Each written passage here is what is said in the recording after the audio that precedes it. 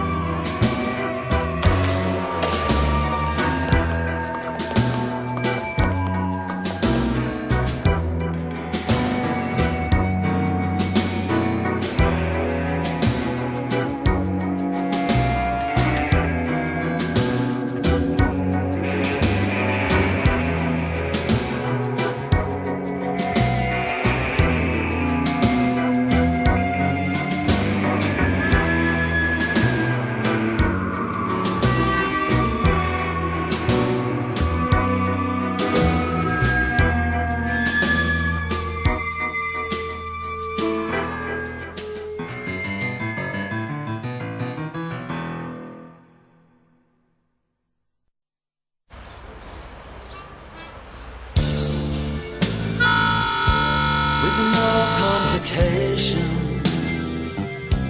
15 Complications, hold on. Went on to the next song there. That's a good song as well, The End of the Family Line. Because I was using the YouTube and Windows Media Player as well.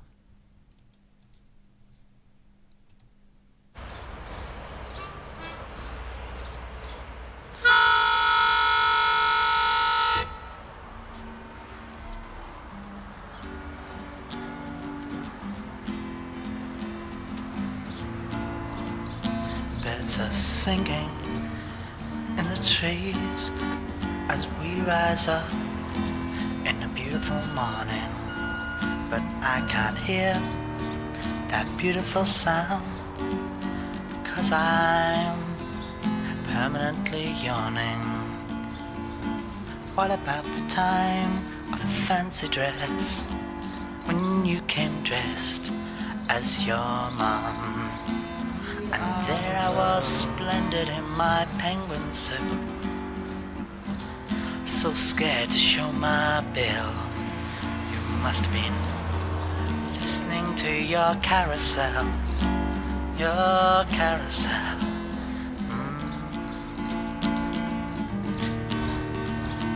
That carousel.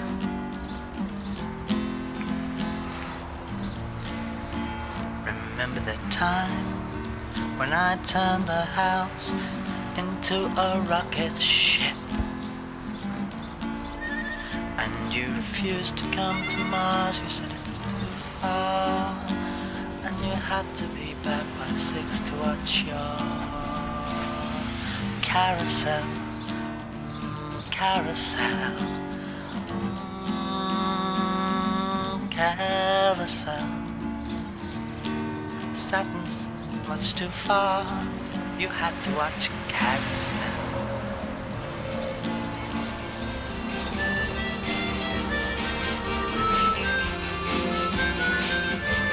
What's going on in there? When we first met, I asked you for your hand.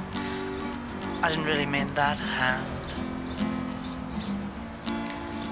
I meant join hands, bake phallic cake, carry around sticky tape, and love those devil dogs. Be an Indian elephant, bait straight people. But you must have missed my wink. You must have missed my wink. You must have missed my wink. I really do love you. My wink. Must have missed my wink.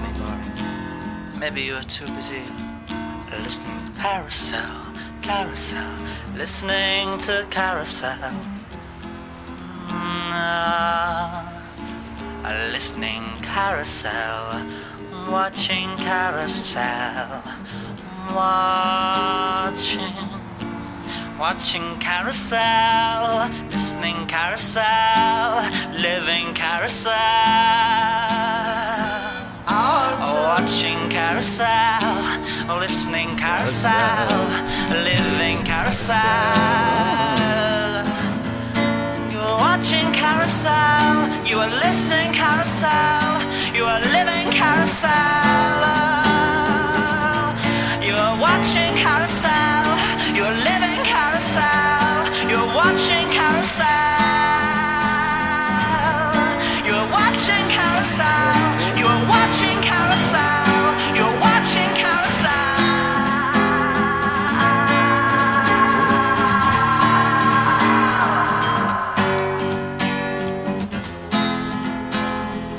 What's going on in there?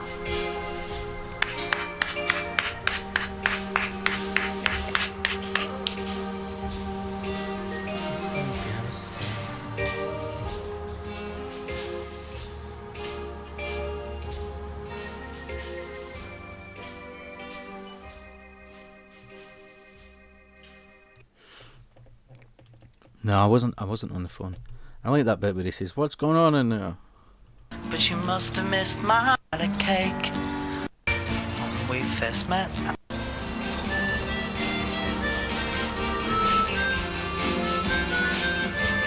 What's going on in there? I was away getting a tea, so I didn't hear that bit. So I'm just going to play music just now until the copyright thing comes up, and then watch clips or do something else. But you must have missed my wink. You must have missed my wink. Is it 11:25? Is it too early to start day drinking? No. You must have missed my wink. Me and my vodka. Cheers, Brian. I'm starving. Vodka puts hairs on your chest. Oh my god, I sent that pic private, Darlene. Shh. Sorry. On you, Darlene.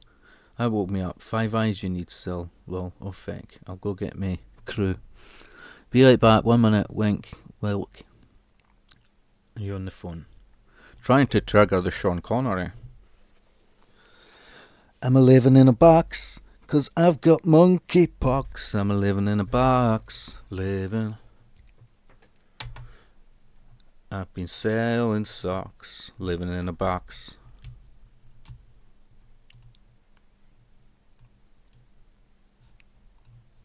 Crude and slow, Clansman.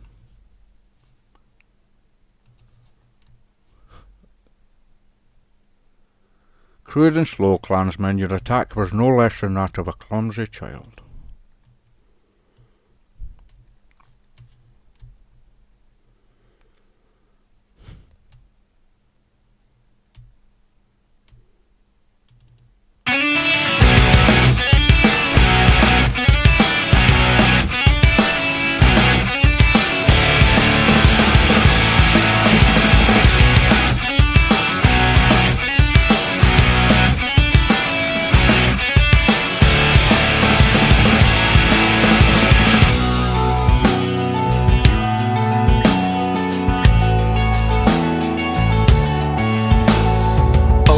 Distorted smile will tighten its grip.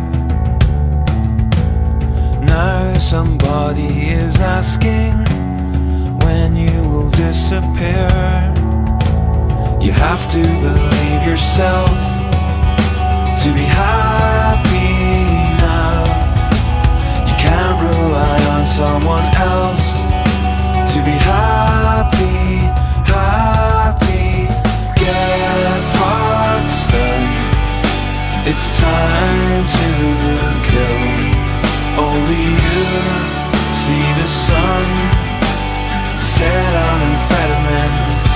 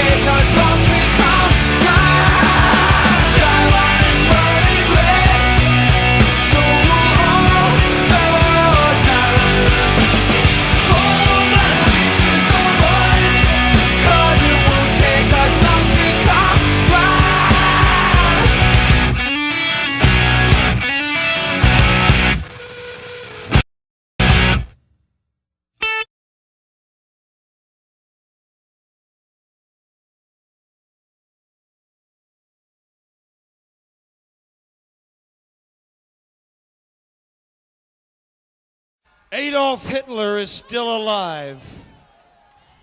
I slept with her last night. Come out from behind that false mustache, Adolf. I know you're in there.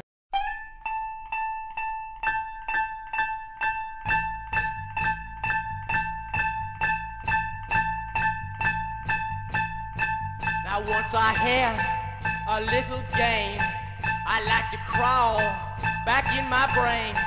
I think you know the game I mean. Well, I mean the game. Don't go insane! No!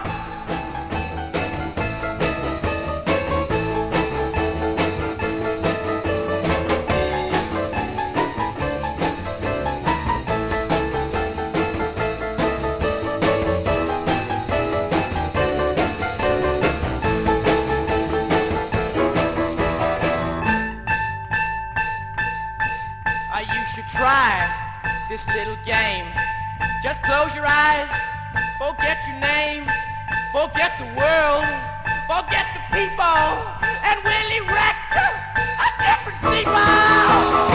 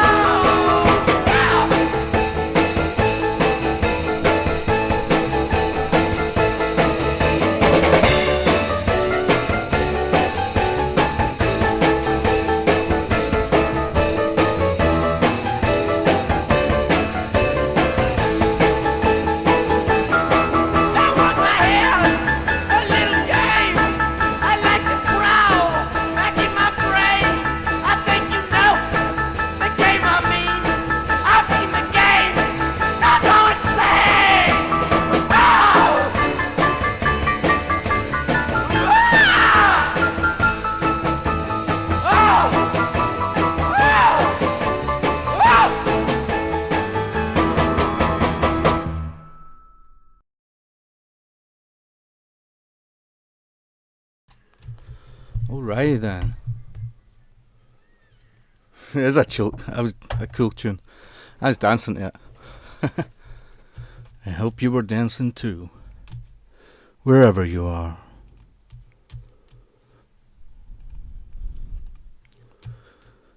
Batman, Bilderberg. So is Bilderberg, is that just a UK thing, like, that's going on? Because I had no diddly squat about it.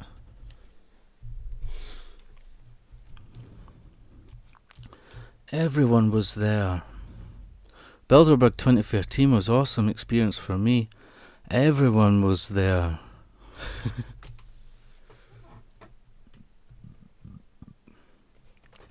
I'll stop talking about it now. Batman. I don't know much about it, so tell us more. I like this tune. Is like Darlene. I was newly woke. Everyone was there. Ike, Jones, UK column, Radowski, etc. Oh my god, when Alex Jones arrived, it was hilarious. Wow, best I do some research. One of the best experiences of my life, honestly. Hi Darlene Brian Sell. Hi there, Grace. 2013. Bilderberg 2013. Alright, but is there one going on this year as well, like? Or was that an old clip you sent me? The BBC thing?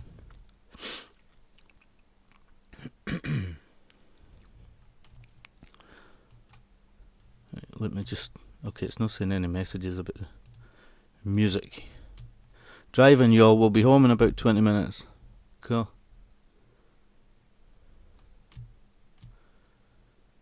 Right, so... Let's see what I can play. Does that go on every year, that Bilderberg thing?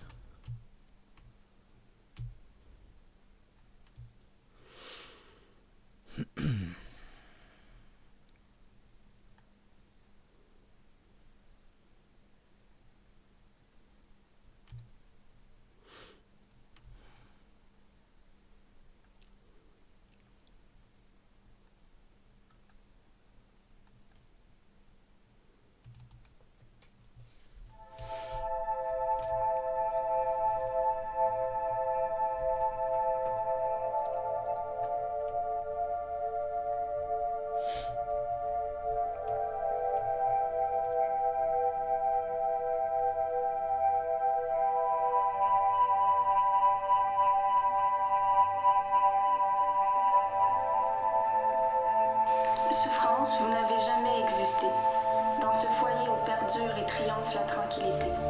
Les cieux plus bleus que bleus, l'ange aux cheveux de lin. Ô Casablanca, que toutes les histoires possèdent ta fin. Et au-delà de la cruauté, là où le cœur pur a conquis, Denise, Denise, vois ce signe qui navigue et toujours navigue. Comme contre la toile d'un tendre Kurt Cobain. Dompter la honte, cette huile qui t'a un démon qui aurait mis fin à nos jours. Un exaltant, toi et moi, encore et pour toujours. Majestueux rescapé de la cocaïne, le générique ainsi nous citera. Souffrance, souffrance, qui plus jamais ne sera.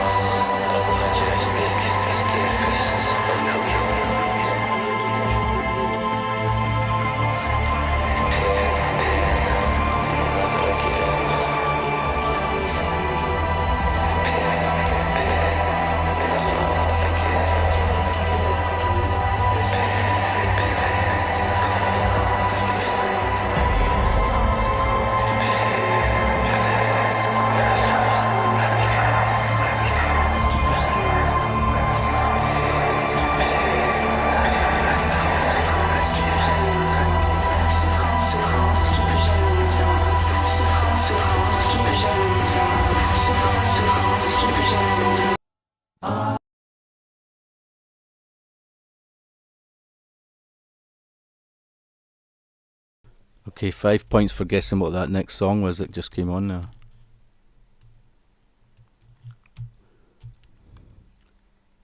Do you want me to play it again? Did you guess what it was? Okay. There you go. What was that song?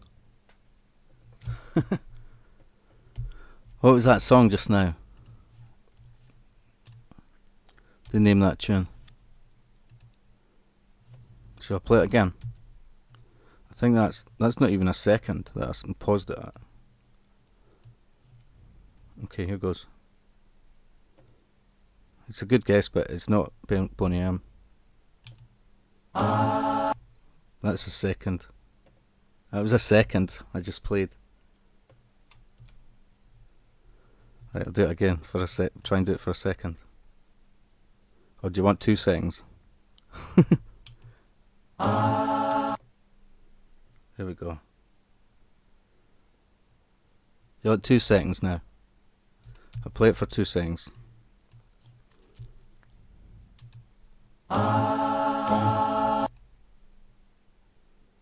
Okay, I'll play it for there.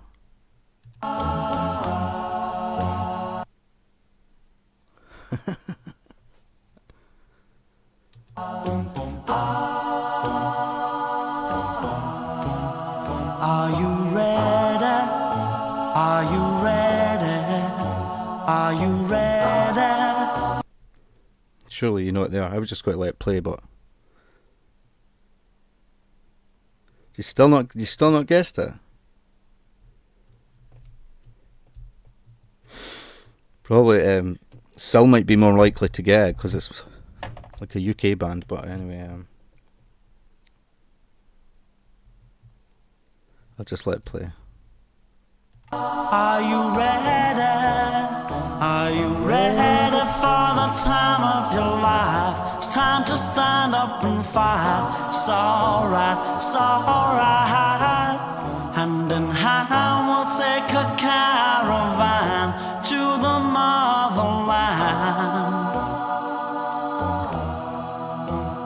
by one, we're gonna stand up with pride, one that can't be denied. Stand up, stand up. From the highest mountain valley low, we'll join together with hearts of gold. Now the children of the world can see this is a better place for us to be. The place in which we were born, so neglected and torn apart. Every woman, every man, join the caravan of love. Stand up, stand up, stand up. Everybody take a stand. Join the caravan of love. Stand up, stand up, stand up. I'm your brother. I'm your brother, don't you know? She's my sister. She's my sister, don't you know? We'll be living in a world of peace, in the day when everyone is free. We'll bring the young and the old. Won't you let your love flow from your heart? Every woman, every man, join the caravan of love. Stand up, stand up, stand up. Everybody take a stand. Join the caravan of love. Stand up, stand up, stand up. I'm your brother. I'm your brother, don't you know? She's my sister. She's my sister, don't you know? Waiting for the caravan. So are you ready? He's coming. Are you ready? He's coming. Are you ready? He's coming. Are you ready? Better get ready. Don't worry. You better get ready. Don't worry. You better get ready. Don't worry. You better get ready. The caravan. Keep waiting. Keep waiting. Keep waiting for the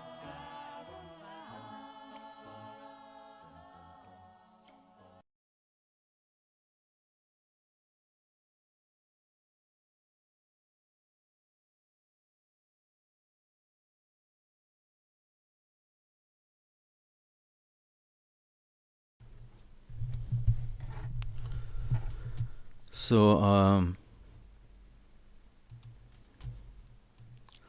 currently this week, according to this Wikipedia thing, B-side was I Can't Get Over Losing You, and the 12-inch single just had the same B-side, but a longer version. But anyway, US Billboard Hot 100 peak position 51. US Billboard Hot R&B Hip Hop Singles and Tracks, whatever that is, peak position 1.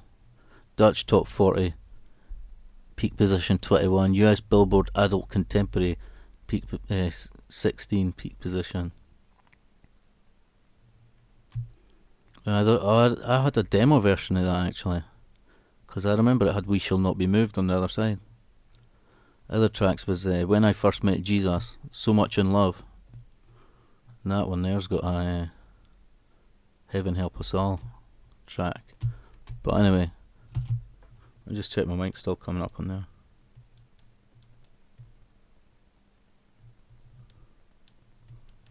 Yeah. Most of it's some of the ones on the 12-inch and that, most of them are a cappella, eh? Caravan loves a cappella, isn't it? I think. So it says here, Australian chart, peak position 24. Austria 7, Belgium 5, Ireland number 1, Netherlands 3. UK singles number 1. I don't know how long it was at number 1, but Ireland 1, Netherlands 3, New Zealand 2, Norway 2, Spain 4, Sweden 1, Switzerland 2, UK singles 1, West Germany 2.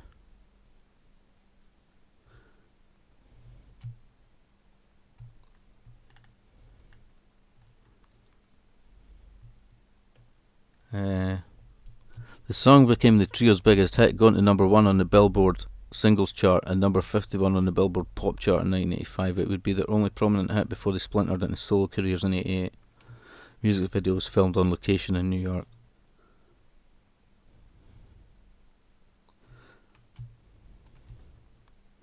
It says it was Chris Jasper that wrote and produced the single. Was that the original version or something? Oh, I don't know. I'm confused. Something about the original version. I don't know.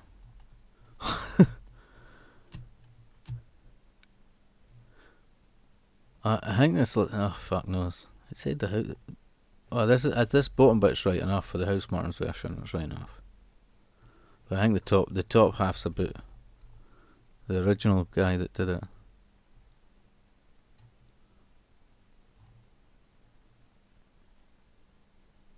They're making a smoke. Don't make me laugh until further notice.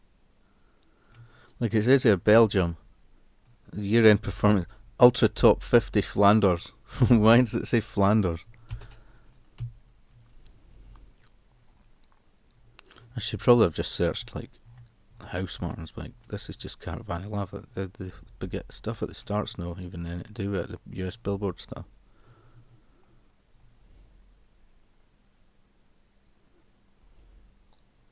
So I don't know if that was released in the US. But anyway, it was a number 1 in the UK. I remember when it was out because I remember at high school in the canteen, everyone just started singing it one day in the canteen.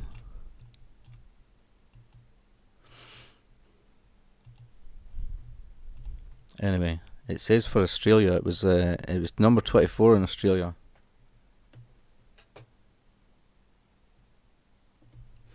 He's both drinking.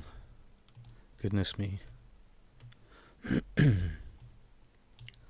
Brian, I'm making a smoke. Can you play Porn and Meth with Vid, Joshua Seymour? Hold, this is a song? Don't make me pause you.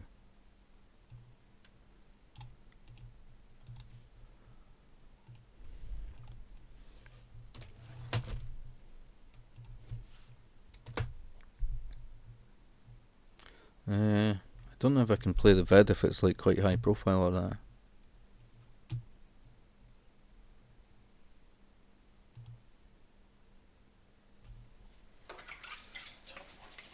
I only got 49 subs. Or crystal meth. Okay, probably should be okay.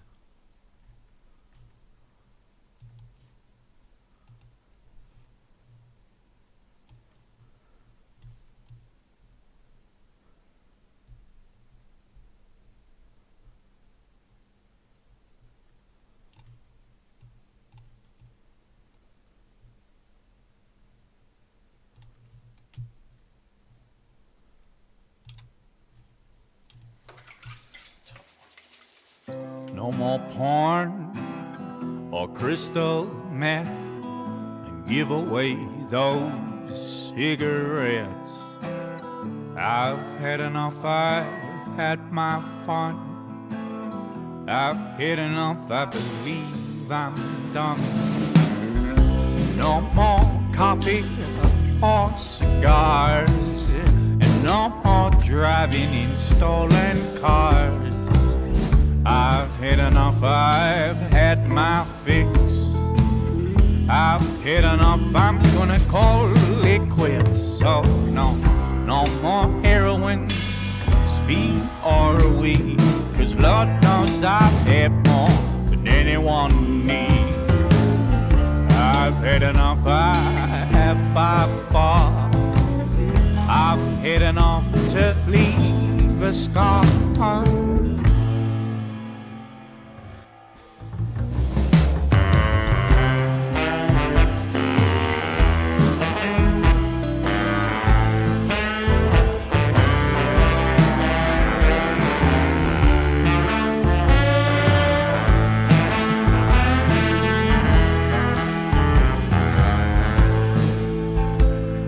Well, no more fried food, no more cheese. Give me a salad, fresh green leaves. I've had an awful day, greasy old food. Lord, it's time to change my attitude. Go and take them beer cans, dip them out. Get the whiskey, it just makes me shout. Give me water, for I must say that I ain't had any for quite some days. Well, there's no more fun when there's no more singing. You're staring at a pile of broken dishes. You're not sure whether it's your house or not. I say one of these days it's got to stop.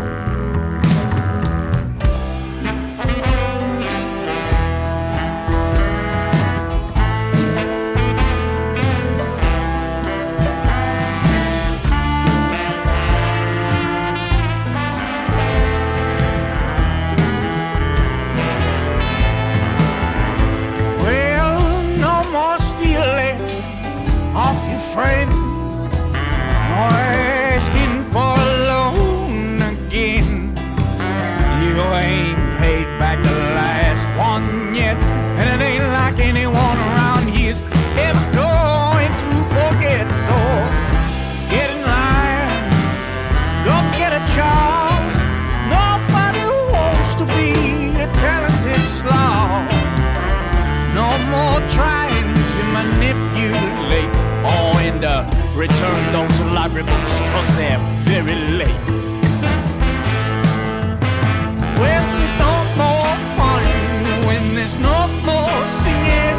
You're staring at a pile of broken dishes, and you're not sure whether it's your house or not. I say one of these days it's got to stop.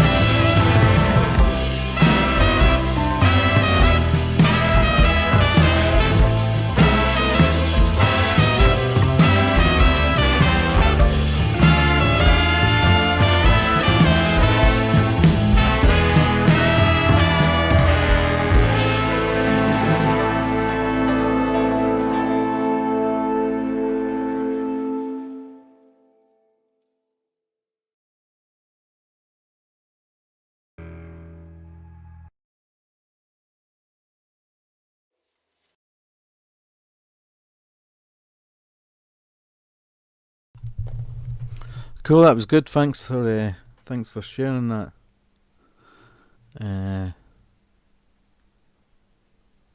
He's my ex and my kid's distant cousin. Is he in the Illuminati? No shit, I kid you not, Darlene. Oh.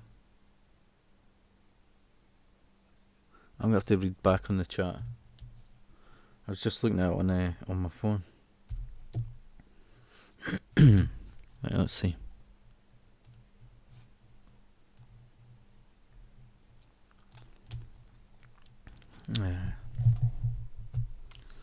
I'm back. Now you made me. They make you laugh when I was talking about how it had Flanders on that, on the Belgian thing. Belgian pop chart. Flanders version. Okay. I'm making a smoke don't make me laugh until further notice. And then Darlene requested that song. I kick his butt if he strikes you. Live stream it, Darlene. Lol. Now you made me laugh. I love him. Thankfully, tobacco etc. still intact. Okay, you're all okay to be funny again. Cool song. Yeah, he got some cool tunes. Haha. I went and subscribed. Maybe I could put that song on my playlist, like comedy songs. I think I subscribed. I'll be his 50th subscriber.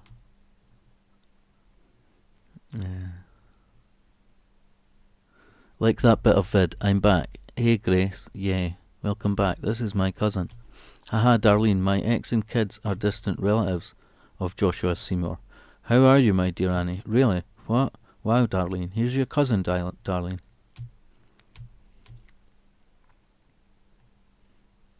Yes, awesome. He's my ex and my kid's distant cousin. Wow. Is he in the Illuminati? No shit, I kid you not, Darlene. Heh. No. No. Just the video images. Heh. My married name was Seymour. Yeah, that was excellent. I took him to Singapore for his 19th birthday. Thank you, Darlene. Thanks for playing him, Brian. Loved the lyrics and jazzy background. I liked how it was black and white. Please drop link. He got some cool songs. Okay, let me see. I'll just drop a link to the vid and you can subscribe from there if you're a subscriber.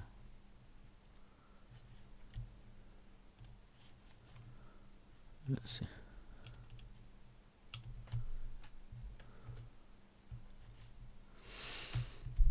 You guys are related.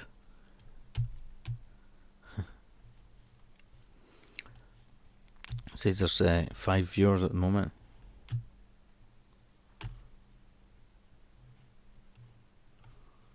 Okay, so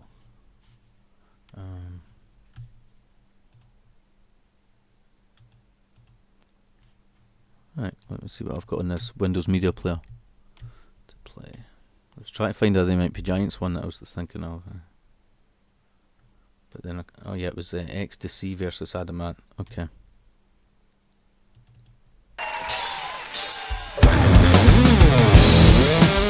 The live one.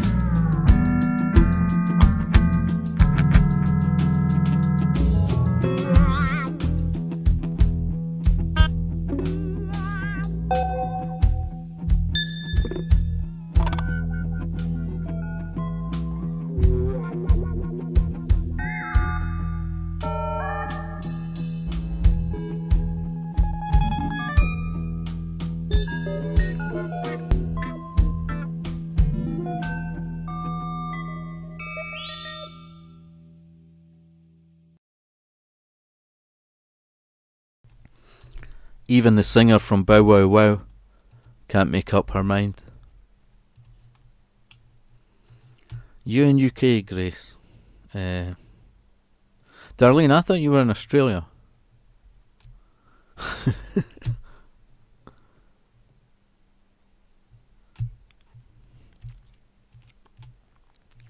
That's why I mentioned that thing on the House Martins thing. It had the position in Australia on the charts. It was 24 or something.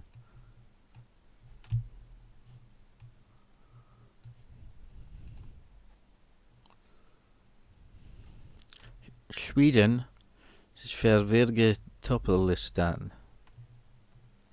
Belgium ultra top 50 Flanders.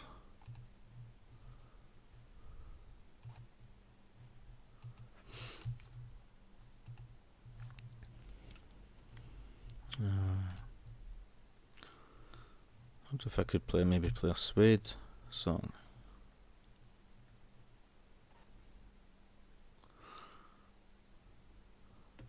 I don't know. See what you were saying on the chat there. I'm in US, but my ex's family is mainly from Wales. Darlene, I'm Aussie. Yeah, I thought you were.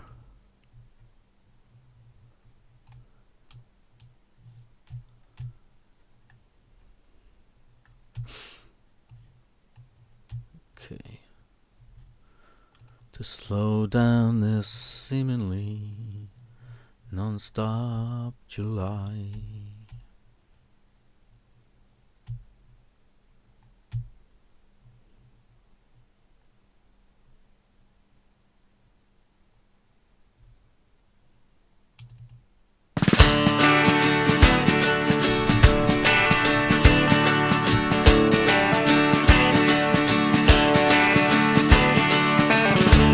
Tell a meaning of a word like serene. I got some old blues when I was 16. I can tell the difference between margarine and butter. I can see Saskatchewan without starting to stutter. But I can't understand why we let someone else rule our land. Cap in hand, I could get a broken jaw from being in a fight. I know it's evening when day turns to night. I can understand why some lie so holy. They can save a lot of points by signing heads goalie. But I can't understand why we let someone else rule our land. Cap in hand, we fight when they ask us. We boast, then we cower. We beg for a piece of what's already ours.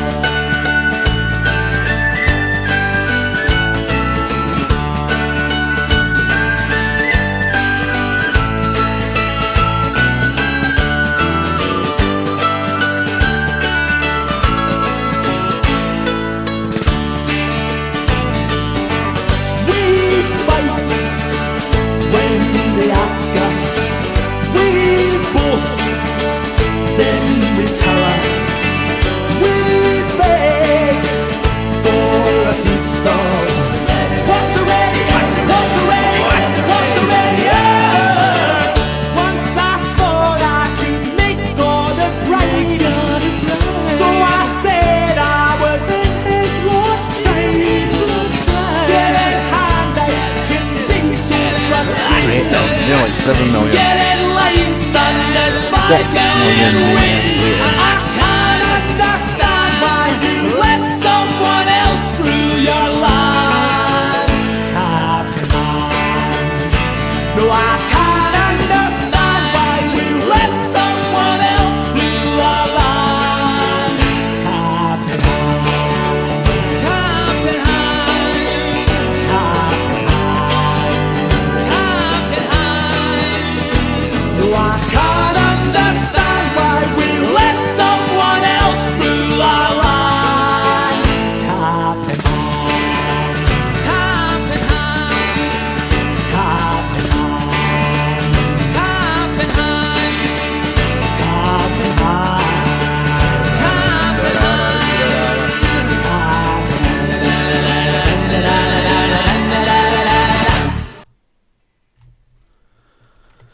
I can understand why Stranraer lies so lowly.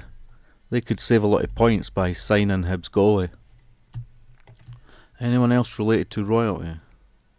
I am. I hope I'm not. Not modern royalty anyway.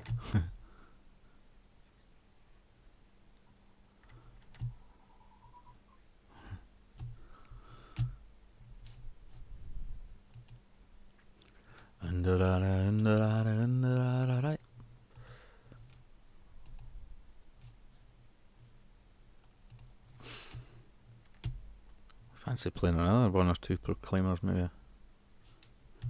I was saying that copyright thing sometimes comes up within an hour or two. It seemed worse the last couple of streams.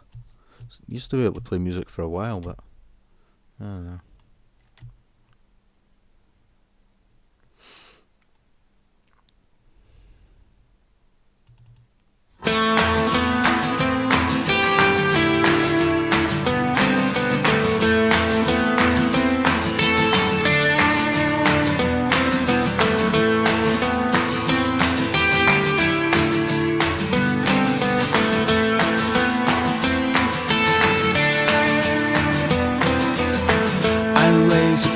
To ya, I fill her up for ya. I'll buy the drinks and we will sing a few tonight. I'd give my arm for ya, I'll even fight for ya.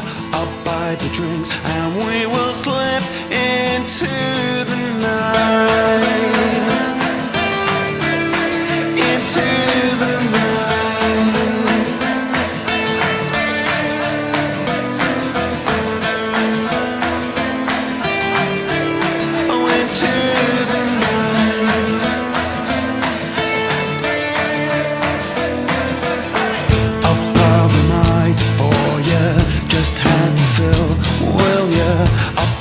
Drinks and we will sing a few tonight. I'll open up for ya, I don't sober up, will ya? I'll buy the drinks and we will slip into the night. Oh, into the night.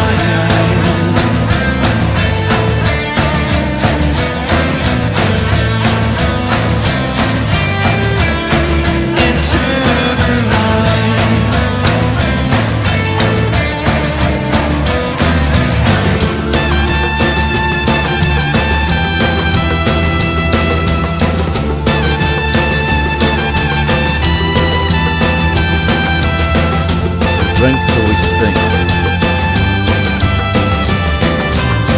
I raise a glass to you, take on the world with you. I'll buy the drinks and we will sing a few tonight. I'll pile a mic for you and give my life to you. I'll buy the drinks and we will slip into the night. Till we stink. We'll drink till we stink and dive headlong into the night.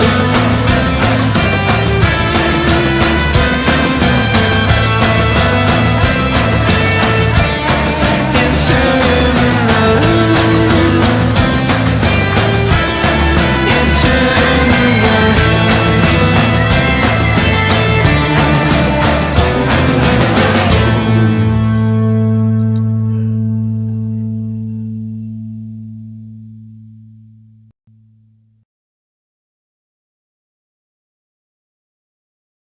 Stink.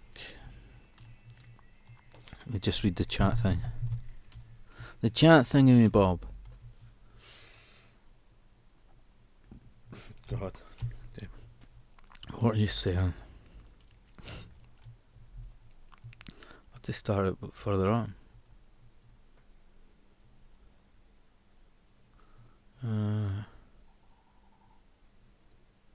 You in UK, Grace, or Australia? I'm Aussie. My ex's family is mainly from Wales. Love that Bow Wow Wow song. That's why it's so random, Darlene. Crazy. Very crazy, Cousin Grace. Me too, 00. I've been Missing my cell. How have you two girls been? Good, thanks. And you, Grace? Overall, good, thank you. This is so hilarious. Darlene and you can be my favourite cousin, and Sil can be my best bean. Missed you. Best old bean.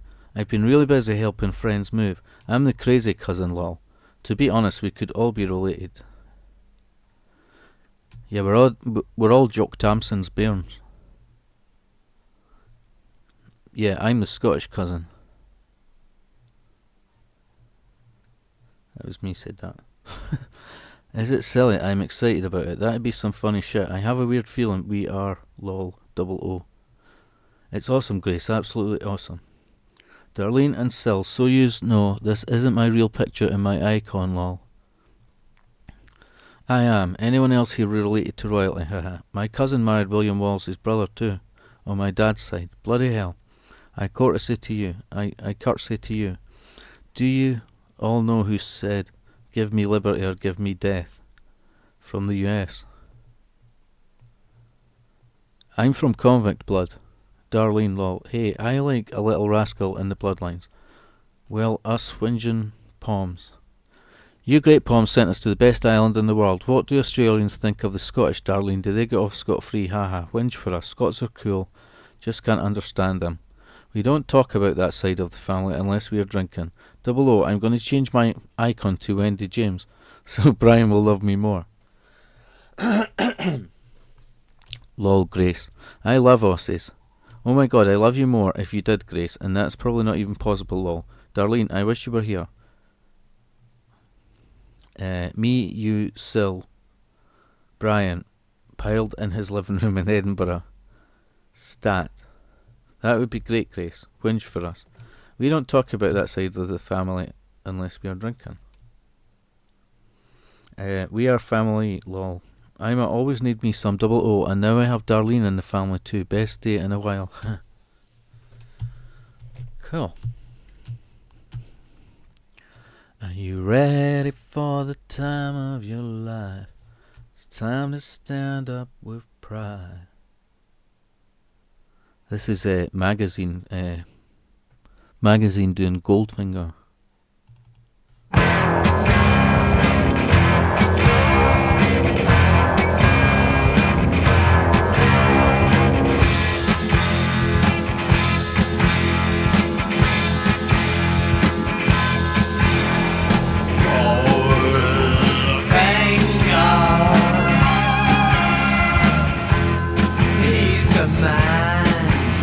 The man with the Midas touch, a spider's touch,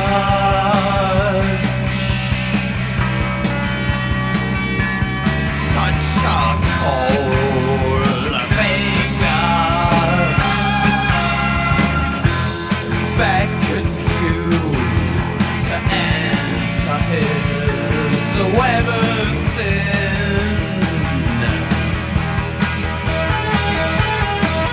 but don't go in.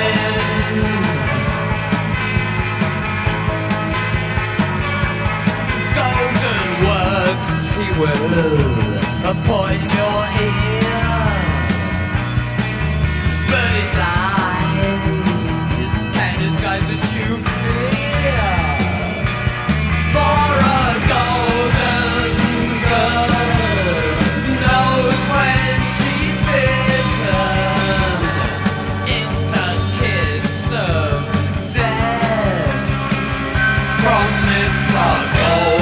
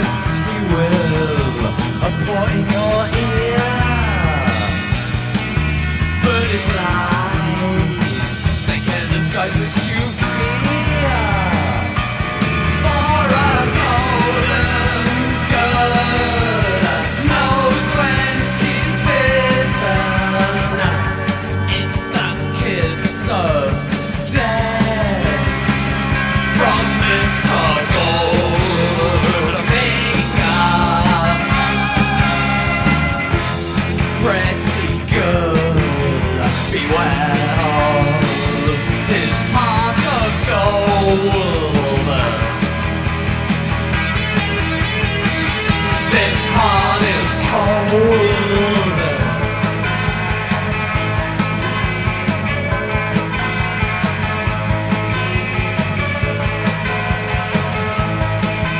He loves only gold. He loves gold. He loves only gold. He loves gold.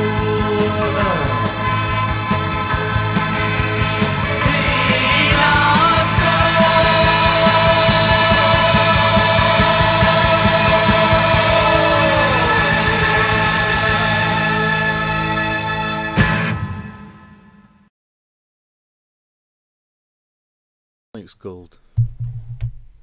He likes gold. Yeah, welcome, Joe. Joe H. Have you seen Cramps playing at a mental hospital? The crazy people look like they are having the best time. No. Maybe we could look it up. Hello, people of Scotland. Scooter's fired up. I know. I was thinking of something I was going to say to you, and then I forgot, and then I remembered it again. But I thought I had a drinking game, right? I was watching that movie, Desperately Seeking Susan, and Madonna one with Arquette. And basically, you could take a drink every time someone says Susan. They must say it about 200 times in the whole movie. I guess, I don't know. The whole movie, everyone's just saying, Susan, you're not Susan. I'm not Susan. I'm not Susan. I'm not a pimp. I'm not a drug addict. I'm not Susan. I'm not a prostitute. I'm not Susan. That's all you fucking hear. After you watch the movie, you just keep hanging about Susan. But you could have a drinking game like that, eh? Different drinks.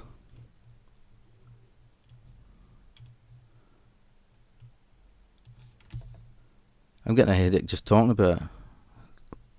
There's nobody called Susan that comes in to the chat or that.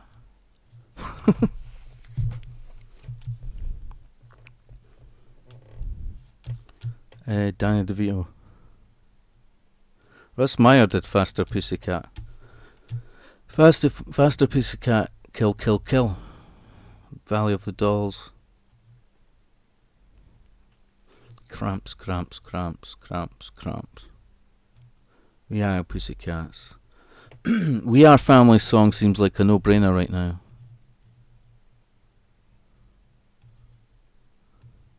Is that not a feminine song, like I've got all my sisters with me? Is that a women's song, you know, like It's Raining Men, that kind of thing? Susan. Stop talking about Susan. She's not even here. She's not a prostitute. She's not a pimp. She's not concussed and lost her memory.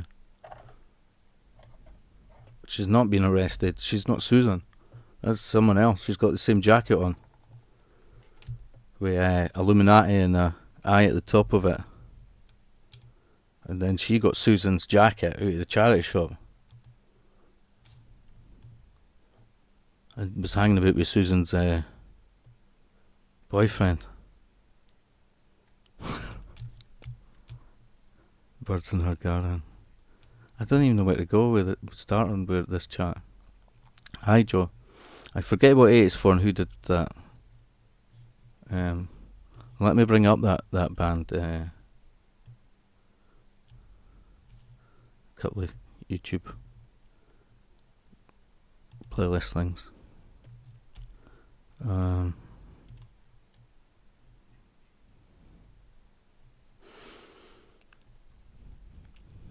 Violent Femmes.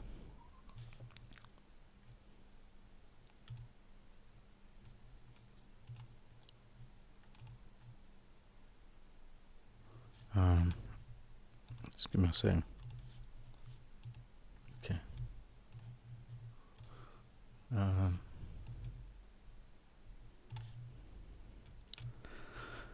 Hello, people of Scotland. 10 for everything. You seen Cramps playing at a mental hospital?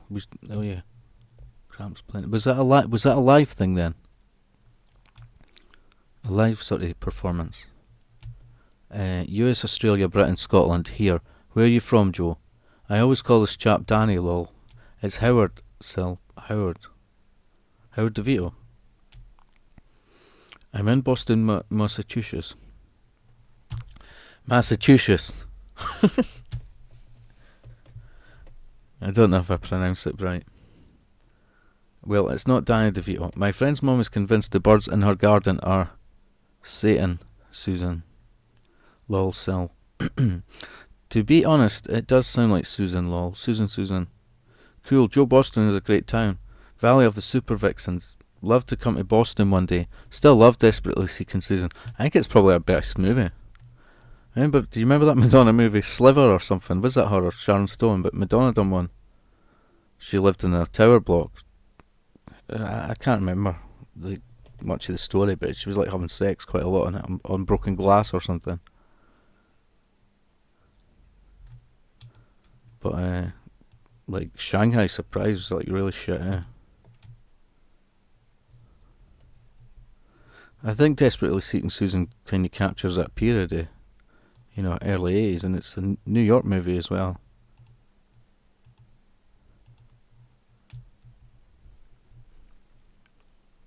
I think it's kind of low budget, maybe.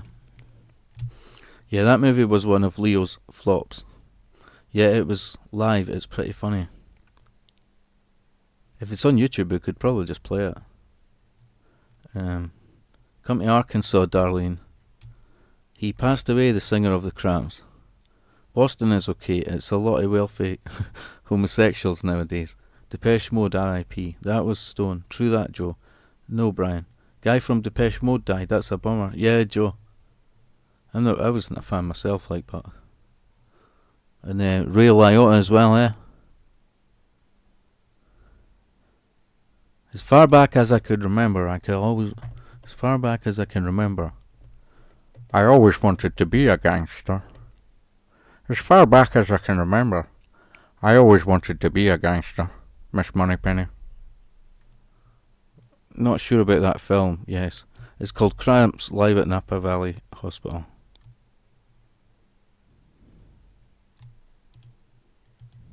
As far back as I can remember, Miss Moneypenny, I always wanted to be a gangster. But I became a spy. By Her Majesty's government.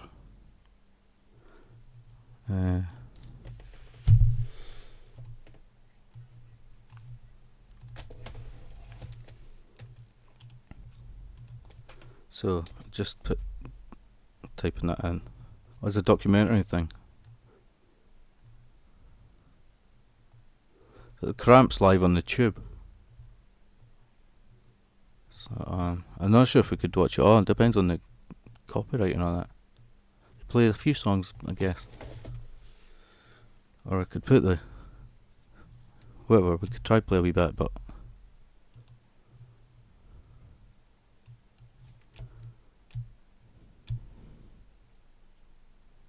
Double O Shell, I've been expecting you.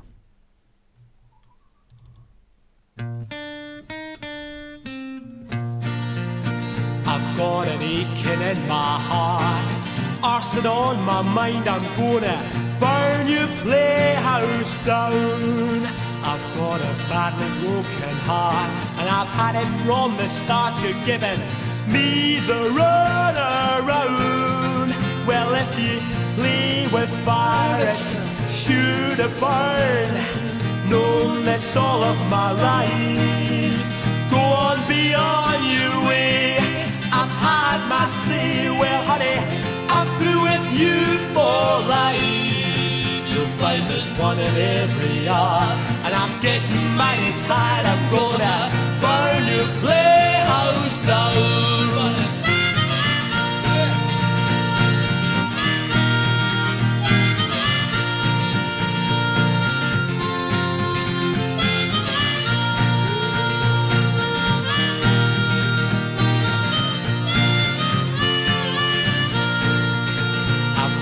aching in my heart, arson on my mind. I'm gonna burn your playhouse down.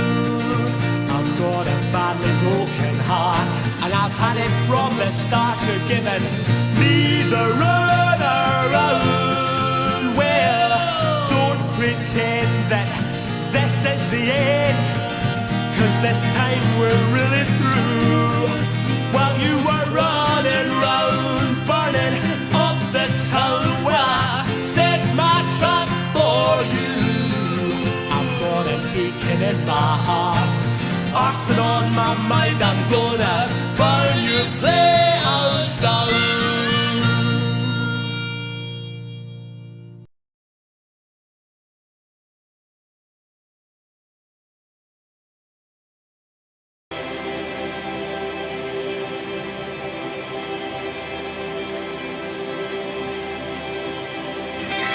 Let the rain and teardrops rain down on me tonight. I think I'm making up, faking up stories is alright.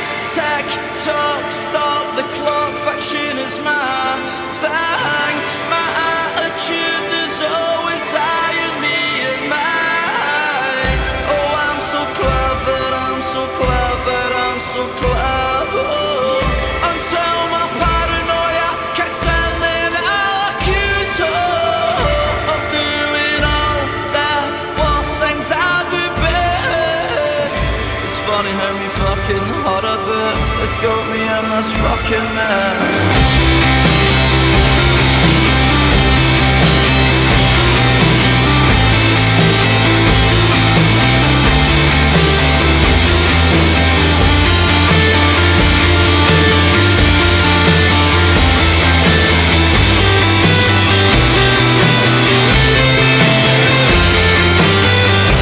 Liar, liar, liar, liar, liar, pants and fire.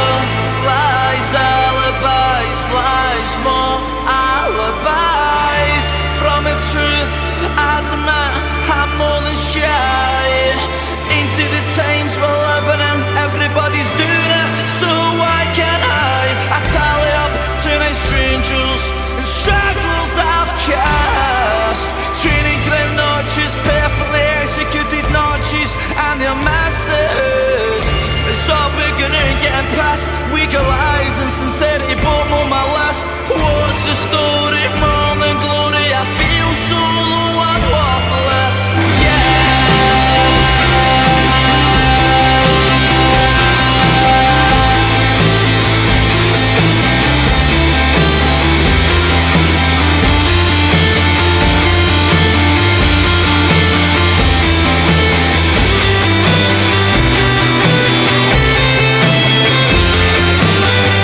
So this is where the outcome unfurls and the truth is being told.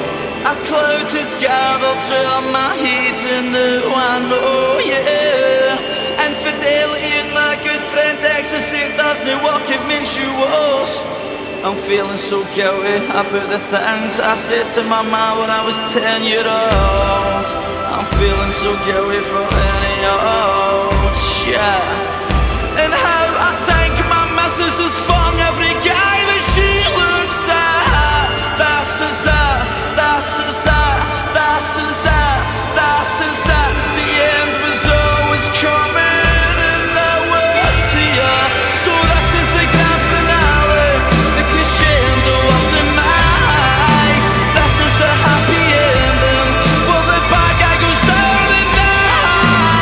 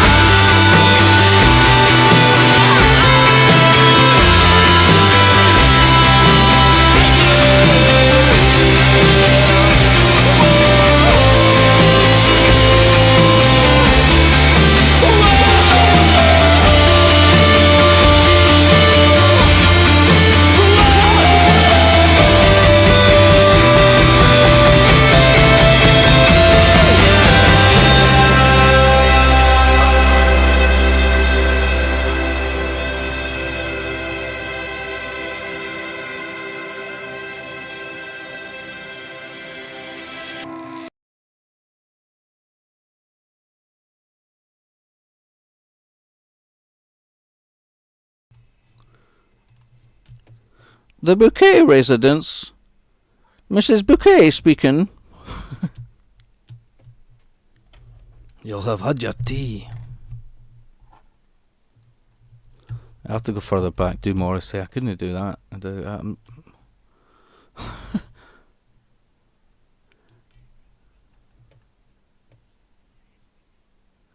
Right. Susan.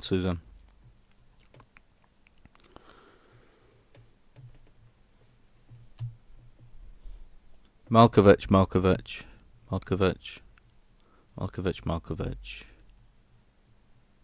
Ray Liotta, one of the best R.I.P. Put the cat down. Now do Roger Moore. I don't really know what he actually says, Roger Moore. He just sort of raises an eyebrow on that. Timothy Dalton, George Lazenby, Brosnan or Dalton. No pressure, Brian. We'll burn that shit down. My dad's an old Irishman who wished he was Sean Connery and made me watch every 007 movie. Brian, do Hugh Grant. Can't do that. Or Morrissey. I loved Notting Hill. I'm like Spike. Preferably a Moz yodeling impression. Brian, do Churchill. We shall fight them on the beaches. We shall burn down all the statues. See, I can only do the first line. We shall fight them on the beaches. Do Liam Neeson. I can't do Liam Neeson. But you know it's like a good clip. I'm not sure if it's Life Too Short or one of the other Gervais series, but there's a bit. He's an agent for them in that. They have an agency, and Liam Neeson comes in. He's one of their people that they represent, and it's like hilarious, like the script that Liam Neeson keeps going on about. Hyacinth Bouquet. I don't know who George Burns is. Sylvester Stallone. Adrian! Get up, Rocky, you bum! Get up, Rocky, you bum! Adrian! I need your clothes, your boots, and your motorcycle. I need your clothes, your boots, and your motorcycle.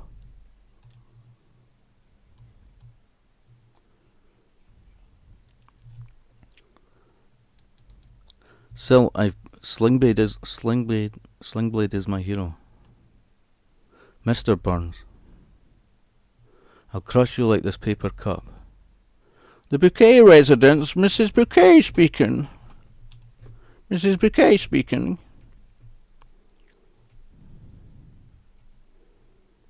Do Billy Bob in Slingblade. Slingblade is my hero. I don't know who that is. I booked a ticket on the Q train next week. Gonna be a funny vid out of it. Darlene said. I love that movie. It was made here about 2 hours away from me. Q-Chew. They made his movie Crystal in my town and used my friend Suzanne's car. We shall never surrender, lol. Ooh, Darlene. Brian, please play Darlene's Q-Train video. Yeah. What, is that after she's did it? Or is it already? Next week, she said. Outstanding. Yeah, play it, Brian. Do it. Bunkers was cute. I waiting on a life-size cutout of of BW. I sitting in her window. Choo-choo. Do Scatman covers from The Shining. I've been cued.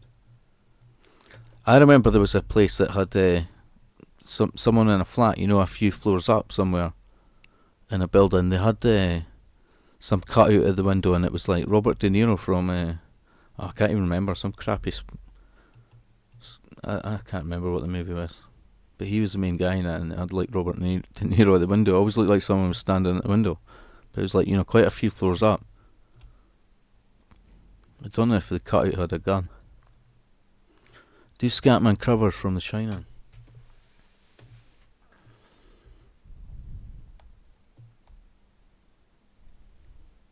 I can't really do that one.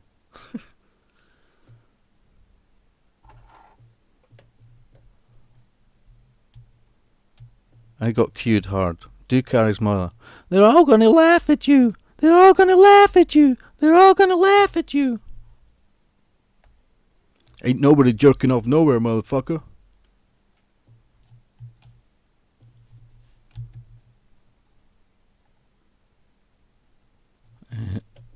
Piper Laurie, they're all gonna laugh at you. Oh my God, Darlene.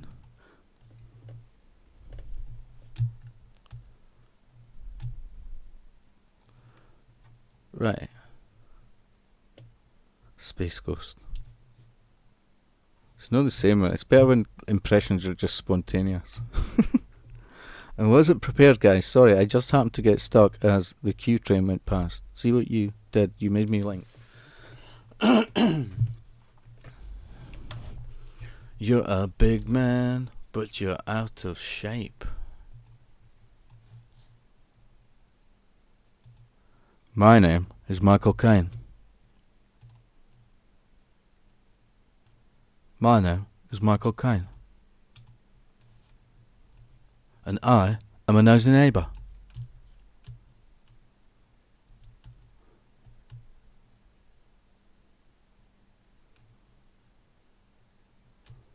My name is Michael Caine.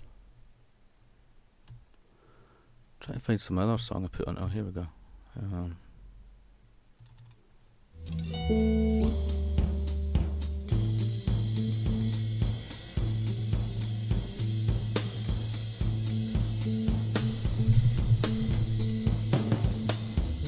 All deserters will be shot at 5 o'clock tomorrow morning. So get yourselves together and quit messing around. No more nonsense.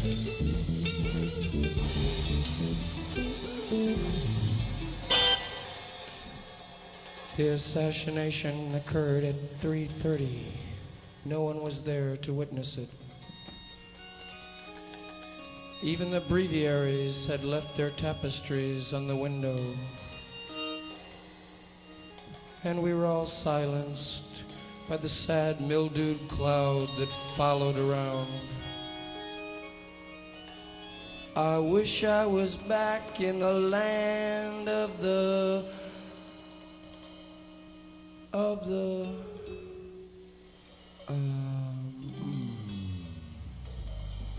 You can't pin that one on me.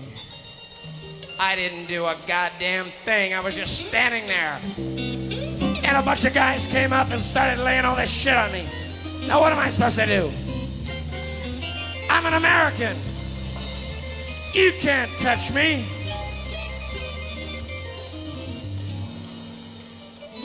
Did you know all nuns are 42 and their eyes are blue? Did you know all tablecloths are white in France? Did you know women wear underpants? Well, they do. Well, they do. When? How does a musician imitate the sound of underpants sliding over a woman's thighs, down over her ankles, and over her little toes, and the rings on her toes, and her unclipped toenails?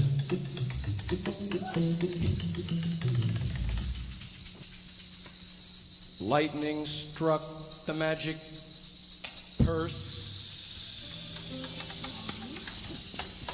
I didn't do a damn thing, man. I was just standing there in front of the delicatessen, and all these rabbis ran up, and a bunch of Indians and freaks and monsters, and just started talking in all these weird languages. What could I say? Hey, I'm tired of being a freaky musician. I want to be Napoleon. Let's have some more wars around here. What a stinking, shitty little war we have running over there. Let's get a big one. A real big one with a lot of killings and bombs and blood.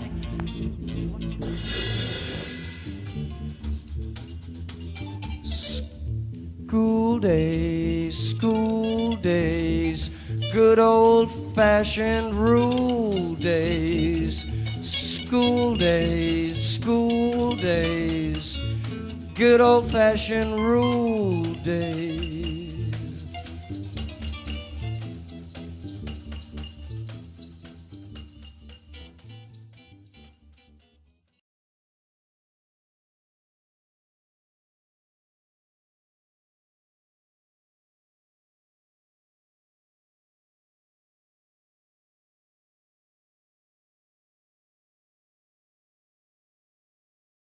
Okay, I was kind of worried that might bring up the copyright, but it happens sooner or later anyway. Sometimes I find if you play like a few songs for an artist, like it tends to bring it up. I don't know. That's how I find it these days anyway. So I already played like 1 or 2 Doors kind of bits. 1 Doors song at least. I don't know. Doors isn't so bad though. You can play the odd bit of Doors. It doesn't block your whole stream later or anything. Compared with like some other bands. I'm trying to stay away from serious topics, Sil said.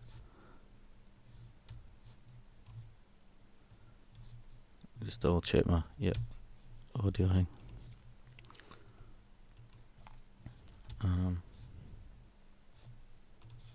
Okay. Mr. Mojo Rising. This is fucking hilarious. Bing Bang Bong. Oh my god, Gulf of Tonkin. Hell yeah. Nice pick, 00. I'm trying False Flag Tonkin. Yeah, I adore Jim Morrison. You should play Cake. Oh my god, you have to play this clip, Brian, when I find it. Alright then. Crude and slow, Klansman. Hold on a minute. I've got an idea. My name is Michael Caine, and I am a nosy neighbour. Mrs. Parsons at number 9 was hanging her dirty washing on the line. You're only supposed to blow the bloody doors off. See, that wasn't any good, that one.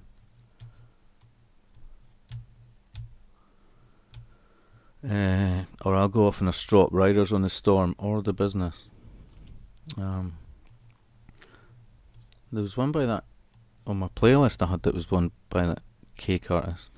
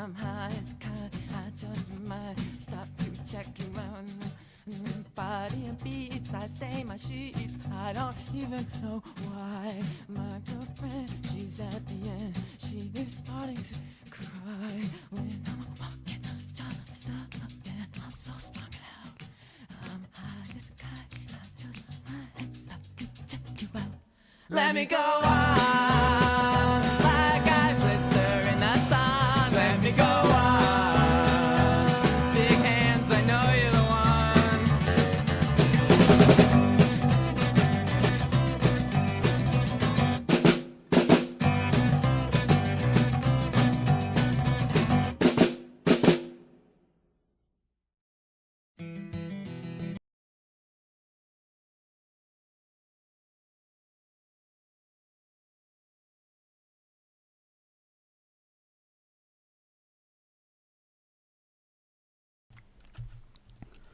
Oh, Brian, you simply must play this. We are skinheads now, Brian. Wild Turkey Skins. Wild Turkey Skins brothers. You have to play it. Riders on the Storm. Double stroppy. When I'm a walk-in, let me go out. You must play this clip. Brian, you simply must play this clip. See the way he postures. Hear his pompous delivery of mind-numbing banalities as he struts his stuff with his back to the camera, thinking of all the money he's just trousered.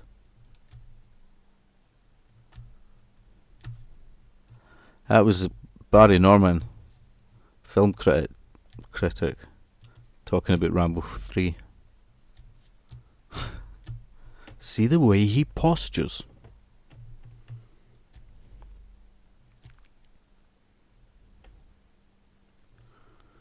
No hands, no takes. Well, Turkey's pure aggro.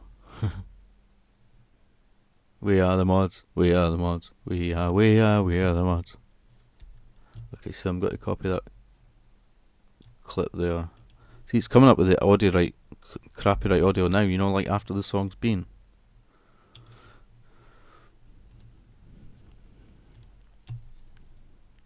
But I don't know how much longer I can push it with the music. So eventually, you know, if I was to like just like, I don't know, keep playing music without interrupting it, it would just take the stream down probably.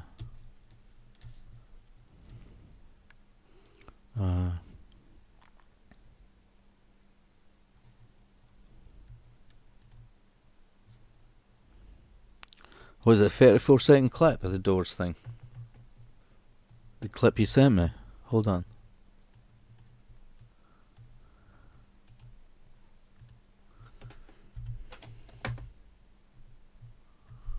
Oh, there we go. Name? Robbie Krieger.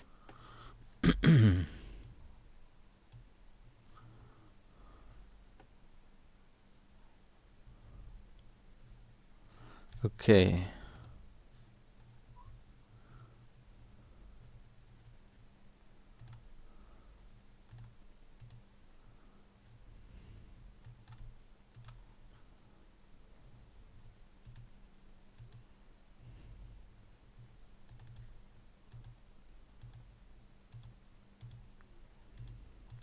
Can you open that window again?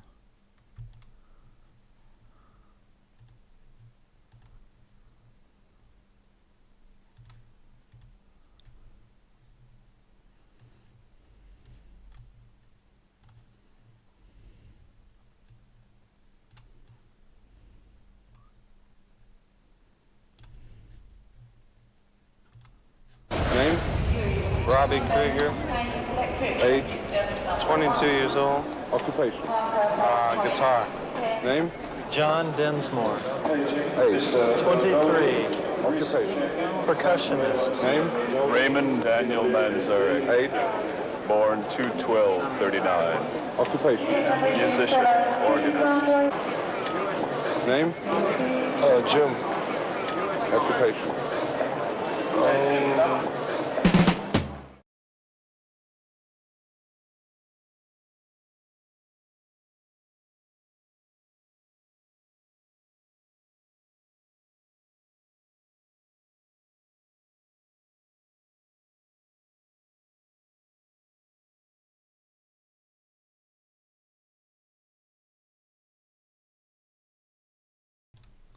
Yeah, I think I've seen that clip before.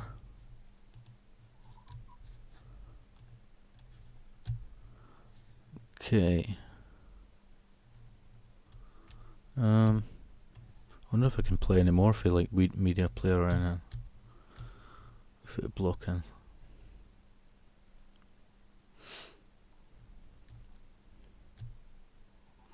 Let me see what I can find.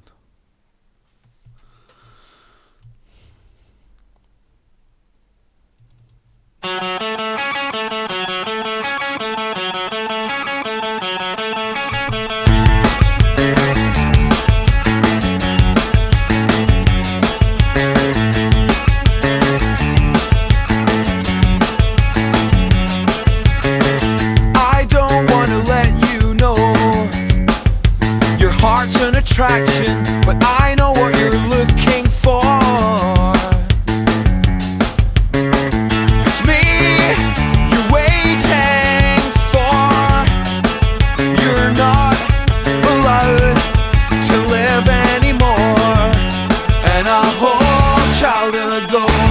I would sleep all day, doing handstands and ball band to prove that I'm sane, and I'm not fooling around. Looks like I made it. I can tell that she'd been flying. Looks like I made it tonight.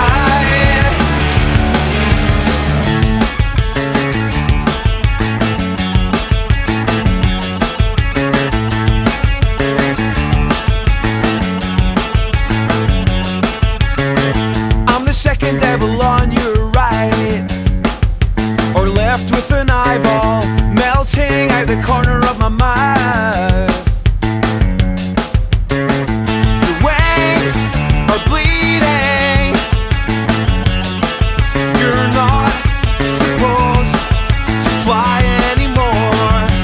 And a whole child ago, I would sleep all day, doing handstands and ball bend to prove that I'm sane, and I'm not fooling around.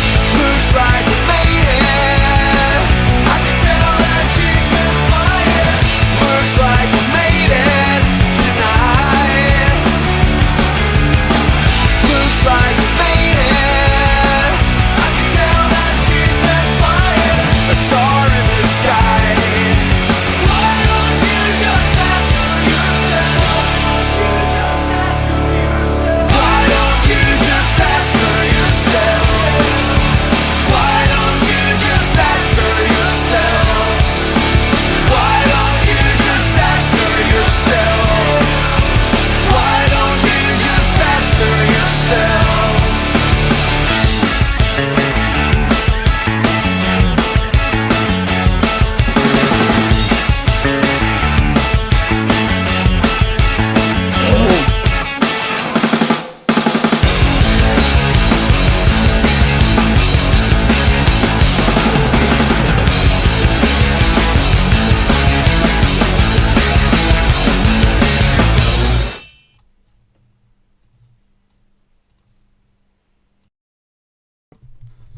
I was about to turn the mic on there, it was already on.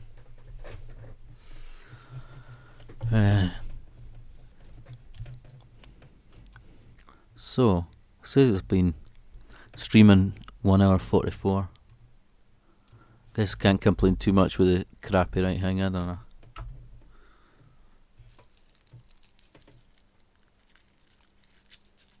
Because I guess can't play music that much more. Yeah, it was Biffy Clyro.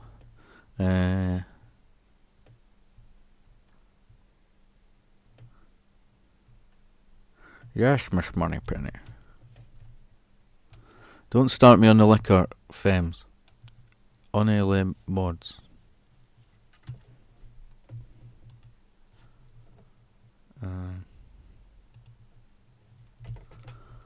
He was right, lol. Play my link to it. Brian, you must play Sill's clip. Brian, you simply must play Sill's clip. I heard about it. Oh yes, did you? Yes, there was a clip on the YouTube. Oh, you simply must play it. I just had a shot of wild turkey. Is that the same, Joe? Jim? I hope it's the same. Cool as fuck. Wild turkey, American honey, Sting. Lol, Grace. I on my 4th Jack Daniels. Very good. Jim. I like the jams. That's poor man's version of Jim Morrison. Woof. Good for you, Darlene. My fave is Gentleman Jack. Sawzall. Sweet. Sweet. Thank you, Brian. Oh, nice, but I drink like a fish, so stick to normal JD. I don't drink much, but lately it's every weekend. I love this, yes. I hear eating rifles in this song. Eating rifles? Yeah. I've been working hard, so Brian told me to day drink. Darlene, lol, sometimes life hands you a scotch, am I right? My mum said enjoy. And a Scot? on live stream. Yes, life seems to hand me many grace. Once, when I was on my bike, I overshopped and mentioned to the cashier that I wasn't sure if I get it all on my bike. She said, eat some of it, lol. You handle it well, da. The shopping, not the bike. Still, eat up, haha, lol, still. Brian, you simply must watch this clip. I need more bananas. I'm catching the monkey pox. No, Brian, you have to do a Mancunian accent. But I'm not sure I could do a Mancunian accent.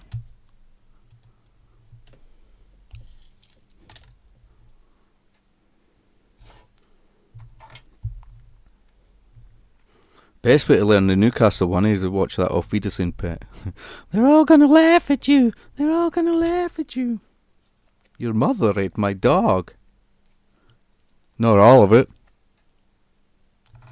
While they'll say, I wouldn't hurt a fly. That's what they'll say when they see me. And they'll look and they'll say, he wouldn't hurt a fly. That was Scouse. I don't know, it's all over the place. You going down to the match this weekend? See, I end up just making a fool of myself with my efforts.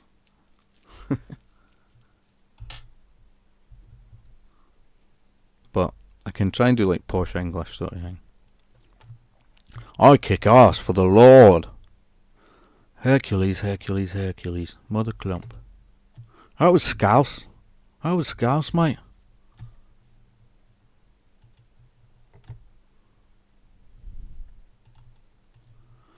Okay, so let me see what's on this screen. It's a different window. I kick ass for the Lord. Hey, that movie Braindead is basically about monkeypox, eh? Because remember they get the monkey at the beginning, and then it bites people, doesn't it? They get infected in that. The rat monkey. You're great, Brian. Clearly Brian hasn't watched my video. Lol. Busted.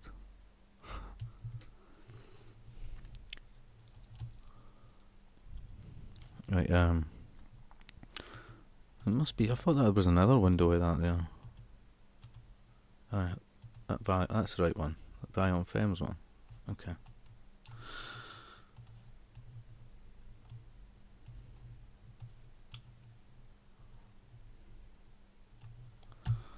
Right.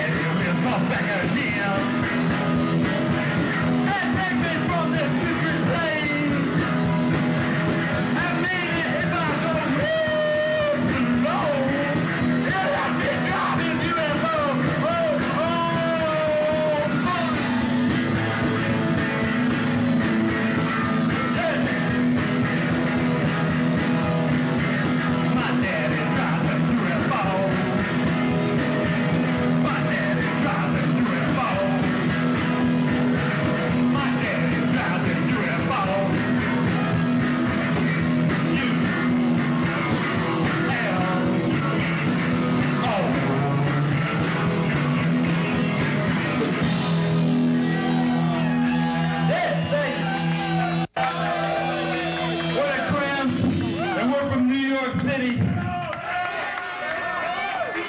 And we drove 3,000 miles to play for you people. And somebody told me you people are crazy, but I'm not so sure about that. You seem to be all right with it. The way I walk is just the way I walk. The way I talk is just the way I walk. The way I smile is just the way I smile. Touch me, baby, and I go. The way I love is just the way I love. Come on and be the one I'm thinking of. Touch me, baby, oh, feel so good. Sometimes I think I wanna, but I don't know where my good, oh no.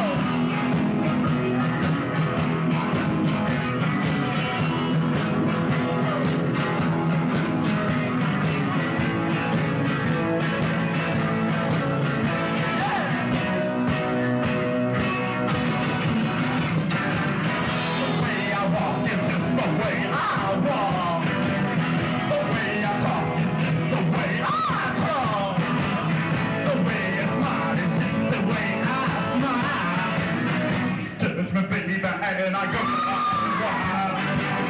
The way I love is just the way I love. Come on and be the one I'm thinking of. Touch me, baby, oh, feel so good. Sometimes I think I wanna, but I don't know if I should. All right.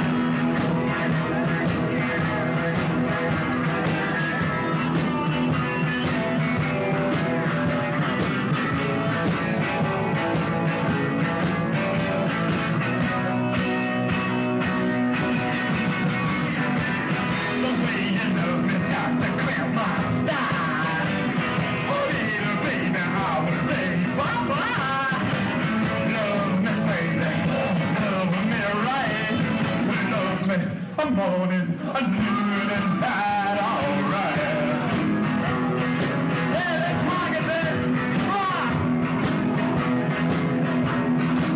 Come on, it's a damn right there.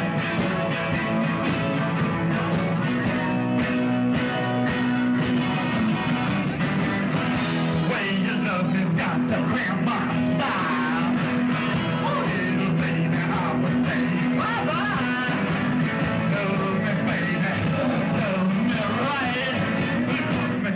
Morning, a noon and night, all right. All right.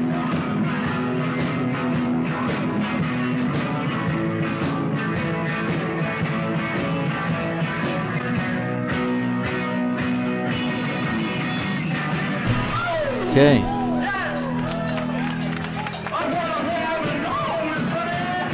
When do I see your face?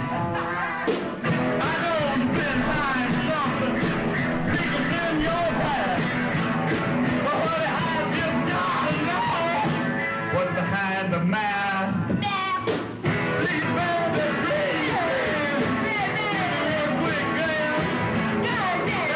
I can't see your face. Well, see what's in your pants. Still in condition. Boy, extra hard.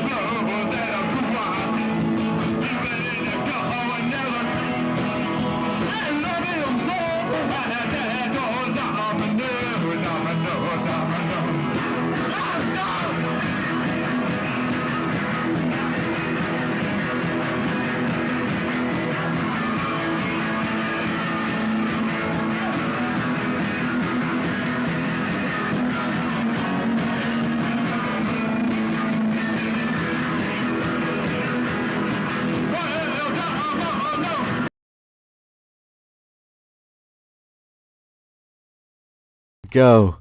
Go, Johnny, go, go, go, go.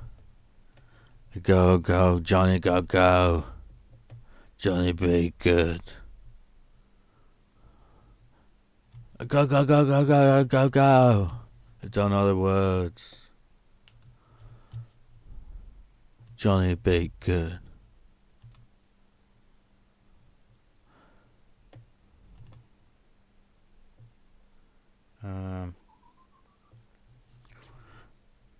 I can play. It's set 12 minutes. I can play it longer if you want, but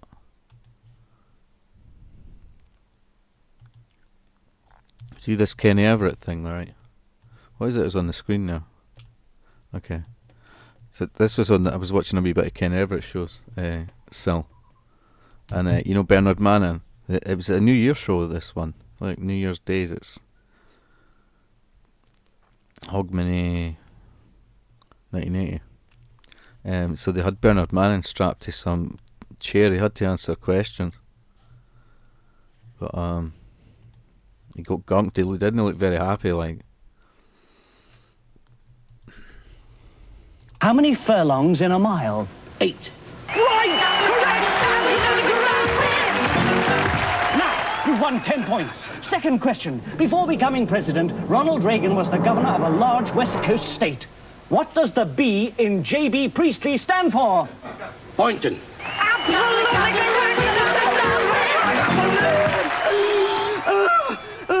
Looks like you're going to beat the guns, Bernie, but we're still working against the clock.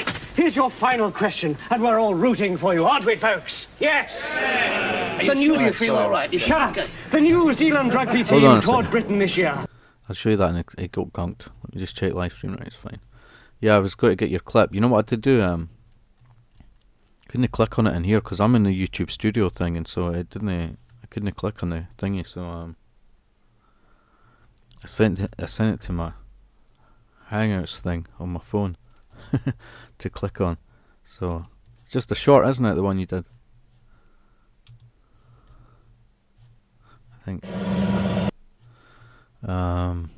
So I need to get that up on the screen. On the screen here. There we go. That's cool. Should make it slightly smaller. Yeah.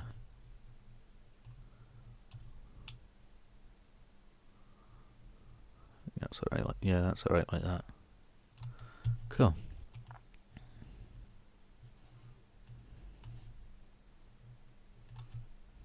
Oh. Do I have to maybe? Oh, there we go.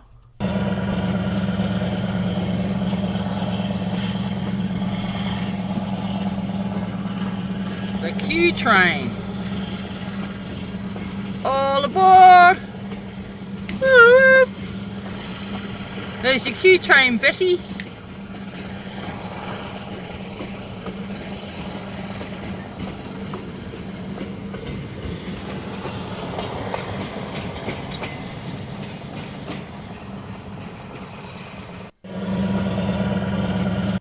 Yep. Cool. Look out, here comes the Trump train. Here's the Trump train coming. Yeah. Not that one. Just saying. Hey guys, the Trump train's coming along in a wee while. Here it goes. Choo choo choo. It's the Trump train. Sorry, I had to let the dogs out, Grace said. Yeah, cool.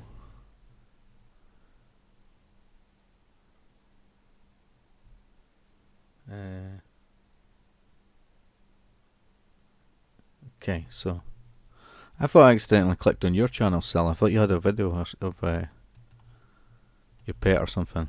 I clicked on the wrong thing. I was trying to click on Darlene's one on my phone. Grace, who let the dogs out?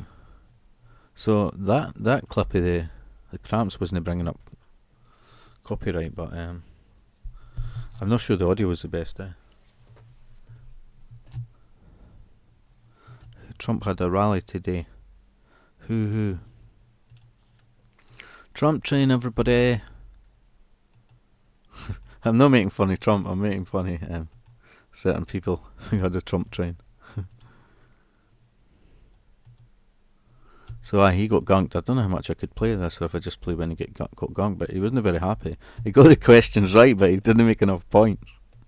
And it wasn't possible for him to make enough points. What is the chemical formula for hydrogen sulfide? H2S. Yes, folks, he's done it. Let's go over to the scoreboard now and see how many points has he got. Has he got the necessary 31 to win? Let's have a look at question number 1. 10 points. Question 2, 10 points. Question 3, total 30 points. He's failed! Oh my God! He needed 31 and he failed. And of course he never said the secret word, which was rampart, so he loses!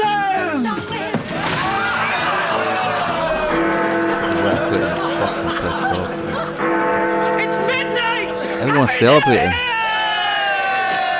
Everyone's celebrating. It's like just turned New Year. And Bernard Manning just got gunked. He must have known he might have got gunked, eh? Kenny Everett must have thought, let's gunk Bernard Manning on the Strokey Midnight. Imagine celebrating New Year like that, covered in gunk and stuff. It's just green fucking... Like, it's no harmless, but they just call it gunk. He says it's all the bad stuff in 1980 that they'd put in a tube. Is full of all the muck and slime left over from 1980. What we like to call our gala gunge. He looks fucking pissed off when after it. Everyone's celebrating because it's New Year. He's like that, covered in gunge. I was thinking they could give him a towel or something to clean up, but... Total 30 points! He's failed! Oh my God! He needed 31 and he failed. And of course he never said the secret word, which was rampart, so he loses!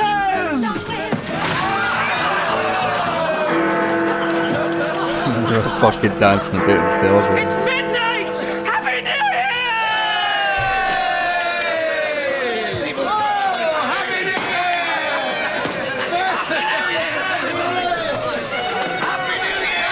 I don't know if it's happy. Did you say Happy New Year? Strapped into that chair, everybody's celebrating that.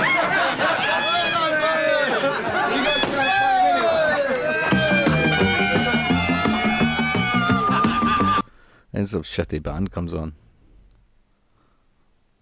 after that.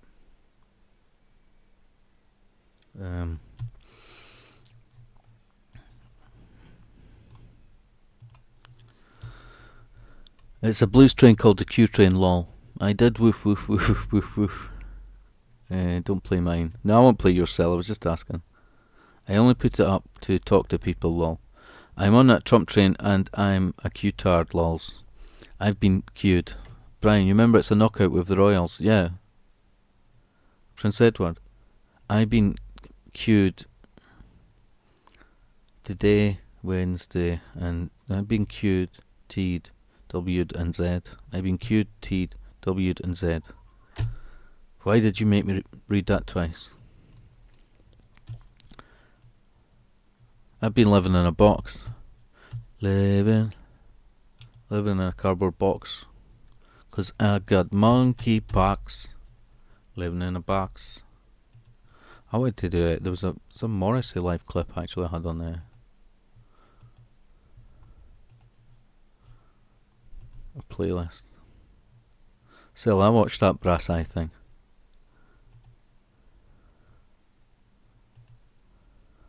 Crazy they got... That was their last program.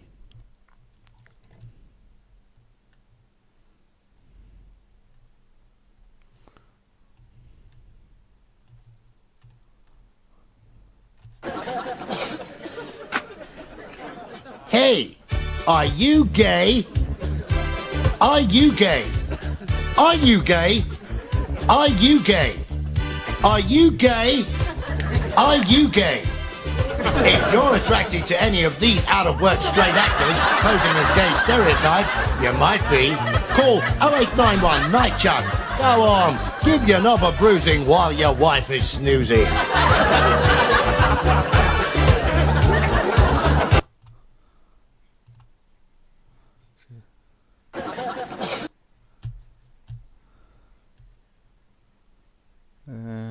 Oh, that's my watch later thing. Yeah, I had another some sort of playlist thing. It must have been on there on that brass eye one. Yeah, that Cake I Will Survive. Is that the one? No. One of them.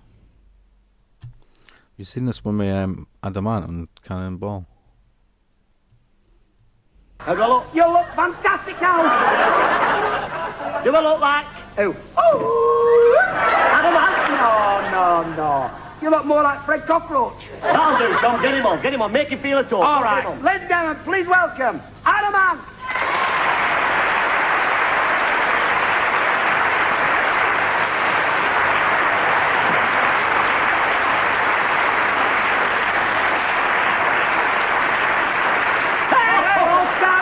I'll stay for nothing. What's up, Bob? What do you think? What is it? What's wrong? You should see a doctor about that. What do you think? What's wrong with you? I think it's too late for you. What do you mean by that? Hey! Come on, where's the paint then? Where's all the paint? I don't always wear it. I only wear it when I think it's right. Hey?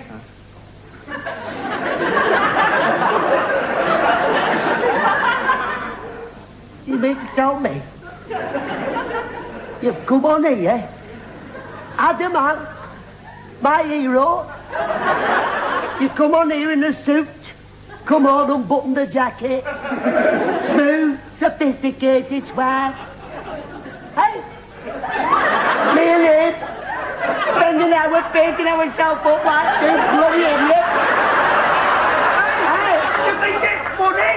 Hey, yeah, look at us, you made a bloody ridiculous.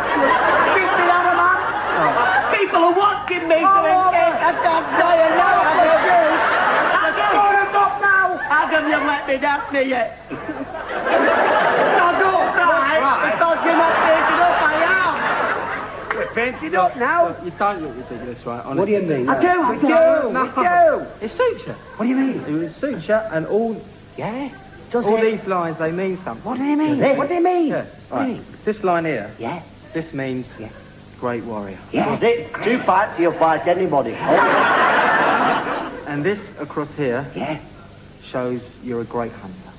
Great hunter. Great. He's always hunting the crumpet, never gets it, but he's always hunting. And this one here... Yeah. This one here shows... Yeah. Wisdom. Oh, thanks, Adam. Thanks. What about me? What? How do I look? No, what is it? Nothing. No, he's waiting. What? Don't like to worry you. But, What? you're 6 months pregnant. He's making me pregnant! Come on, Adam. Come on. He's frightened to death. Come on. Come on. Okay, Adam. All right.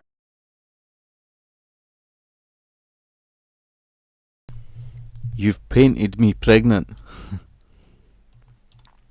He says you've painted me pregnant. There was another Cannonball one I seen where they had Fuzzbox on as a guest. Oh yeah, that's the other page. So, you've painted me pregnant. Yeah.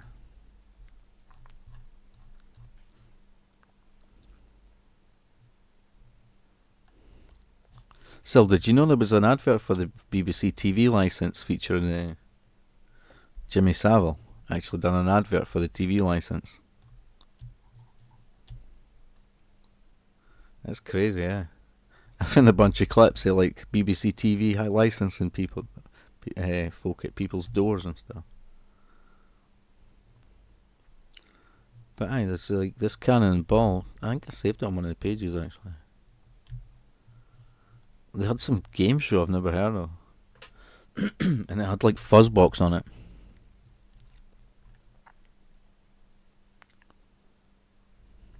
But it's not on that it's not on that playlist there.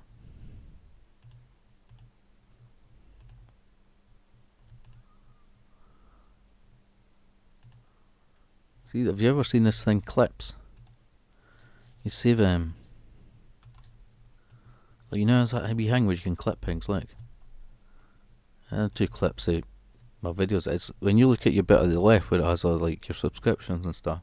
It has a bit that says clips. It seems to save them. I don't know how people view them, but. And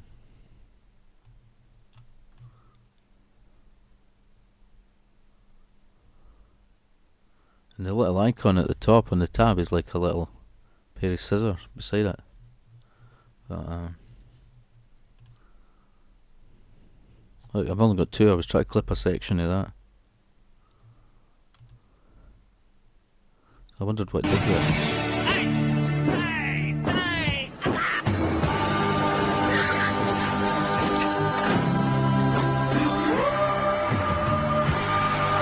You'll never reach me now.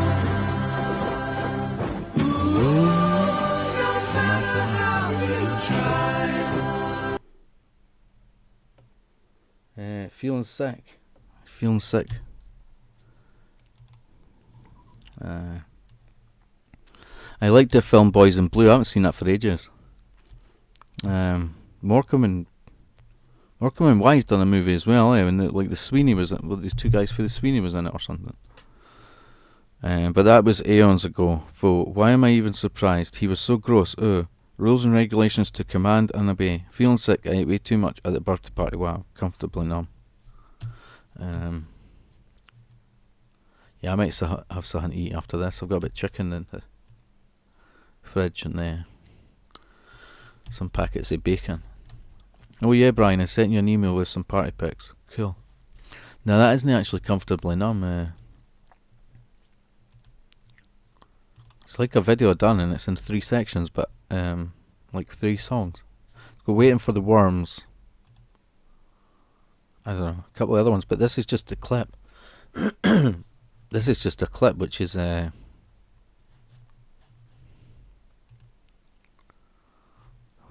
minute long. Well, it's just 57 seconds because I had 2 attempts and that was like 57 seconds. So when you click on it, all you get is the 57 seconds.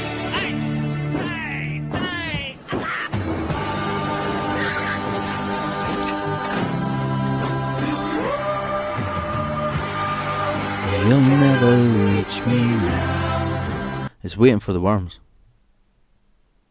Yeah, Run Like Hell. I think that's on this as well. Well, not on, like Run Like Hell. That's what I did the video sell. I used like Cliff Richard videos, entirely just Cliff Richard videos. Say the sound of Floyd. Yeah, Run Like Hell. Can't really play it though. I don't think now, because it'll probably affect the stream or some crap. Oh yeah, there we go. It's the fuzz. I was going to say chug box. Whatever happened to him? I warned him not to touch that magic I didn't know they had a game show. I never heard of Hello to the contestants. Casino, it was I'll called. tell you, this is rugby days are over. But it said Fuzzbox were on as well. They don't really doing that.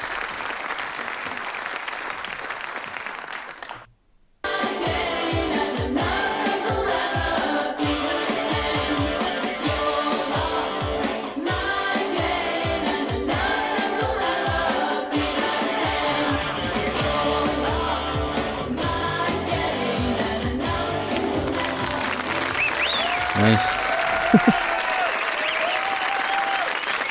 Wee bit of Fuzzbox there, eh?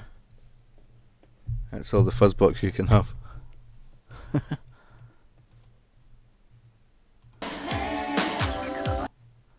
Fuzzbox.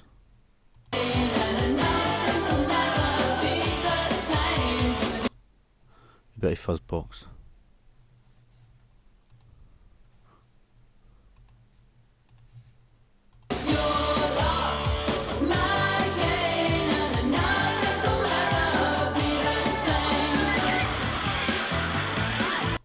There you go. One or both of one of them died. Bobby Ball died. One or both of Cannonball was a Man City fan, I think. They were in that Benidorm thing, I think, as well at one point. Oh yeah, behind the wall.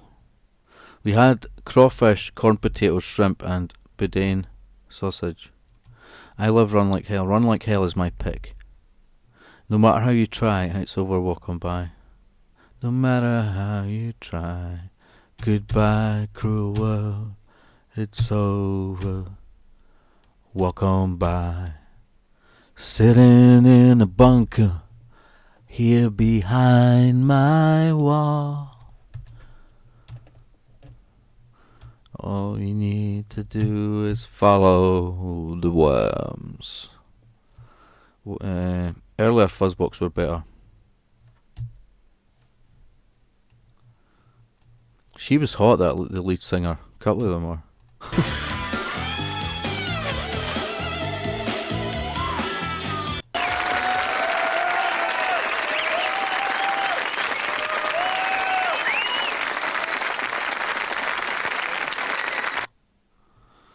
I've never heard of that game show, Casino. Is that maybe later in their career?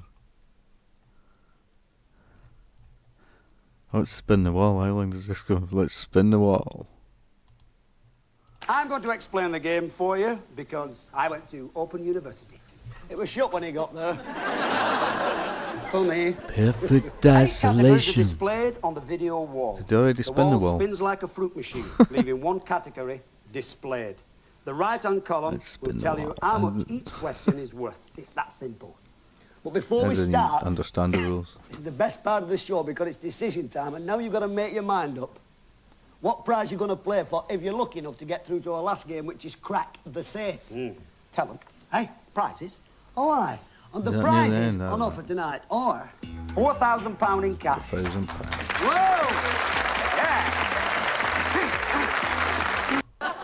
The gay young Morris dancers called on the band to play.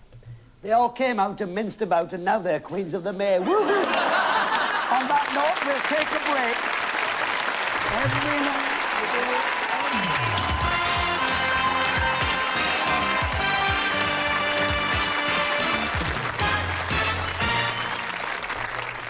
It was shut.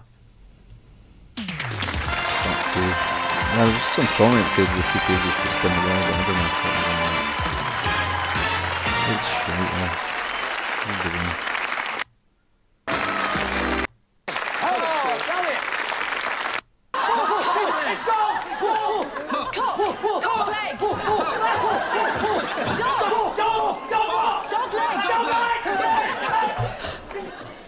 Cricket! Overarm! Yeah, no, doctor! Another name for a woman! No, is it?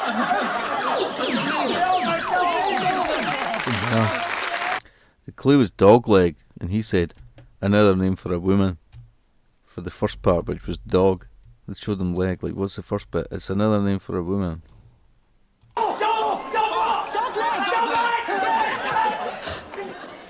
Cricket! Overarm! Yeah, no, doctor! Open University Another name shot. for a woman! No, is it? Fucking mentioned it.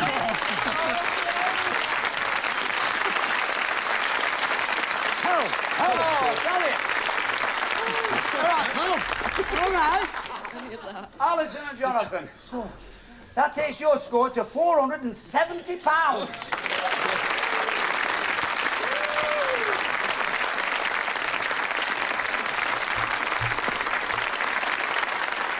Right, Julian Stewart, you've got £340, but still in the lead is Alison and Jonathan with £470. Way, there we go. The fuck did they win now? Julian Stewart. They finished it. Never said this before to anybody. I thought that was the end. Now to meet a great comedy impressionist. Ladies and gentlemen, Rob. By my age. And again, it goes to that. Who won it? Just to that question. Holy shite, man.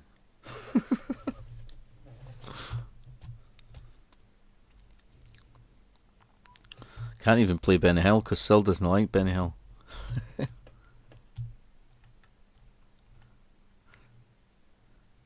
Can't play the BBC license ad featuring Jimmy Savile because Sil wouldn't like it either. Yeah. Nah, I'm only kidding, but it would. He said you can't stand when his picture comes up. He did a 30-second advert to sell TV licenses. Welcome to Summer Isle, Sergeant Howie. Naturally, you'll be wanting to get going on the investigation into Rowan's disappearance straight away, but you can't, because it's a Sunday. Yes, we do have a festival here every May. What happens is we all get together in the church and we pray for 8 hours, and that's fun. Do I want to dance around a maypole? Is the Pope Catholic? Yes, and that's why we hate him. No. Somewhere to eat and stay? Well, unfortunately, nothing is open. As I said, it's a Sunday. If you like, I can take you down the swing park and you can sit in one of the chained-up swings with a sandwich. You see, Sergeant Howie, we lured you here under false pretenses. There is no missing girl. What we actually want is for you to judge the local oatcake competition and see whose oatcake is the driest. Oh God, oh Jesus Christ. Thank you for making us so gloomy. Oh. Welcome to Summer Isle. There we go. I'm here was braiding my hair. Okay, let's watch a couple of license clips.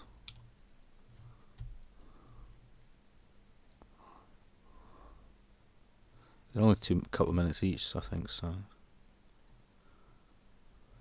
nobody gone off for it.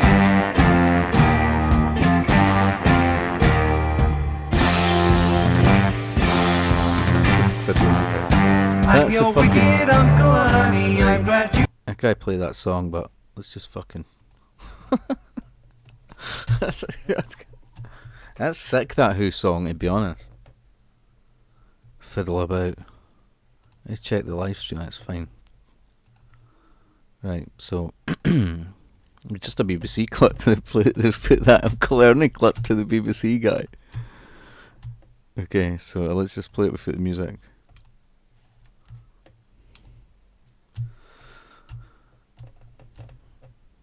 Somebody sent it to verifies licensable status. Fiddling about. I'm your wicked Uncle Ernie.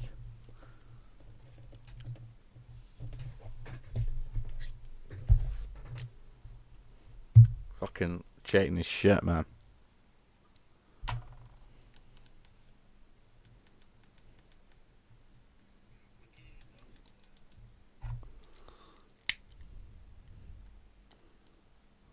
Fuck is it gone now, like?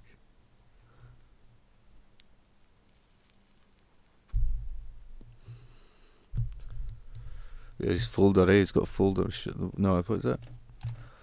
Laptop, who knows? Stop fiddling about with the setup menu, won't get you a nick, will it? So he's got a couple of... You're having so much fun fiddling about with my PC. Are you aware of the fact that...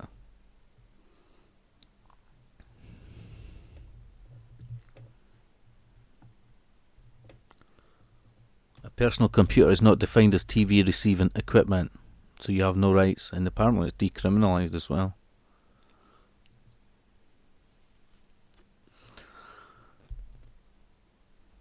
He's at the boy's computer checking if he can get like BBC fucking shite on it.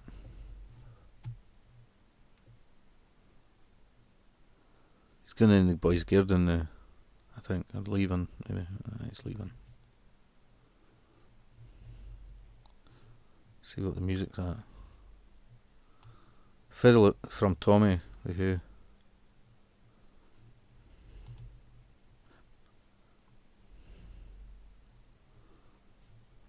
Written by John Entwistle. In the movie it's Keith Moon that plays the character.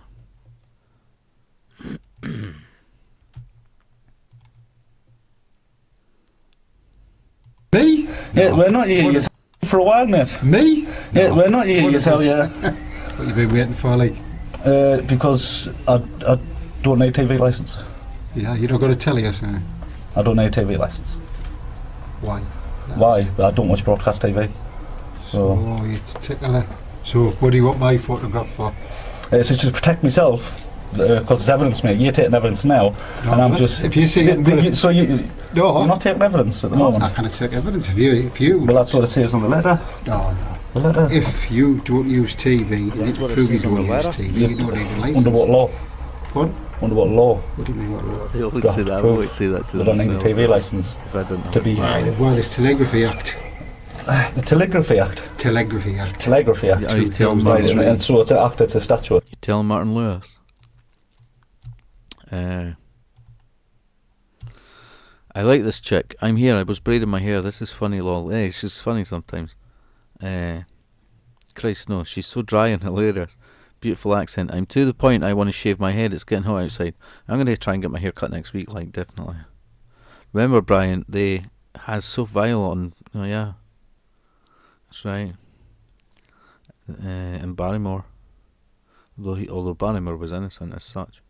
It was yuck. I love her hair colour too, so lovely. She's lovely, very bonny. Brian, I had an argument with a tosser from Tesco earlier. He was so rude. Did you? Oh no.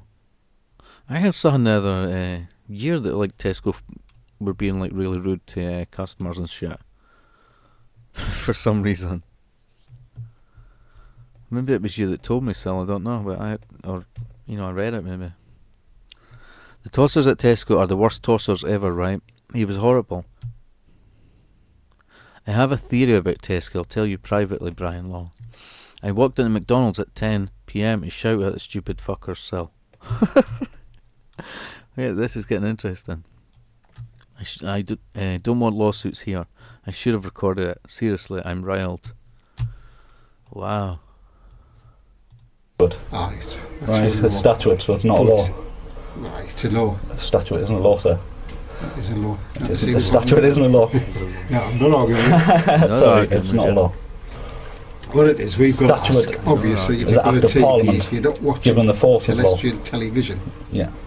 if you pre-recorded tapes, whatever. You're allowed to watch pre-recorded tapes. Say you're not watching terrestrial television, if your aerial's away from your TV, and your telly's incapable of using receiving TV signals, obviously you don't need a licence. Yeah. So that's what we'll come round and check. Right. Well, I don't watch broadcast TV. Right, tell you what. Do you mind asking your name? Sorry, the occupier. Anyway, mate, you've been lovely and polite. Thank you. Doesn't serve any purpose being that. That's exactly, mate. Well, I'll have to just be nice to each other. Thank you. Ta-ra, mate. See you later.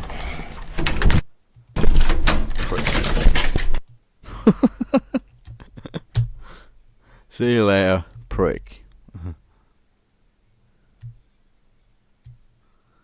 BBC licensing.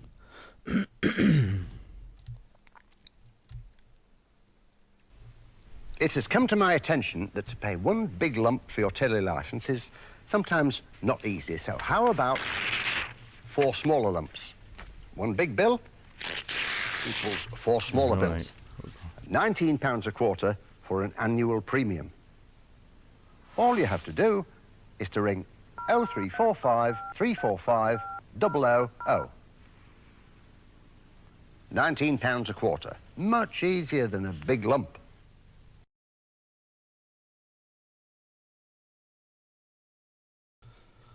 Ugh, fucking prick. And now, on the Paedophile BBC, some TV licensing goons who are just too shy for the job. You don't mind if we film you, do you?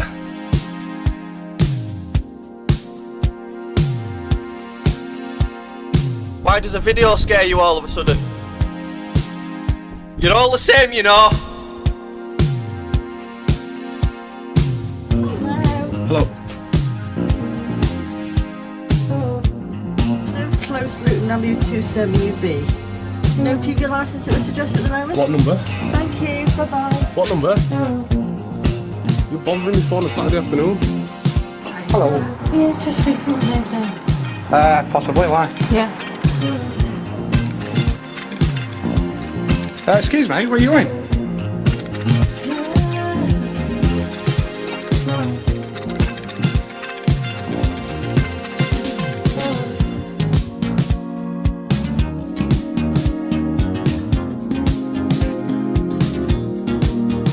How's your identification, please? Just show for the camera, please. No, come on. Goodbye. Hey girl, hey girl, hey girl, move a little closer.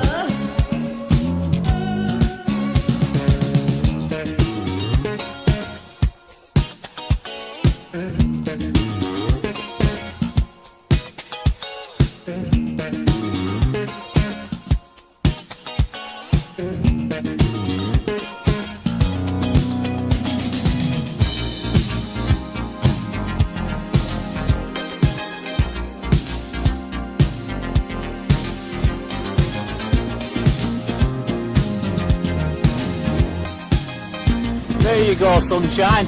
Smile for YouTube. You'll be on there tonight. A little pervert.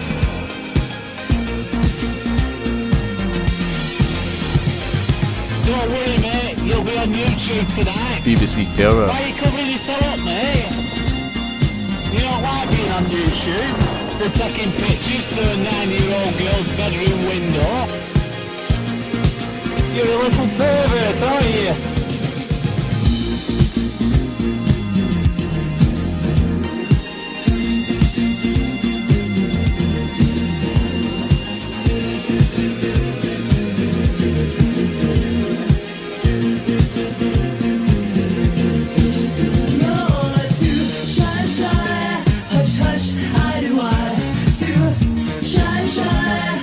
You're a little pervert, aren't you, eh?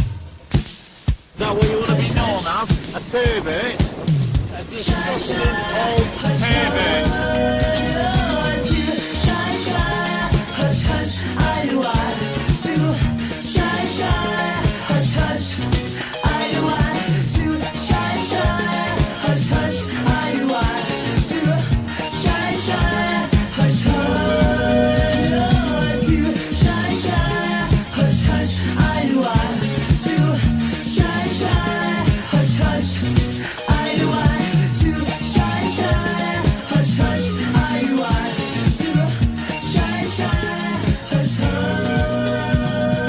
Wait, you just come at my door saying your TV licence. What do you want? Where's your identification?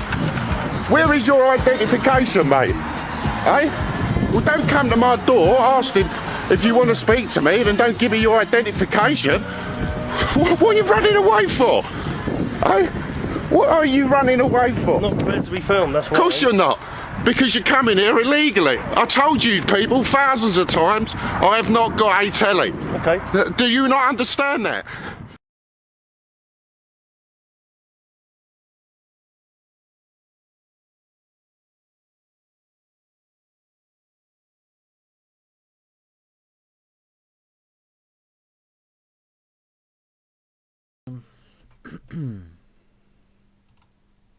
Brought up copyright, that hush hush, but seemed alright for a while. Although looks like it's gone now for some reason.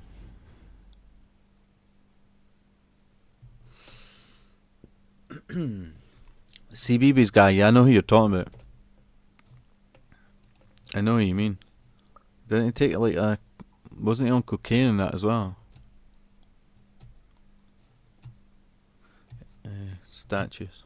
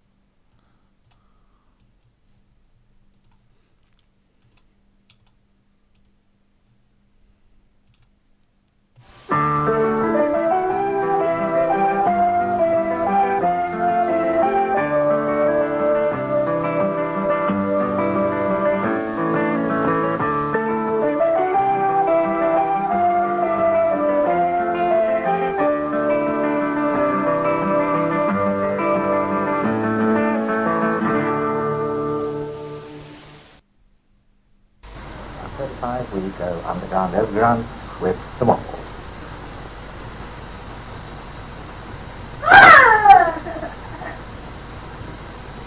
It's now nearly 11:25, and on BBC One now there's coverage of the fourth test. and weather forecast. Here on 2, we make our first visit to the 1979 Trades Union Congress in Blackpool. So now, a few minutes of test cards.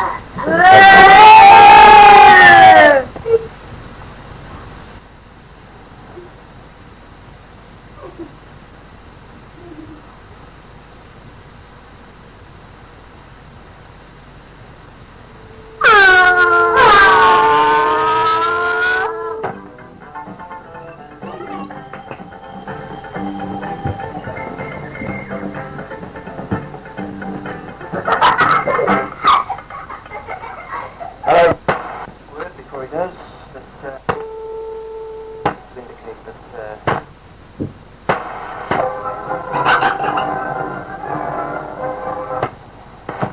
on 83.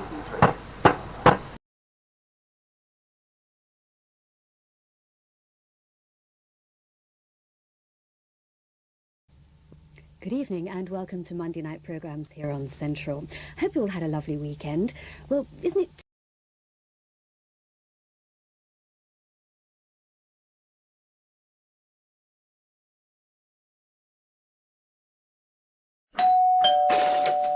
Hello there, mate. Sorry to disturb you. I'm recording this call for, obviously, safety reasons for mine and yours. Would you like to introduce yourself? Why are you recording me? Huh? Why are you recording me? Why are you knocking at my door? Well, we're going to make inquiries about TV licensing. Can I ask you to stop recording me? No, I'm quite within my right to record. You're not if I ask you not to. Of course I am. I'm well within my rights to ask you not to. How are you in your rights to record me? Have I given you permission to Under what me? law? Sorry? Under what law am I obliged to answer that question? Under what law are you obliged to answer that question as a decent human being? Right, and? So, I'm asking you to stop filming me. I get pestered all the time from the TV licence. Right. I've removed all implied rights of access. Okay. So why are you at my door? Well, I don't know that, do I? Well, you work for them, don't you? Yeah, well, I haven't been told that you've removed all rights of access, otherwise they wouldn't be sending me to your door, would they? Well, they have, and I keep getting harassed. The other guy got told the same. Okay. Fair enough, you don't want me to make my inquiry, so I shall leave. And am I going to get harassed anymore, or...? Well, like I say, I'm just making inquiries, I'm not enforcing or anything, I'm just making inquiries. And like I say, if you don't want me to make any inquiries... And there's also no law saying that I can't record on my doorstep. And I can record anywhere in a public place. Can you? Anywhere in a public place, of course I can. You can record anybody without their permission? In a public place. Yeah. Are you sure? And you've knocked on my door. Okay, like I say, I don't know, there was nothing in writing for me to say that I'm not allowed to knock on your door. There's no sign here saying please do not knock on my door if you're from TV licensing. How am I supposed to know? Yeah? I'm just trying to do the job, fella. So, you know, I'm not a mind reader. Alright? Well, I should know, shouldn't I? If I've to harass me.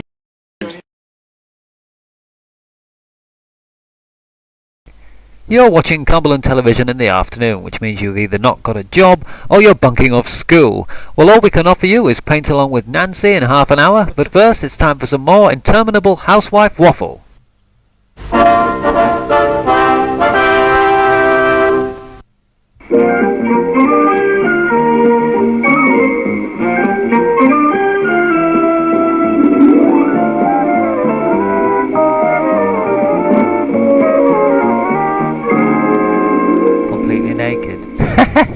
That same thing happened to me. I'll never forget it. I came home and there was Brian laying on the bed in my stockings and suspenders. I mean, I wouldn't mind, but they actually looked better on him than they did on me.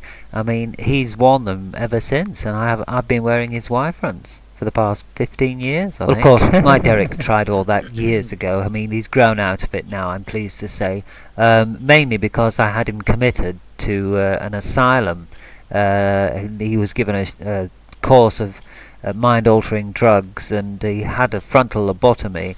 And ever since he came home from the asylum, he's been like a changed man. He's never once shown any interest in my underwear. In fact, he's never shown any interest in me whatsoever.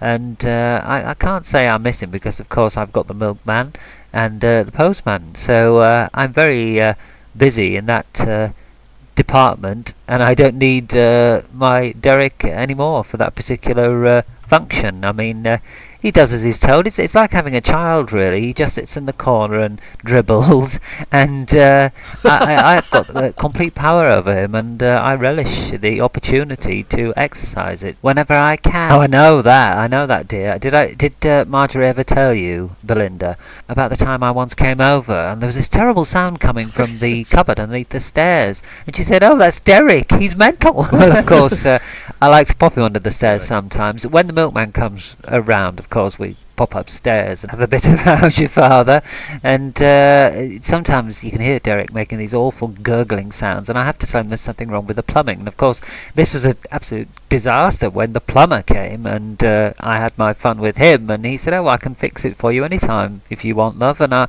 said, "Oh no, don't worry about it, I've got somebody coming to look at it next week." And of course, all the time it's my husband who's had a full frontal lobotomy underneath the stairs. Yes, I once said to you, "Could you put my Brian under the stairs as well?" They gave me all sorts of drugs when I used to be a man, and it never worked. I still wanted to be a woman. Well, that was the thing, you see. When they gave him the drugs in the hospital, I used to nick them all the time, and I had some amazing trips. It was like LSD, you know. Like, look, you remember when we took some acid, Pauline? Do you remember that? Did she tell you she was a drug addict? I've always had my suspicions. The proper dirty junkie, she really is. Well, I'm just dirty all round, really. If you'd have seen me with a plumber the other week, you'd have thought you were watching a Mary Millington film. Oh, I can believe that. I'll never forget that first swingers night we had. God, you and my... Now tell me what I really look like. Be honest with me. Don't mince your words. Do I look like a sad old bag, Peggy? She's right, Peggy. You look like mutton dressed as lamb. Not like me. What are you talking about? You're 50 if you're a day. You both look awful, if you want my opinion. Terrible. Like a right pair of old boilers. Your asses look huge.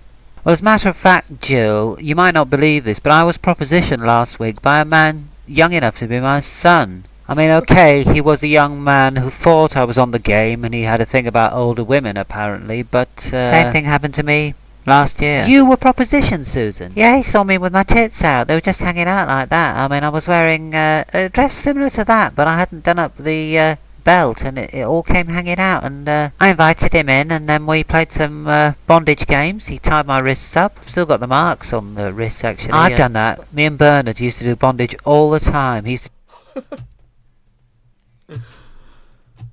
Man, right. I had to get a drink of tea or coffee. So...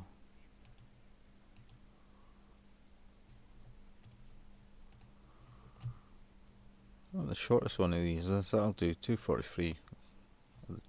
Yeah. So, normal service will be resumed.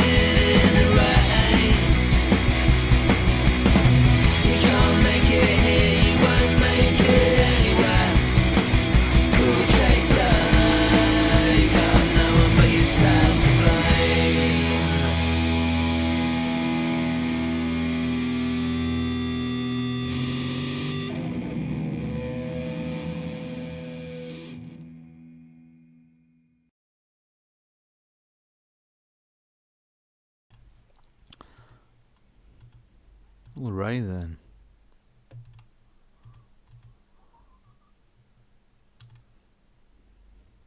Okay. Should we listen to the shipping forecast, do you think? Are you heading off? Been so busy. Yes, life happens. It's been a great stream. I'd rather be bussed than into this drama, but Lord knows it's always going to be here in this pocket if one does get bored. Yes, there forever. It's a great stream. Busy. Yes, fun. Forgotten but never gone, lol. Darlene and Joe are a hoot. Bo and Joe. So, should we continue to listen to this clip? This comedy thing?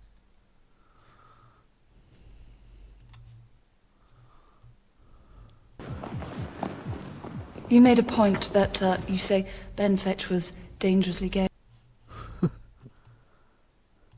That's a Brass Eye clip. I don't know if it would affect the stream. It's 50 seconds. Yeah. That's the only ones I had to about the TV license, folk.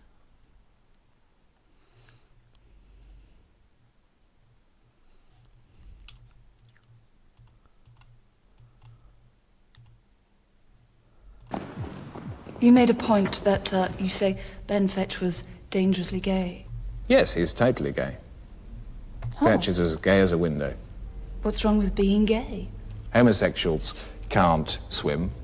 They attract enemy radar. They attract sharks. They insist on being placed at the captain's table. They get up late. They nudge people whilst they're shooting. They muck about. Imagine the fear of knowing you have a gay man on board a boat. When you retire at night, you think to yourself, God, will I wake up and find everybody dead? Quite. You can't run a ship like that. No.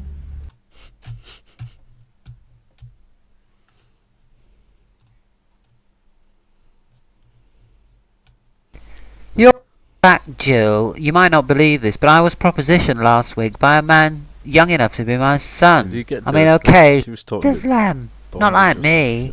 You'd have seen me with a plumber the other week. You'd have thought you were watching a Mary. You'd have seen me with a plumber. Oh, I can believe. I look like a sad old bag, Peggy. She's right, Peggy. You look like mutton dressed as lamb. Not like me. What are you talking about? You're 50 if you're a day. You both look awful, if you want my opinion. Terrible. Like a right pair of old boilers. Your asses look huge. Well, as a matter of fact, Jill, you might not believe this, but I was propositioned last week by a man young enough to be my son. I mean, okay, he was a young man who thought I was on the game, and he had a thing about older women, apparently, but same thing happened to me last year. You were propositioned, Susan? Yeah, he saw me with my tits out. They were just hanging out like that. I mean, I was wearing a dress similar to that, but I hadn't done up the belt, and it all came hanging out, and I invited him in, and then we played some bondage games. He tied my wrists up. I've still got the marks on the wrists, actually. I've done that. Me and Bernard used to do bondage all the time. He used to tie me to the bed. I mean, he'd tie me to the bed quite tight. I've still got the marks on my wrists, and then we'd swap over, and I'd tie him to the bed, and I'd put on this plastic dildo that came free with Woman's Realm, and we used to have some great times. I had that one. You did, didn't you, Jill? Free with Woman's Realm. You must remember, Jill. I mean, I think we all had that one. It did the rounds. I got it free with Woman's Realm, then I passed it around to all my friends. Sorry, Susan, I'm still having trouble believing that you were propositioned by a young man. Well, it happened. I said, my tits. Look, this belt. See, that like Peggy's got on her dress, where her arse is absolutely massive there. I haven't fastened the belt properly. It all hung out like that, and you know, it should have been tight round there. But I was just, you know, it was a quiet morning, and it wasn't fastened, and next thing I know, I'd taken the whole top still got off. The marks. I still got the marks, Susan, there. See, love bites, all the way down her cleavage. Right. Now, I could have had that. I could have had the same love bites if I hadn't been such a silly bugger and turned him down. Just because I was offended that he thought I was on the game. Sorry, I'm just going to have to ask Susan to show me again what happened with this belt, because I can't quite believe it. Alright, Jill, you won't have it, will you? Look, there you go. Just like that. The belt came away, And, you know, if I'd have fastened it properly, none of it would have happened. But then I would have been denied a wonderful sexual experience for a woman my age, which I've no right to expect. And I enjoyed every minute of it, and you could have as well, Peggy. I know, I could kick myself, and to think I'm the wife of a Conservative Member of Parliament. I know, dear, I know. But that's always been the problem with my Bernard. He likes boys. Well, I say boys, young men. You know, it doesn't matter how old they are, really, for my Bernard. But when he was member for Hampstead and Highgate, we used to go on the heath, and I used to dress up in this long overcoat, you know, right the way down, all the way down to my ankles. And I used to hang around the toilet and wait for Bernard to come. And I used to wrap up you with show this us, huge Peggy. scarf, Go and on. just like this, wrap and wait for Bernard to come. And we got arrested, actually. Imagine her with shorter hair. Can you imagine that, Jill? You just put your hair back, Peggy. Yes, now you see, you could pass for a young man, I think, like that. Very much. Sorry to repeat this again, Susan, but can you just show me what you did with the belt and the whole belt thing? Yeah, look, my tits came out just like that, hanging down. He tied me up with the wrists, covered me in love bites, and I had a wonderful time. Well, hearing that happen to you, Susan, it gives me hope. What about you, Peggy? Do you think I'm making it up? Because I tell you, it was just this same outfit. See, this has been my problem. I've always had to dress masculine to suit Bernard's tastes. I've actually got a great pair of tits for my age. They haven't started sagging yet. Not really sagging, just, you know, a little bit. Just a little bit. They're coming down a little bit now. But everything else is very toned and pointing north instead of south, which is what women our age certainly dream about, isn't it? And if my Bernard had been more inclined towards the feminine form, I wouldn't have had any trouble. Poor Peggy, she's so hard done by. Oh, I know. Never mind me. Have you seen the latest photo in Reader's Wives? Just take a look at this. Now, have you ever seen a more desperate old bag than this? Just take a look at that. Doesn't she look awful? I mean, really, she looks about 20 years older than her age. This month's Razzle has only just gone on sale. I've already had about 23 letters. Alan said his boss wants to come round and finger me. Oh, God. Oh, dear. Always the quiet ones. You wouldn't have said that if you heard me last night. I swear to God, it sounded like I was having a baby. You forget we had that threesome. Do you remember? Yes, I do remember. That was with your ex-husband, wasn't it? Yes, I'd forgotten about that. Didn't he film it on his old cine camera? I remember that, yes. Well, if you remember, Bernard was looking for a promotion, a cabinet post, and he took it to the Tory party conference that autumn, and they showed it in a back room, and it went down really well with Cecil Parkinson. Oh, that doesn't surprise me. I suppose you could call it hate mail. I mean, really, it's quite entertaining, actually, but it's supposed to be very threatening, you know, and it's supposed to scare me, but it doesn't really have any impact. I've been through so much in my, you know, journey from being a man to being a woman, and I must admit all this kind of garbage really doesn't affect me at all, but I'll read you a little bit if you like. It says, Dear Freak, which is a good start. I think you're disgusting. You're an absolute aberration, a freak. If there was a Victorian freak show, you would be the star attraction. I think you're absolutely disgusting. You make me ashamed to be a woman, and you're not really a woman. I bet you've still got a penis, and I think you should be banned from our screens, and I don't let my children watch in the middle of the afternoon because they might be sick and start asking me all sorts of questions. Now, this is the kind of thing I get on a regular basis, but I used to get letters like this all the time when I was a man, and I used to walk around in women's clothes because people just thought I was a freak then. And the best thing about this is there's a PS at the end. It says, oh, by the way, please could you send me an autograph? Can you believe that? That's outrageous. The funny thing is, I actually recognise the handwriting. It's from my ex-wife, Angela. I think I remember her. Yes, I do. I think she had a thing going with a door-to-door salesman. Oh, yes, I know. I heard about that, yeah. Well, I never could satisfy her, and I gave up in the end. So, I don't blame you, Belinda. I don't. She was terrible. I remember on our wedding night, she took one look at what I got inside my pants and just laughed. I mean, that's not a great start for a relationship. I must admit, I did the same thing with Derek on our wedding night. Yeah, but at least you stuck with him, didn't you? Well, yes, I did, but it's hard to say how our marriage would have developed if I hadn't had him incarcerated, and then he obviously had his lobotomy, and I think if he hadn't have had that, then I wouldn't have had the power that I wield over him now. I mean, he's effectively a spastic, thanks to my work. Well, the thing is, Marjorie, people doubt my sexuality and doubt that I'm a woman. All I do is get this book out, English Bread and Yeast Cookery. Now, I want to look like a dull, suburban, middle-aged, middle-class housewife, and I think as long as I've got books like this on my shelf, then I'm going to convince all the doubters, because so many men get it wrong when they're transsexuals. They don't realise you have to go the whole hog, and I think if I've got a book like this on my shelves, then people are going to just think I'm a boring old bag. That's so true. You must join the WI. Oh, I'd love to join the WI. You must put a good word in for me, Marjorie, because I can make jam, I know the words to Jerusalem, and I can arrange flowers, and basically I know that's all you do. Well, don't forget, you must know how to stone jippos as well. We're doing that next week. Oh, I can do that as well. I mean, I've been practicing. There's a couple of jippos just parked on the field across where my house is, and a couple of days ago I actually firebombed them. The caravan burnt down, and now they're wandering the streets homeless, and I rang the police and they arrested them for vagrancy, and hopefully they'll deport them. Sounds like you're already halfway there. Oh, I think I am, Pauline. I'm a nasty, vindictive old cow, and that's gives me good qualifications, I would have thought, to be a member of the WI.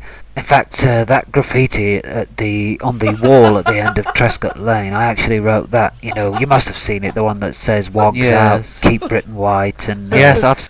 I'm sorry, I got to pause that. Fucking hell.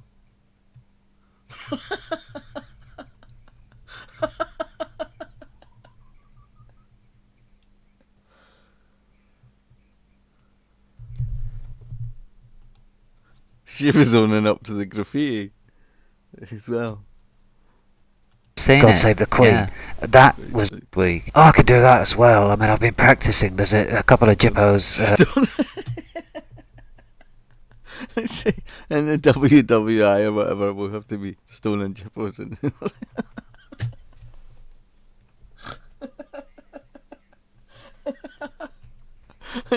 And she was like, "Oh, I could do that." Just parked on the field across where my house is, and a couple of. And he's effectively a spastic, thanks to my work. Well, the thing is, Marjorie, people doubt my sexuality and doubt that I'm a woman. All I do is get this book out, English Bread and Yeast Cookery. Now, I want to look like a dull, suburban, middle-aged, middle-class housewife, and I think as long as I've got books like this on my shelf, then I'm going to convince all the doubters, because so many men get it wrong when they're transsexuals. They don't realise you have to go the whole hog, and I think if I've got a book like this on my shelves, then people are going to just think I'm a boring old bag. That's so true. You must join the WI. Oh, I'd love to join the WI. You must put a good word in for me, Marjorie, because I can make jam, I know the words to Jerusalem, and I can arrange flowers, and basically I know that's all you do. Well, don't forget, you must know how to stone jippos as well. We're doing that next week. Oh, I can do that as well. I mean, I've been practicing. There's a couple of jippos just parked on the field across where my house is, and a couple of days ago I actually firebombed them. The caravan burnt down, and now they're wandering the streets homeless, and I rang the police and they arrested them for vagrancy, and hopefully they'll deport them. Sounds like you're already halfway there. Oh, I think I am, Pauline. I'm a nasty, vindictive old cow, and that's gives me good qualifications, I would have thought, to be a member of the WI. In fact, that graffiti on the wall at the end of Trescott Lane, I actually wrote that. You know, you must have seen it, the one that says "Wogs out, keep Britain white," and yes, I've seen God Save the Queen. Yeah. That was my work, and I hope that that's enough to get me a member of the WI. I think everything I'll put a good word in for you, Belinda, definitely. Thank you, Marjorie. I hope my membership of the National Front won't affect it, will it? Or is that another good qualification? I'm not quite sure. I know, most of us are on the far right of the Tory party anyway. Have you finished with the Tories now? Well, I haven't voted Tory since Enoch Powell left, so. But that's when I went to the National Front, and they echo my beliefs quite considerably. And she firebombed the gypsies. They were homeless, and she reported them for vagrancy. She says hopefully they'll get deported. She firebombed their caravan. I think certainly to be a member of the National Front and to be a nasty, vindictive old cow. And I've been quite sure of the rules of this game, the point scoring. Just keep coming up with the rude words, Peggy. Suppose that's half the fun of it, isn't it, Susan? We played this on our honeymoon every night. I think that should have told me everything I needed to know about married life. Is there an E in foreskin? Yes. It's that long since I've seen one. Oh, I think that's a good word. Rape. No. Bristol's. How many points is that? Vibrators? Was that yours? Bristol's. Spunk. Nipple. Cock? Yeah, I've already got cock. You should be so lucky. If you've got an F, Jill, why not put fuck? Oh, of course, yeah. I don't know, we sound like a bunch of navvies, don't we? I wouldn't mind a bunch of navvies.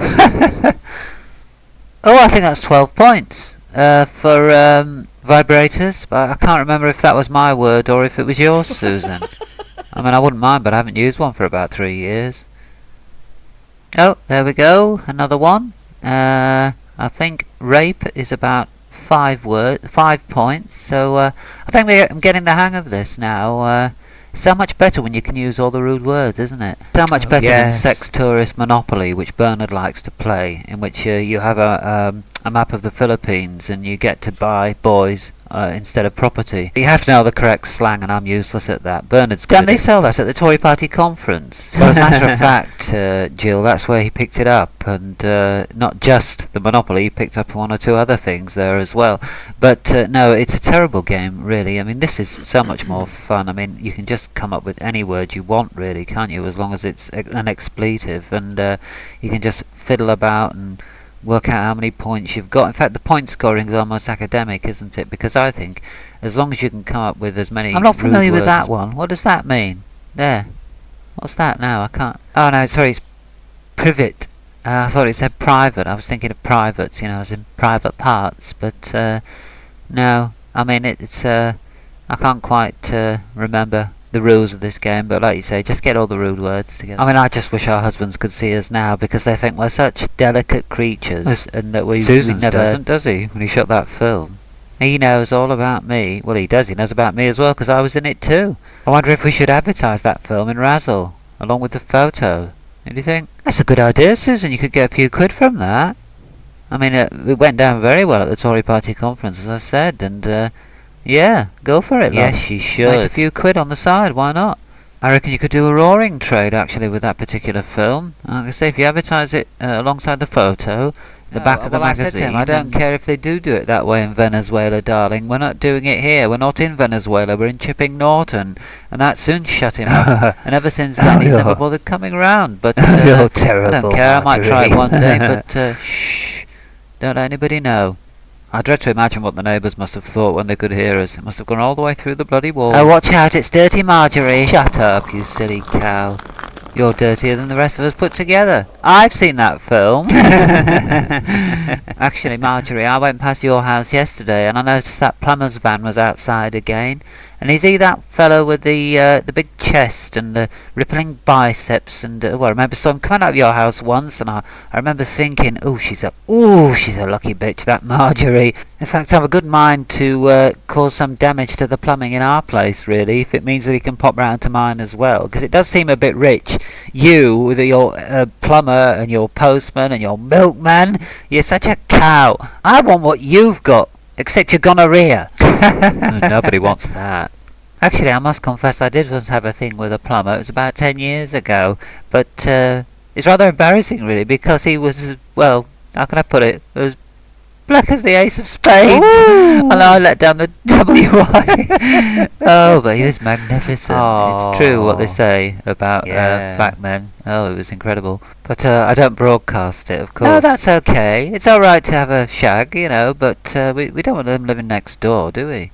Bringing down the tone of the neighbourhood. I must admit, when I was a man, I had no idea that women were so filthy, but ever since I got to know you lot, right bunch of dirty slags, I feel right at home here, I tell you. Of course, you all take it up the arse as well, don't you? Yes, well, I do, yes. Had a bit of trouble at first when I tried it with the postman. You didn't try with Derek then? No, I didn't try it with Derek. It was with the postman, and I said to him, first time he did it, I said, it's alright, you know, but it feels like I'm shitting backwards. That was... that's not uncommon, Marjorie. That's what I felt like first time I did it. Well, I don't know who's in more pain first time, me or Brian. With my Bernard preferring boys, you see, I'm quite an old hand at the anal sex game, and I must admit I've done it so many times now that I actually have to wear a butt plug, because my arse is so... huge now. It's been rammed so many times that it's an absolute nightmare going to the loo, because it's like I've got permanent diarrhea. It just slips straight out. I mean, there's no you know, you're not on there for hours, you're in and out in a minute, which is a good thing, you know, if you're feeling like you need a crap. But yeah, you've got to be very careful, and this butt plug is just permanently wedged up my crack. Honestly, I don't know who's the dirtiest amongst us lot. The first time I did it, I wasn't prepared for it at all, and Alan just took me from behind, and I actually ended up shitting. He actually shat on him while he was doing it. Oh, I've done that so many times, but the thing is, you see, Bernard's got a bit of a shit fetish as well, on top of his everything else that he's got a fetish for, and he actually enjoys it when I do shit on him. So every now and again, we do the anal bit, and then I shit on him as well. So you've got the full. I mean, it makes such a mess of the carpet. I think I prefer it when they ask you to piss on them. That's much better, because it doesn't. Yeah, it makes the carpet smell, but it doesn't leave. It doesn't make it discoloured, you know, like it does when you shit on it. I mean, you can't get it off at all. But I make Alan dress up as a French maid. Every time I've shat on the carpet in the bedroom, I get him to clean it up, and he loves that. I bet he does. Well, what can I say? He's a fucking pervert.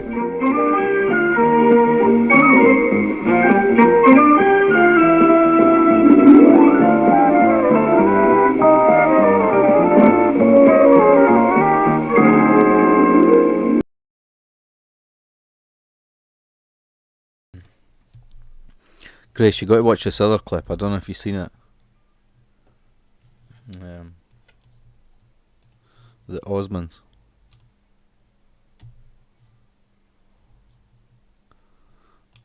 These are TV license ones first. There are rather a lot of TV detector vans in this area tonight. New, more powerful vans. If you don't have a license, they'll know just where to look for you. And when you're caught, you can now be fined up to £400. The new TV detector vans, they're in this area now. I need to come back to this, find out.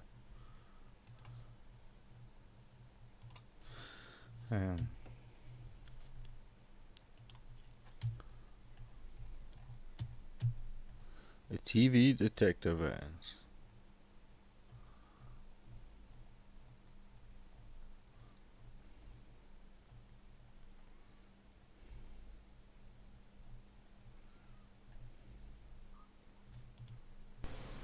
Following the findings of the recent government white paper on aloofness in television news broadcasting, the BBC has decided to address these issues with a change in personnel. The new season of news and current affairs programmes on BBC One and BBC Two will attempt to attract a younger audience who wouldn't normally watch these kinds of programmes. Firstly, the new presenter of Panorama on BBC One will be Steve Priest from The Suite. Over on BBC Two, Newsday will now be introduced by Damo Suzuki from Cannes. And back here on BBC One, midweek's new presenter will be that bloke from Focus who yodels. BBC Television, bringing news and current affairs to the kids. And following on from that announcement, now on BBC One we go live to the television theatre in Shepherd's Bush for a brand new one-off programme that could become an exciting series. Question Time with the Osmonds.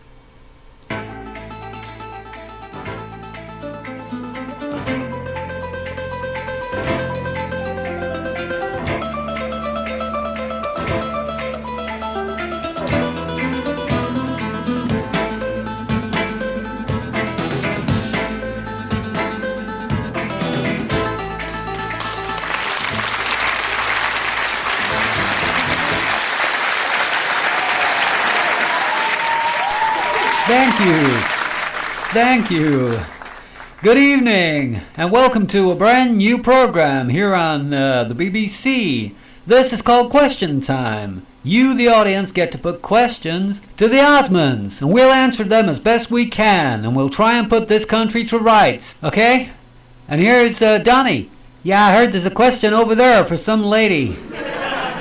Yeah, it's Cynthia Shitsu. That's right, Donnie. Mrs. Cynthia Shitsu from Thrushampton. Okay, Mrs. Shitsu, welcome to the program. What's your question? Well, thank you, Mr. Osmond. I have a question on the moral state of the nation. I was doing some spring cleaning earlier on today, and I had to get a dining chair from the dining room in order to get on the top of a wardrobe I haven't cleaned on for quite some time. And when I was cleaning it with the feather duster, various magazines fell down, and these were magazines I hadn't come across before, but I suspect my husband must have purchased them, and I was absolutely appalled by the contents. Perhaps the worst of the ones that I spent the next 4 hours perusing was called Knickers, Knackers, Knockers, which was featuring young girls in various states of undress, although they did have pubic hair, so I suspect they were over 21. But they were indulging in all kinds of disgusting activities, fisting each other, licking each other's vaginas, and wearing strap-on dildos to indulge in anal sex. What's your opinion of this filth? Well, a nice, easy question to start the show with. We don't indulge in that kind of thing because we're Mormons, so I think we better get another question.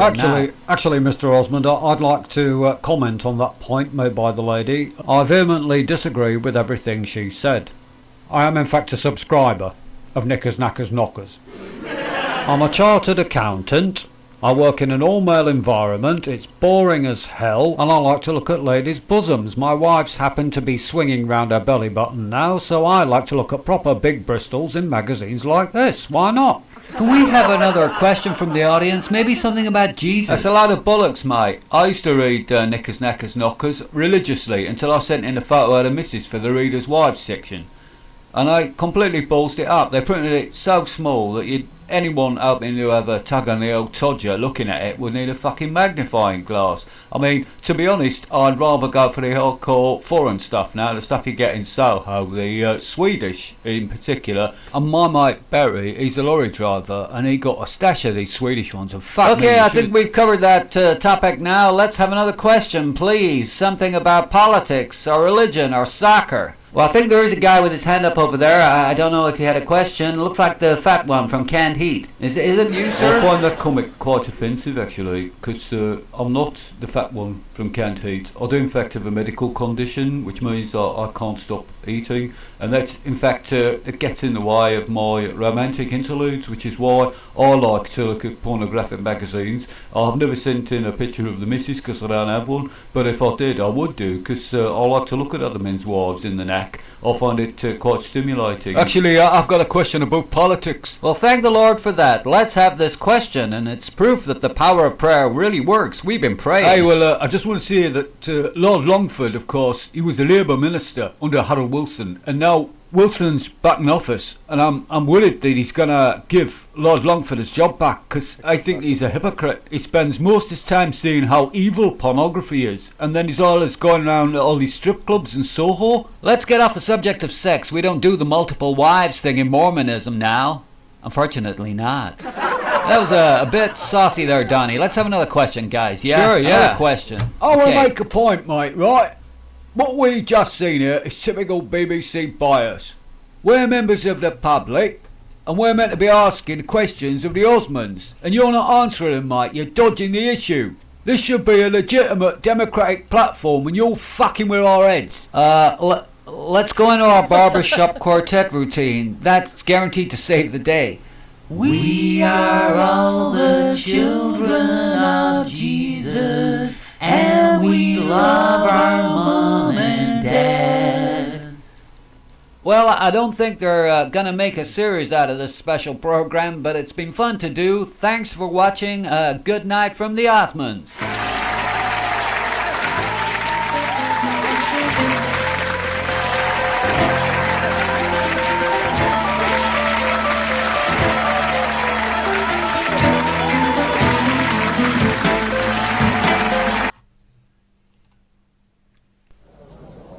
hi, I've just wet myself. That means it's Top of the Pops, and here's the sound of the police. Woo!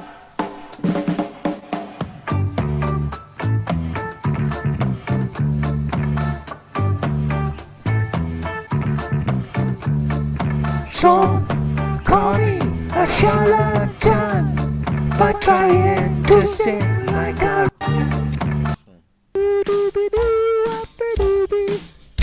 Scientist, there's a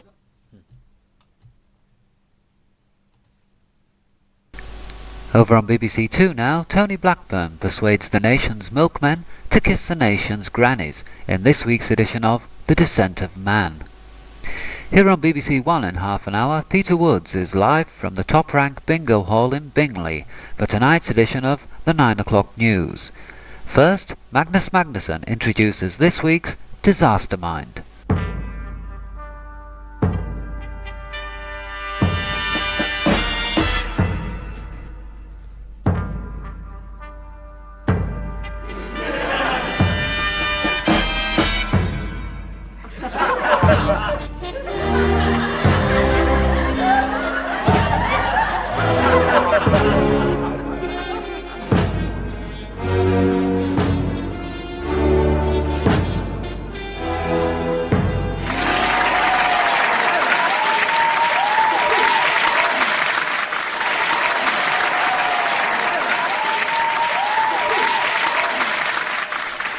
Hello and welcome to Disaster Mind. As usual, we open with a conundrum for the viewer at home. Can you guess which of these 4 people will actually be sitting down to answer questions? Only one of them will be doing so. You have approximately 5 minutes to answer correctly. You will have to ring this number 018118055 and you could win a holiday for 2 with the Prime Minister Harold Wilson in the Isles of Scilly. Alternately, you can write to this address, BBC Television Centre, London W12 8QT. You won't be anywhere near winning, but you can still write to us. We always appreciate your letters. So let's get the programme underway with round 1 and our first contestant.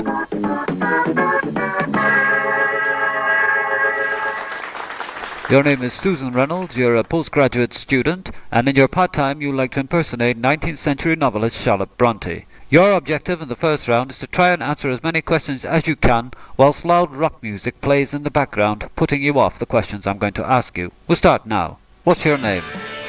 Susan Reynolds. Correct. Which of Shakespeare's plays ends with the line, "Cheer up, love, it might never happen"? Pass. How many fingers am I holding up right now? Could you repeat that, please? How many fingers am I holding up right now? 6 fingers. No, let me think. 6. No, there can't be 6, can it? No, 3. No, 18. Who's the first president of the United States? Was it Henry Kissinger? No, it was little Jimmy Osmond. Can you complete the following quotation? If you can't get a girl at 16... Pass. Neil Armstrong was the first man on the moon. Who was the second? Was it Gerald Ford? Well, you were just out of time there, but you did answer, and it was incorrect. The second man on the moon was Ronald Reagan. As for the other questions that you passed on, the Shakespeare play, which ends with the line, "Cheer up, love, it might never happen," is one of his lesser-known comedies, The Life and Death of William the Bastard, Part 4. And the quotation, if you can't get a girl at 16, ends with, "Get 2 at 8. And at the end of that opening round, postgraduate student and Charlotte Bronte impersonator, Susan Reynolds, you have just 1 point. You are undoubtedly one of the worst contestants we've ever had on the programme, so if you'd like to bugger off back to your chair, and we'll get somebody else in the hot seat. Thanks for nothing. Well, she was terrible. Will our second contestant be just as bad? Let's get him up right now.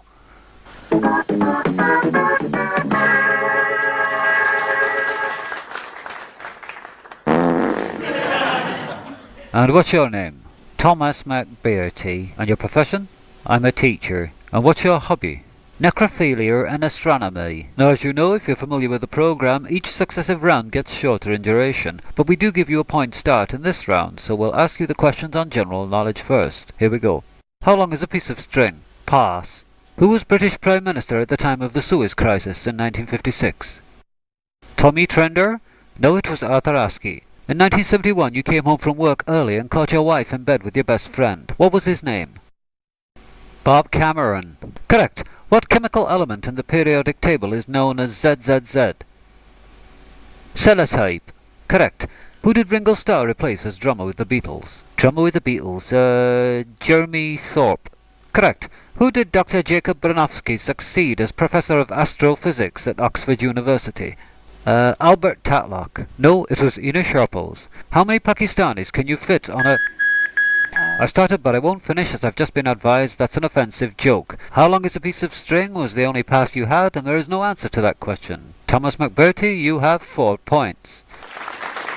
Round 3 is our quickfire round. We do this at hyperspeed, so here's our next contestant straight away. He's Jung Hyuk, he's a postgraduate student, and he's answering questions on the life and times of King Alfred. Let's go.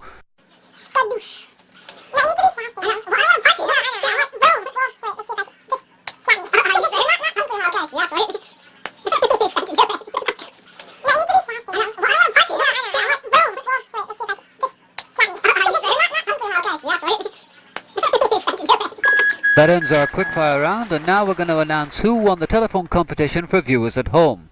It was 23-year-old Jenny Tilwart from Stockport. Mrs. Tilwart and her husband, the England manager Don Revie, will be holidaying with Harold Wilson, the Prime Minister, in the Isles of Scilly.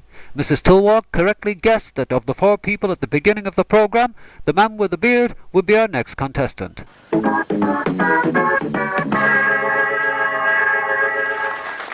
What is your name? Owen Hughes. And your profession? Art teacher. And what are your hobbies? Well, officially, Impressionist and Post-Impressionist painting, but I actually like excessive masturbation. Very well, this is the shortest round of all, but your first question will be awarded 4 points, so here we go. Which of the planets was recently voted the most popular amongst British school children? Pluto. No, Uranus. What is Linda Lovelace's favourite number? 69. Correct. Which poet famously said, "I'd rather make love to an afterbirth than a Welsh woman"? Byron. Incorrect. It was Dylan Thomas. In which Walt Disney animated feature film does the song "Give a Little Whistle" appear? Cinderella. No, it was Last Exit to Brooklyn. In which novel by Charles Dickens does the character Jeremiah Knucklejack appear? Pass. Well, you passed just as we ran out of time, and I can tell you that it doesn't exist in any Charles Dickens novel. And with an impressive 4 points, you don't win this week's Disaster Mind. That honour goes to Susan Reynolds, who has already left the studio in tears. And we end with the studio poll as to who looks like they do the most silent farts on buses. Mr. Hughes only got 12 points, Walking Stick Man 22, Fluorescent Shirt Man got 26, and the lady with the grey hair looks like she does more silent farts on public transport than anyone else, with 28 points. And that ends this week's edition of Disaster Mind. Join us again at the same time next week.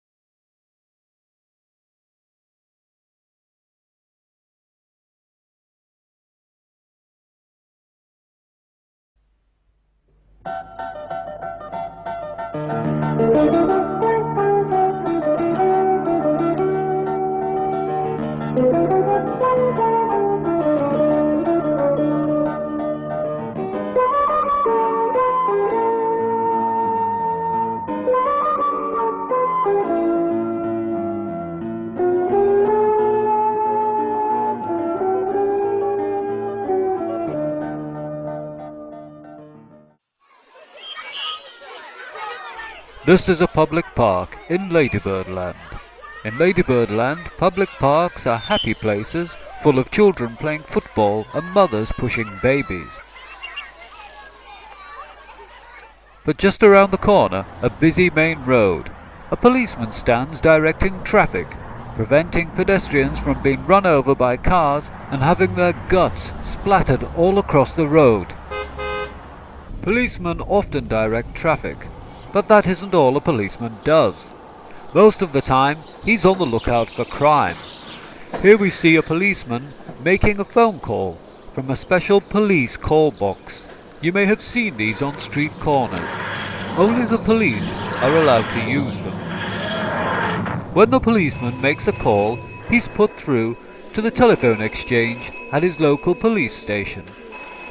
These areas of police stations are usually manned by policemen who are now too old to be patrolling the streets.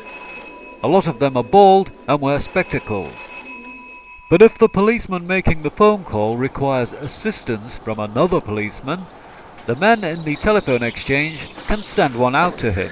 Here we see one leaving his local police station.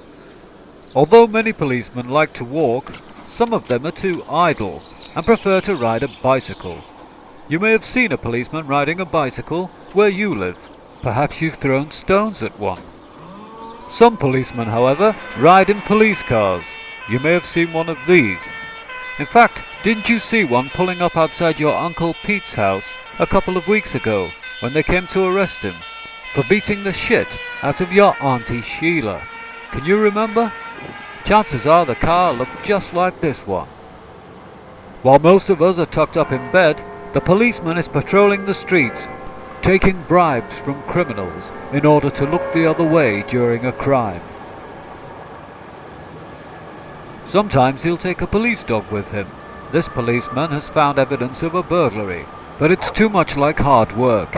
He lets the police dog cock its leg up and then he's on his way. Some policemen go out in groups, in panda cars. This is mainly when they're looking for groups of criminals that one policeman couldn't arrest on his own. They especially do this when they're looking for homosexuals who like to meet in public toilets, on parks and in city centres. The policemen round them up and bundle them into the back of the panda car to stop them touching each other's willies and yours. Get in there, you filthy bastard. Back at the police station, this homosexual who was arrested has shown his identity cards to the policeman on the desk. Turns out he's a member of Parliament. If you're a member of Parliament and a homosexual, chances are you may avoid being thrown into the cells. The cells are not nice places to be, and the policemen know how to deal with people they put into the cells.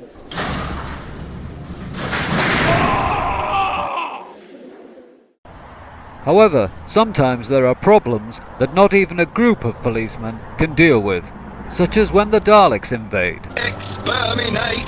White, wee, white, wee, This is why some policemen take special pills that enable them to grow to 60 feet tall. Here we see PC Ted Bent, keeping our streets safe from all forms of criminals.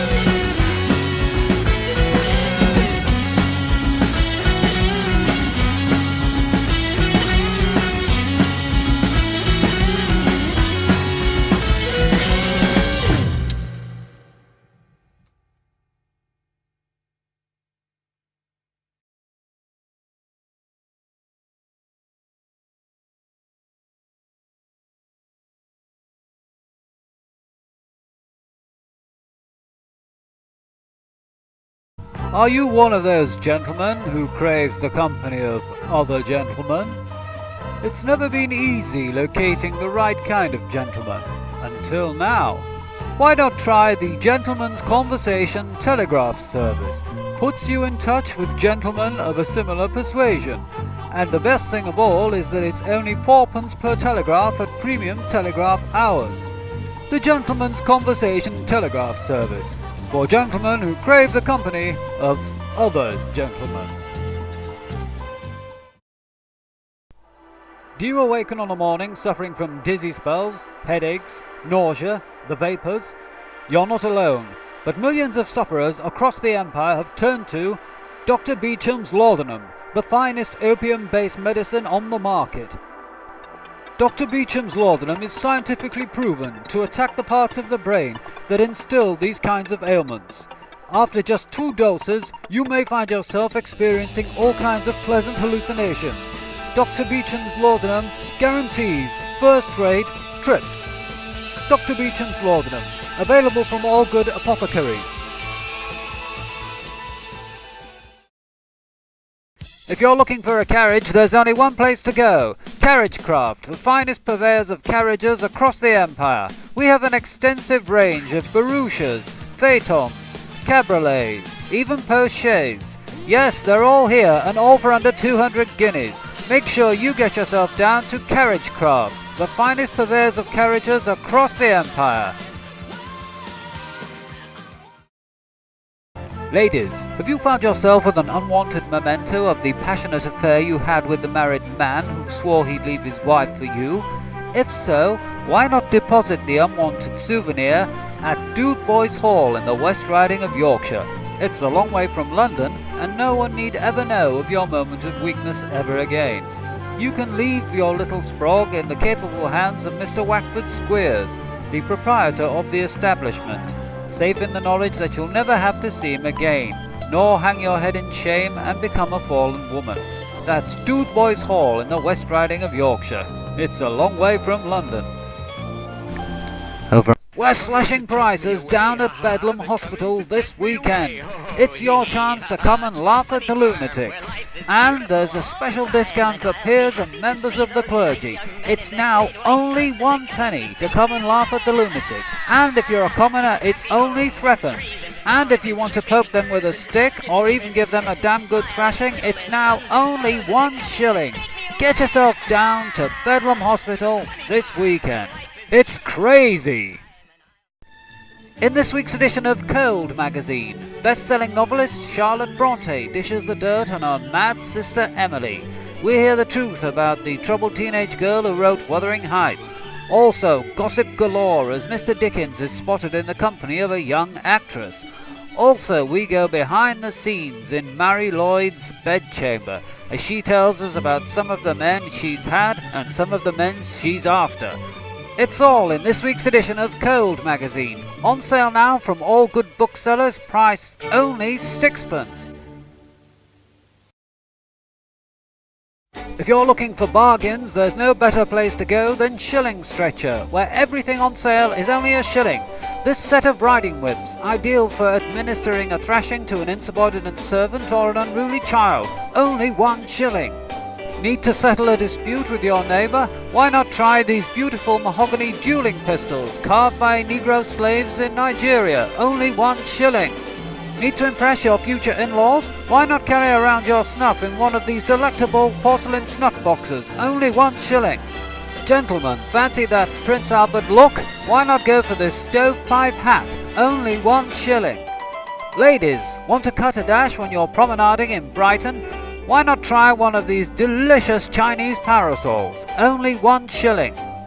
And children, why not play at being poor with this delightful workhouse doll? Only 1 shilling. It's all happening at Shilling Stretcher, and you can find us on virtually every street corner on every street throughout the United Kingdom of Great Britain and Ireland.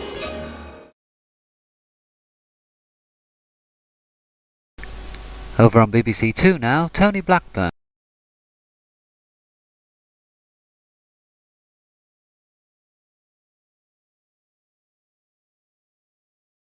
Well, as I'm sure you know by now, today is the very last day of Cumberland Television, and we're going to join a very special edition of Cumberland at 6 in a moment. Christmas continues on ITV at 7:40 tomorrow with Game for a Laugh. I have a futuristic New Year's resolution. In 20 years' time, when my face starts sagging and looking more like my arse, I'm going to go onto Radio 2 instead. And I'm going to host a very crappy afternoon game show on the BBC in the 1990s. Hope you watch Going for Gold. Yes, hope you do. I'll stay at camp and I'll die.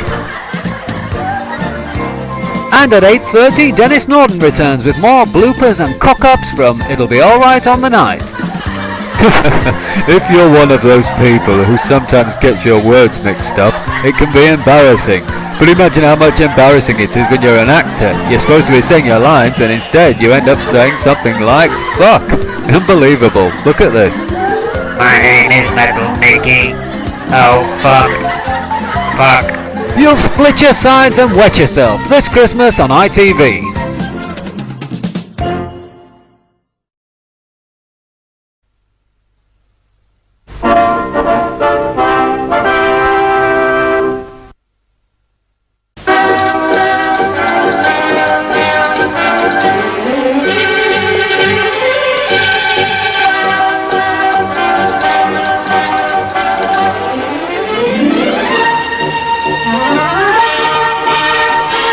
Good evening. Well, it's certainly a good few years since I last sat in this chair, but this is no ordinary edition of Cumberland at 6. In fact, after 23 years on air, this is the very last edition. But it's not all doom and gloom. Down in the basement, there's a party in full swing. Let's take a look at what's going on there. Thank you, Hector. I'm certainly getting my own way, because I'm here with Duran Duran. And look who else is here. Yes, it's Jasper Carrot, believe it or not. What are you doing up here, Jasper, apart from getting pissed?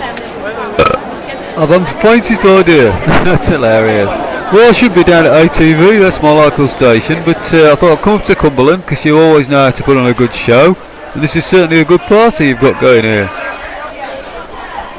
Cheers for that, mate.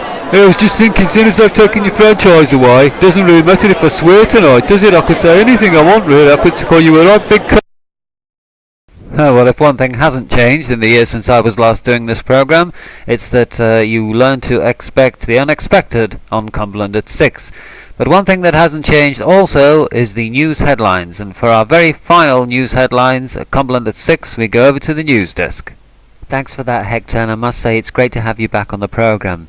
Well, if only the news headlines were as happy as my face upon seeing my childhood heartthrob.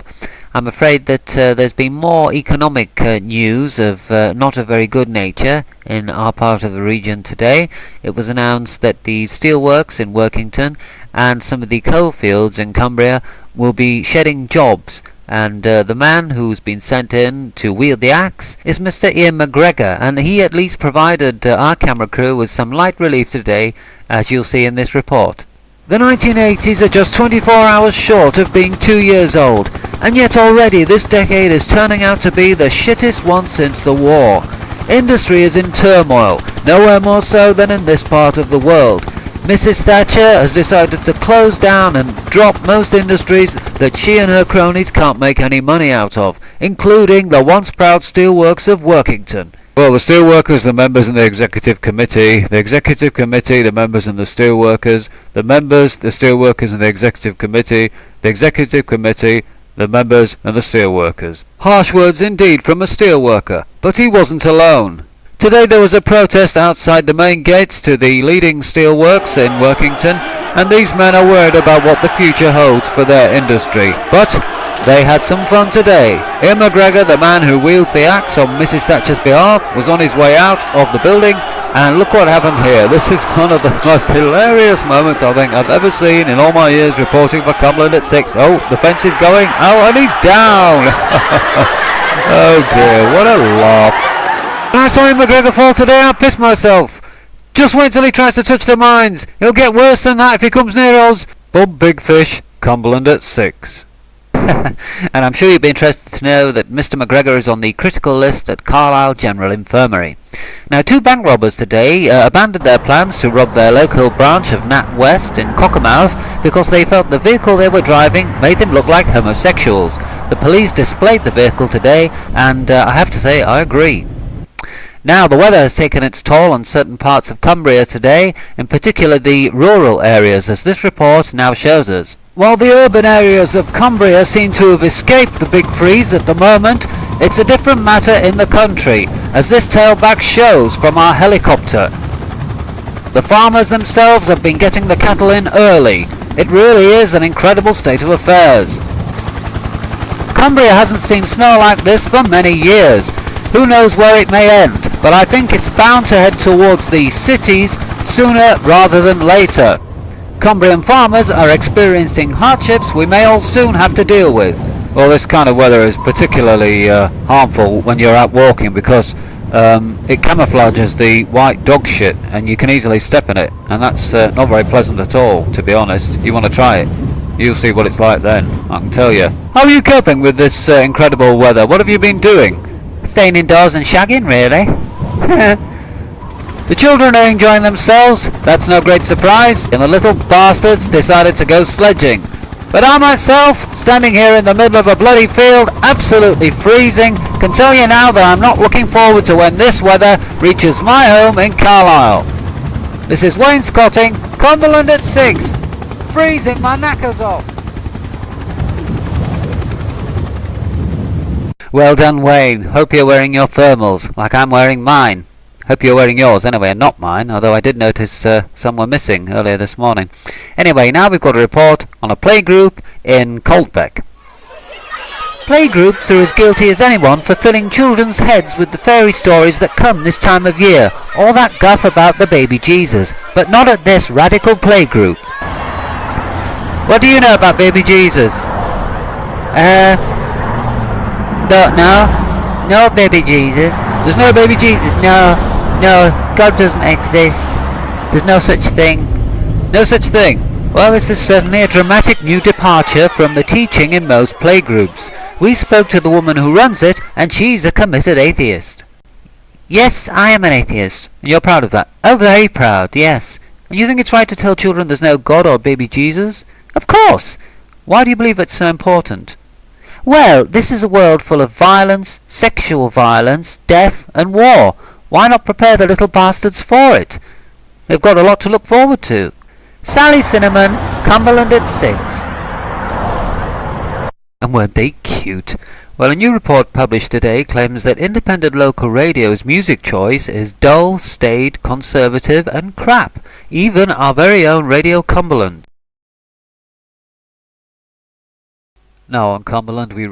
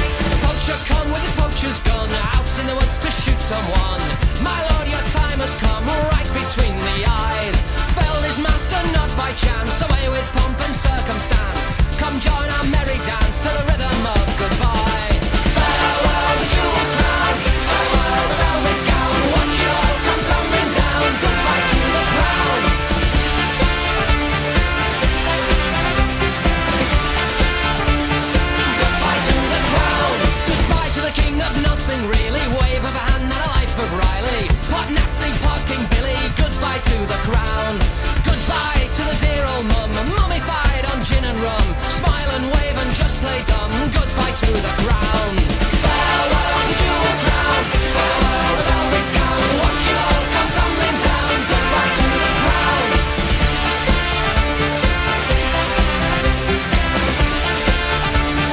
Goodbye to the crown.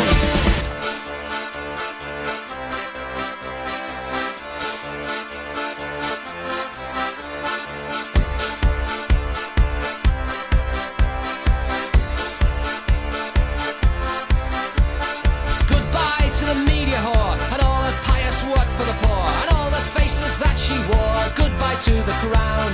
Goodbye to the royal we and all its famous pedigree. Let's put this dog to sleep. Goodbye to the crown. Farewell the jewel crown.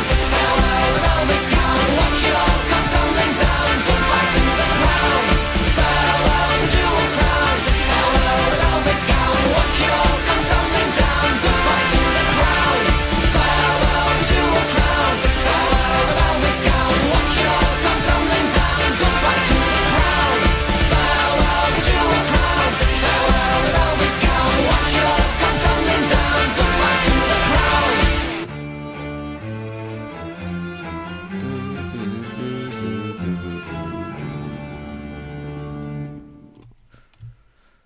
Yeah, sorry, Sil, I didn't notice. I was looking at my phone and there was like nothing there actually. Unless you sent a bunch of messages at the one time, I don't know. But nothing since I said I was making a tea. So I don't know if there's some glitchy thing going on. Let me just quickly check this. See, they can't get copyright on that one, but see this other one that's here, that's Chumbawamba, right? Her Majesty. This thing happened on when I did a stream, and it was like they don't even use anything for the Beatles, but it's kind of like copying. You know, the Beatles done one.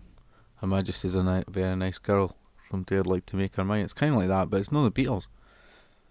But on the sort of on the details when it was blocked, it says it was the Beatles. It wouldn't let me cut out the stream or anything. It wasn't even the Beatles. It's like Chumbawamba, so can't even play that. Yeah, you left for a while. I know there was no one around for a while, but give us our land back. Totally.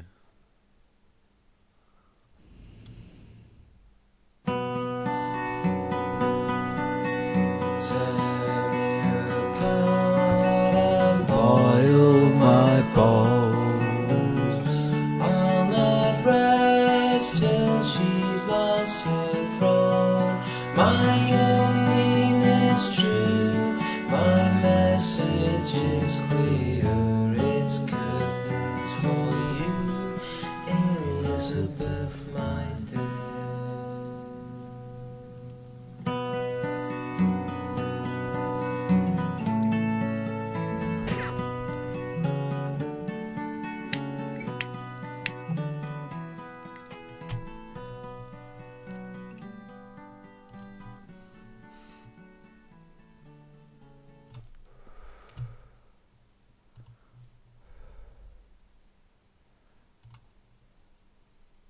Because you ain't Betty Washam and you will never fucking be me.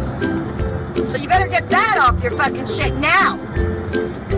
You will never ever walk one fucking day in my shoes, bitch. And what are you, 24, 25, 14, 15? I don't know. You're the motherfucker that came out and said how old you were. The 14 and 15-year-old boys you date. It was all a fucking lie. You ain't Betty Washam. You ain't fucking nothing. I am fucking Betty Washam. Get that straight. None of you motherfuckers are Washam warriors. None of you motherfuckers are Washam warrior moas. None of you motherfuckers are warrior unleashed nudes. None of you motherfuckers are anything, nothing that I am. Nothing. And Sovereign, get my fucking obituary and my mother off your goddamn page before I really do press the charges that I do have ready just to go to San Bernardino, California, but motherfucker, and I'll do it Monday morning, and I'll send you all the goddamn paperwork, and I will also send you, Sovereign, where I'm talking to the police department. It's a sick fucking world when you have to sit there and look at obituaries. That's what makes me disgusted about all you motherfuckers that will sit there and look at a fucking obituary. Who in the fuck looks at obituaries for crying out loud? I was the piece of shit that did this to you. I hope that you have the fucking balls to say it. Don't fuck with my country. Don't fuck with my country. You can fuck with whatever you want to fuck with, but don't fuck with my country and don't fuck with the children. Betty, oh my god. No, fuck you, Spook. I thought you was my friend, you piece of shit. Why? Because we didn't fucking pay a pussy. Goddamn money. Now I wish I would have gave her $200 and shoved it up her goddamn ass sideways. Kickstand, you, if you're on here, Heather, you know I know your goddamn address and your phone number. Why do you keep fucking around? Why I came on here live is because I just told one of my warriors to go fuck themselves, get out of the pill ring, and maybe they'd be able to buy their kids some goddamn shoes instead of asking me for my monetization money to buy food and shoes and clothes and rent and every goddamn thing else while all you other motherfuckers go out there and ask what I did with $1,200. What the fuck you think I did with it? When I was monetized, it was to help other people. I told you, motherfucker, that I am completely 100% disabled. Brain medical defect. Brain medical. You cannot sit there and harass and bully disabled people. I don't give a fuck who you are. Then we got NSC lady. What does she do? But then she starts talking shit on me again. And I'm like, why in the hell is somebody who don't even know me talking fucking shit on me? And you guys stand thumbs down and all your fucking stupid ass bullshit. And you believe in Malibu Sky and she's fucking sadistic fucking bitch that needs to be in another goddamn planet, actually. Something is fucking wrong with that bitch, an obsessed crazy person. You know, I mean, can't you... Just like with George, how does your girlfriend wake up every morning knowing that you think about me from the time you get up until the time you fucking go to bed? You look like a heroin whore. You look like a meth whore. Have you seen your goddamn big arms and shit? Yeah, you look nasty. Well, it's not funny. Does he beat your ass? Is that why you stay with me? Does he beat your ass? Because that's what I heard. I heard he's one more step away from getting his ass put in prison for beating you. How to have morals in this fucking world? Wake up, quit fucking letting people spare the rod, spoil the child. You're damn right, bust their ass. It's called a good old-fashioned ass whipping. If I got somebody who's bullying one of my kids at school, I'd be right up there in that teacher's fucking face and don't think that I would not. It's the most evil world I've ever seen. I hate this world, but you know something? When I didn't have teeth, and I had stitches, and them screws, and all this stuff in my mouth, I ran around, I bought me at my home, I bought all my stuff that goes with it, I decorated my home, I went to every place you could go except I had to eat soup a lot, but I went out on dates, I went all over the place. Do you think one time that a man looked at me and said, you're ugly because you don't got teeth? No, you know what he told me when they did meet me? And I thought I was ugly? You know what they would say to me? Stop trolling people. If you don't want it fucking done to you, don't fucking do it to other people. Knock your shit off. Knock it off. It's done. You're stupid. Are you fucking on drugs, dude? Now, that's the truth. I have my own style. I do my own shit. Once I started doing my own shit in my own style and I started just moving up, all you people were like crazy. You went absolutely fucking insane. Why did you go insane? Pop goes the weasel.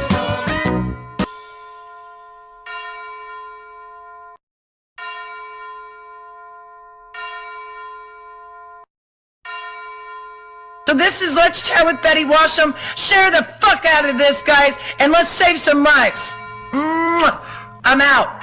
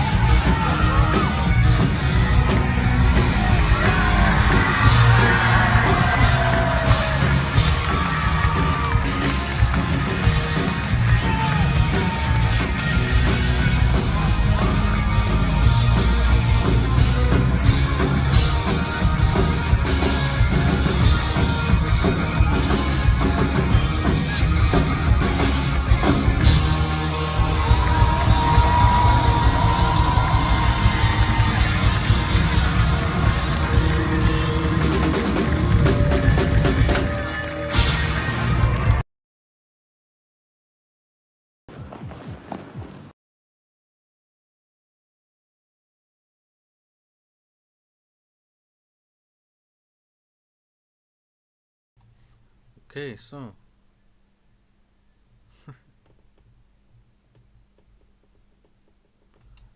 The thorn in his side. There's the thorn in his side.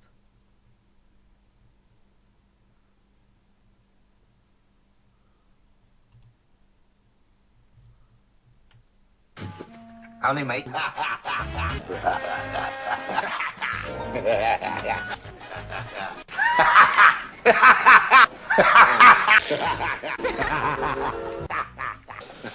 Spoken like a true man. It's the dirtiest laugh in cinema history, isn't it? It's kind of slightly pantomimic. Starts tongue shite, man. Ooh, ah, ah.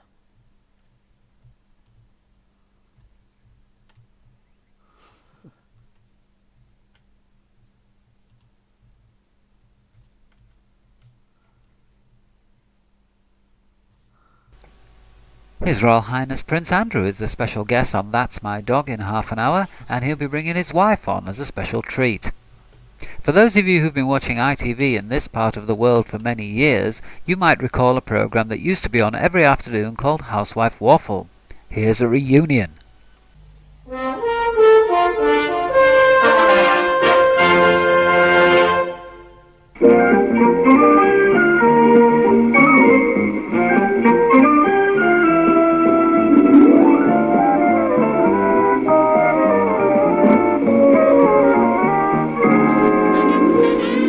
Off come the stockings. Ooh! Oh, what a shame you had to grow old and ugly, Susan. You were so beautiful when you were younger. Wasn't she lovely? Oh, she was. I know, it's such a shame. What a shame you couldn't keep your figure and you couldn't keep those wonderful tits. Oh, it's terrible aging, and you've aged so badly, Susan. Well, you can say that, Diane, but I showed that film to my son-in-law, Daryl, and as soon as he saw it, he turned it off and he fucked me senseless for 3 hours. But don't ever tell my Rebecca, she'll bloody kill me if she finds out. It's practically incest. You sound like her you told us about. Oh yeah, that was, what was her name again? Didn't she die or something? She used to live round here. Oh, you're not talking about Marjorie, are you? Yeah, she died of syphilis. It's no surprise though, she was dirty. I mean, if you think I'm a dirty cow, you should have met Marjorie. She was terrible, incorrigible, such a dirty slag. She really was unbelievable. It's no wonder she died of venereal disease, because promiscuity was just like an addiction to her. I mean, I swear to God, you could have driven the whole household cavalry through her fanny. The hole was so huge and so wide. She'd had so many hands and fists and big dicks up there. Oh, she sounds like such a character, doesn't she? Well, she was a character, a tragic character in the end, but in the 70s it was all the free love thing was going on, and swinging parties and suburban wife swapping, and we were all into it, so it left its mark on all of us, really. It's just Marjorie suffered more than the rest of us, because she was... What was the name of the other one, the freak you told us about, who had a sex change? Oh, I think you mean Pauline, don't you? Yeah, Pauline, that's right. Yeah. Yeah, well, she's doing time for racial assault at the moment. She set fire to her house with some West Indians in, I think.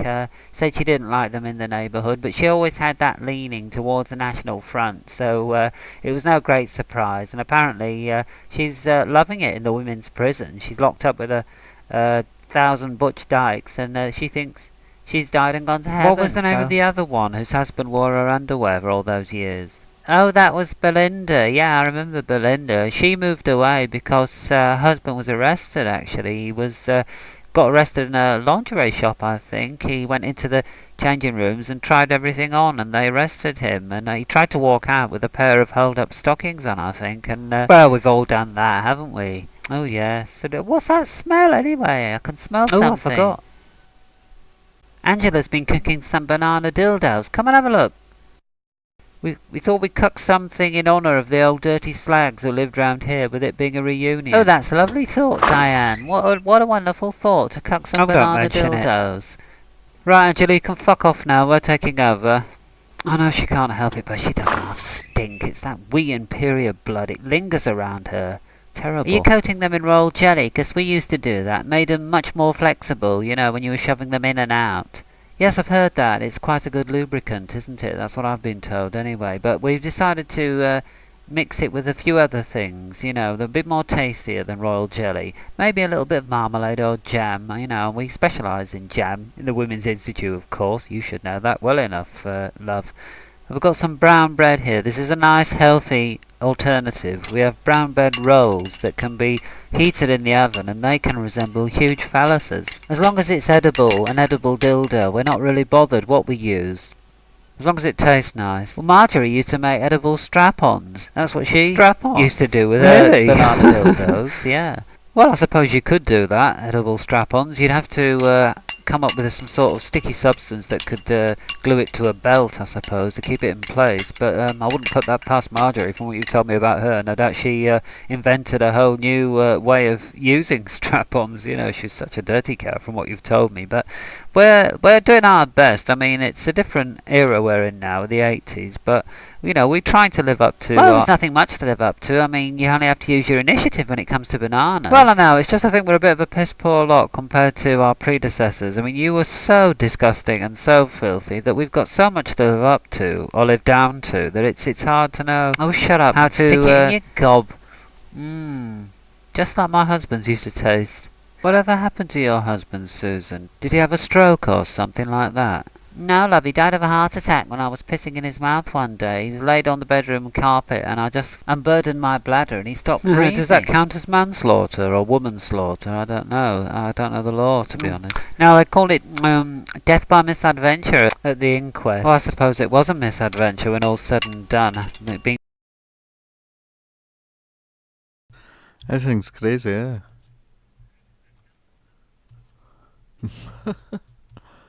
Edible strap-ons. Brian, Cat's Bush, Experiment 4. Familiar? It's excellent. Have you ever watched American Werewolf in London? Heathcliff wasn't on the moors.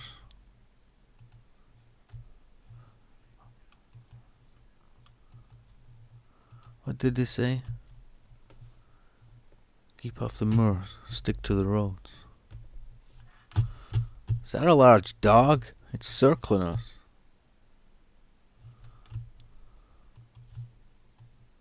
The slaughtered lamb? That's enough! That's enough! Best be on your way, lads. There's nought for you here. What's that star on the wall for? You made me miss. I haven't missed that board in 30 years. Best be on your way, lads. There's nought for you here.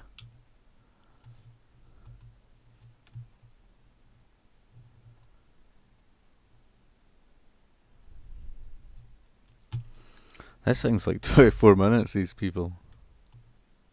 Housewife waffle. They're disgusting, eh?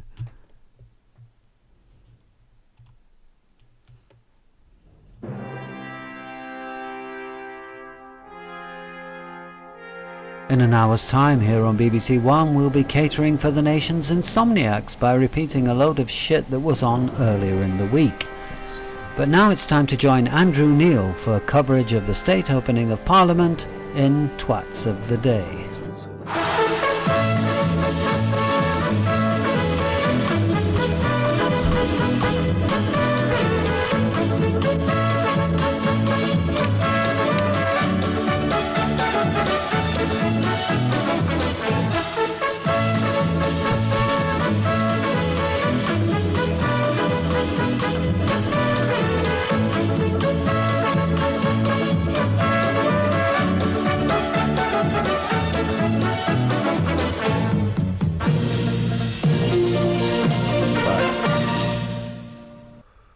Yes, it's that time of the season again. One of the highlights, you might say, the state opening of Parliament. And we've got all the best action, as well as a couple of pundits nobody else wanted. Liz, I would, Kendall, and Michael, I had some homosexual experiences at university, Portillo. But he won't have time to bore us with bum sex tonight, because now it's time to join Jonathan Pearce at Westminster for the state opening of Parliament. Last season's league champions versus last season's runners-up. The Tories may have been distracted somewhat by their escapades in Europe this season so far, but they still have a 5-point lead over the Labour Party. Both teams are under fire this season, but Theresa May has appeased some of her backbenchers by picking a strong Brexiteer back four. Esther McVey has been dropped from the team following a series of own goals. And Boris Johnson has been demoted to the substitutes bench, though few expect him to take to the pitch before the 90 minutes is up. Michael Gove has been recalled to the side, but all eyes are on Jacob Rees-Mogg, who made his league debut for the Tories way back in 1792. As far as the Labour Party is concerned, all the fatties have been shoved to the back. Watson, Thornbury and Abbott present a formidable defence to the opposition. MacDonald and Corbyn, the old team, are in the centre of defence. Rayner is up front, probably reminding everyone she used to be a single mother, but the main concern is Keir Starmer at number 10, who needs to be recharged every 15 minutes on account of him being an android. David Lammy is on the bench, seen as Labour's answer to the Tories' Chris Grayling in terms of stupidity, and the referee, as ever, is John Burko.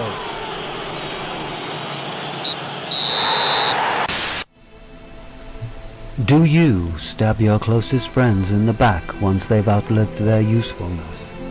Do you struggle to keep your trousers on when you're working alongside an attractive woman? Do you find yourself unable to resist embezzling money that doesn't belong to you given half the chance?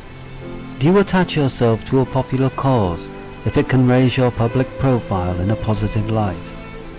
And are you without morals, scruples, and any principles whatsoever? You may feel there's no role for you in society, but you'd be wrong. There is one place where all your qualities will be applauded and rewarded. Become a Member of Parliament today. You're just the kind of guy Westminster is looking for. Stand for election and finally find yourself amongst like minds. Fill in the coupon in this week's Radio Times and join the ranks of the most shameless self-aggrandizing wankers in the country. Join the parliamentarians today. The good life is just an expenses form away.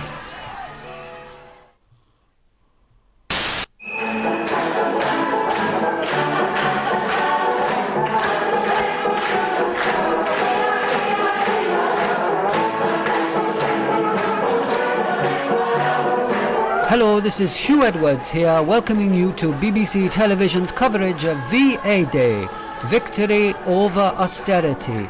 This was promised to us by Theresa May, and the nation loves nothing more than a good knees-up shit creek. As you can see from these pictures, the country is in rude health at the moment, with many a thriving high street. And let's gauge the public mood and join one of our reporters down there. Thanks, Hugh. I'm here with the leader of the local council who's abolished all public services to fund this event. Is that correct, sir? That's right. And how do you think the people of the town feel about your decision? Well, we were already fucked, so we thought we'd use what lit we had left on this event. And do you regret that? No, not at all. You're basically Nero fiddling as Rome burns. Thanks a lot. Well, Hugh, this is just like the war, isn't it? Lots of mental people partying when they're all about to die. It's amazing. Right, let's have a cheer from all you brain-dead morons. Yeah! Well, I think you've just confirmed what we all suspected. This country is fucked.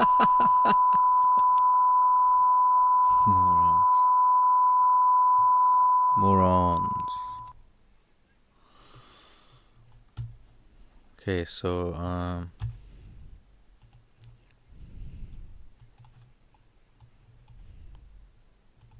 so I've got a couple of songs here, which is meant to be. They're both meant to be inspired by the shipping forecast. I don't know if the copyright will come up or whatever, but they're both quite long. Chumbawamba, The Good Ship Lifestyle, and Wire, Mercy, but they're both over 5 minutes. Let's see.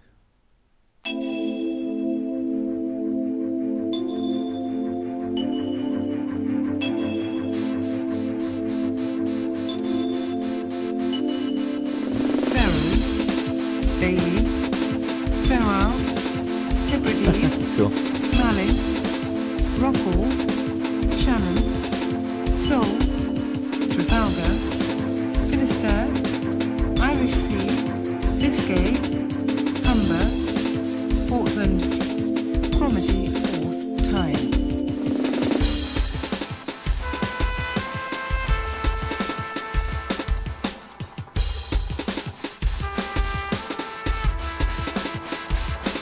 This is the good ship lifestyle.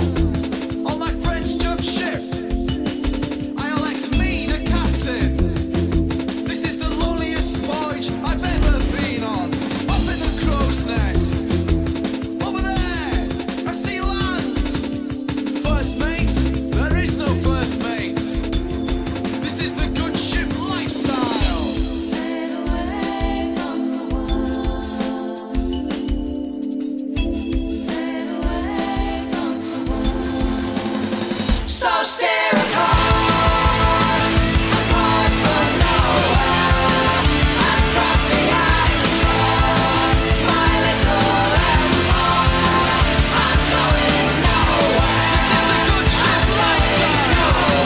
This is a good ship lifestyle. This is a good ship lifestyle.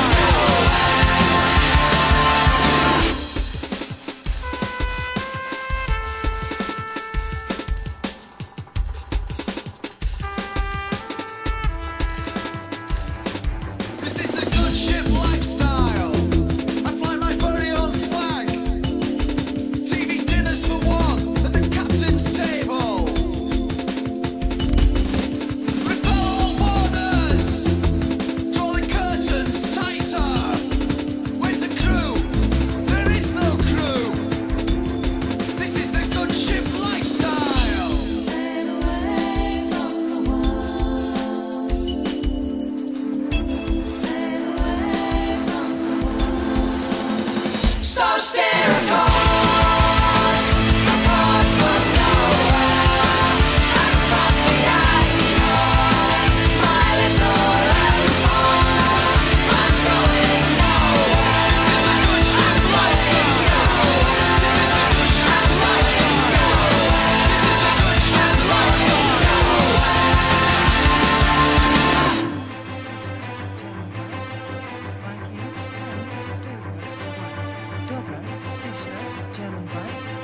Viking, Thames, Dover, White. Dogger, Fisher, German White. Viking, Thames, Dover, White. Dogger, Fisher, German White.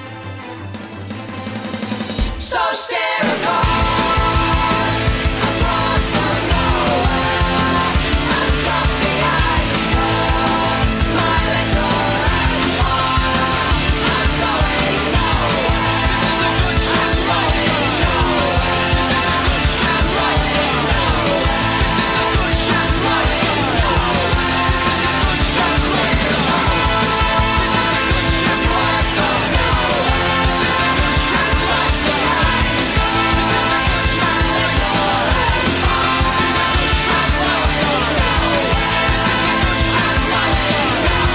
This is the good ship lifestyle. This is the good ship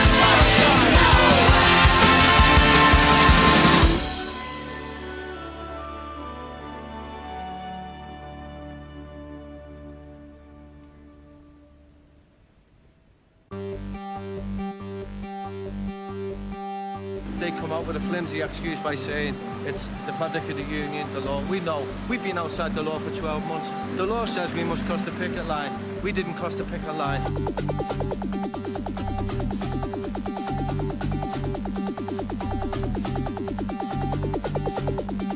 You don't know how I feel when I'm lying in bed at night wondering where tomorrow's dinner's coming from. And you don't know how it feels when your son tells you to sell his bike so you can pay the electricity bill.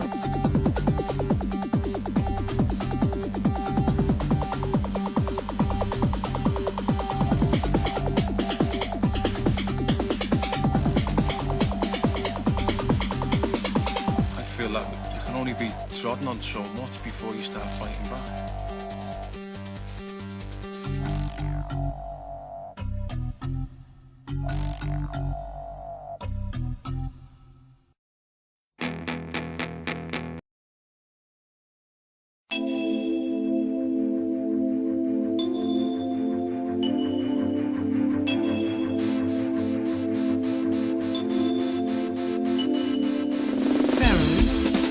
Bailey, Farewell, Hebrides, Malin, Rockall, Shannon, Seoul, Trafalgar, Finisterre, Irish Sea, Biscay, Humber, Portland, Cromarty or Tyne.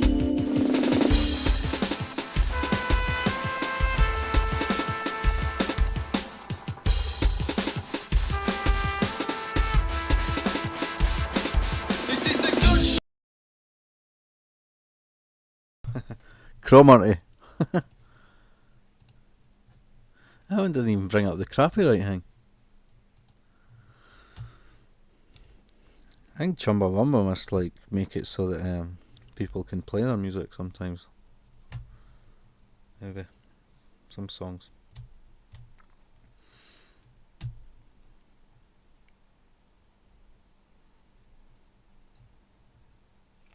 I genuinely love this. Yeah, just listen to it just now if you want.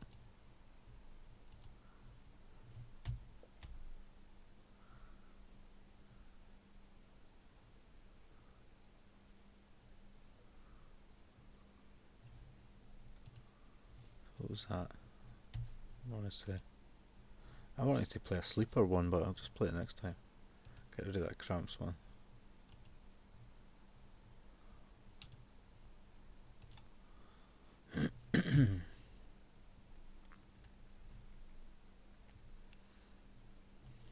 I was watching that one. Or something like Okay, that. hold on. No. See if I can look it up. On this other page.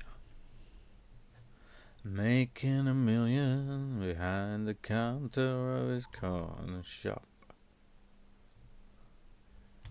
Making $1 trillion.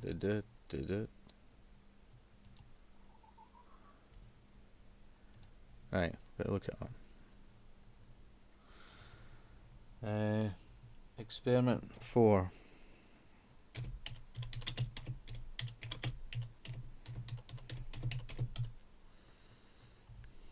Oh, yeah, okay. Music video. Official Kate Bush. Roman. 12-inch extended version. Kate Bush. Okay. So that one's 416. But that one says it's extended there.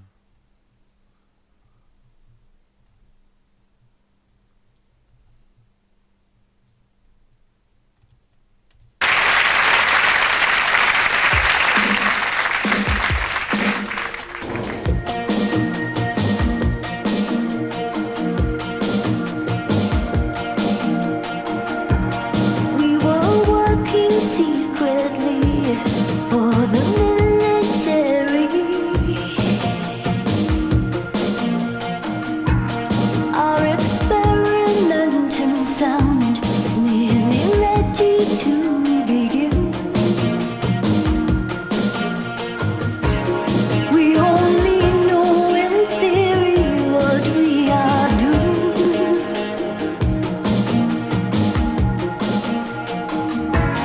Music made for play.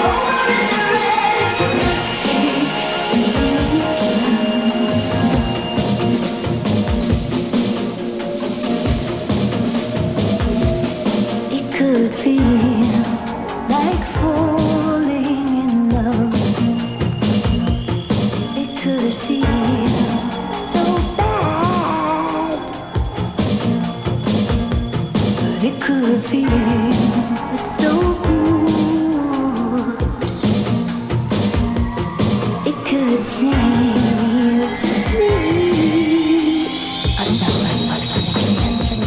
But that dream is your enemy.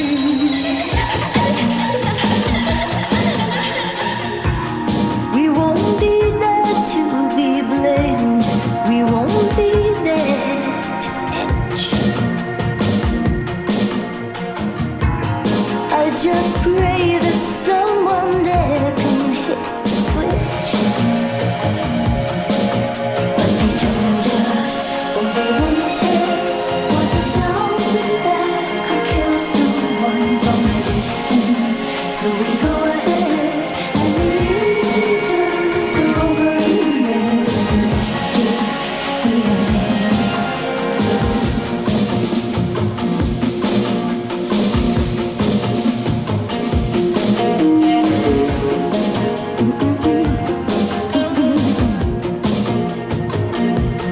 And the public all want to stay off.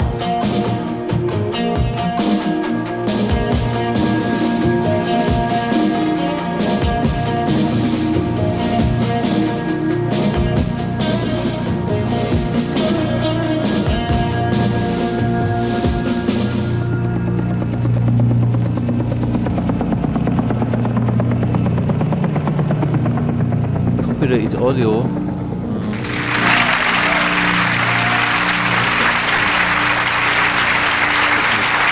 But too late because I just played the song, so should be alright.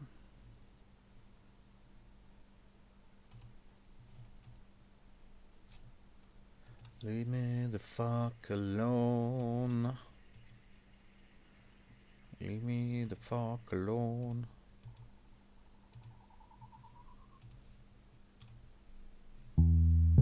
Everybody's on a total downer.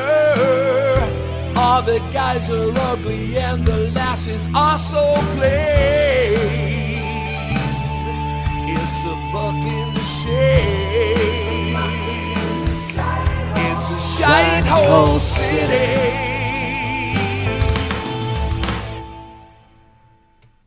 Well, I hate when it skips to the next one. There's Rob's band.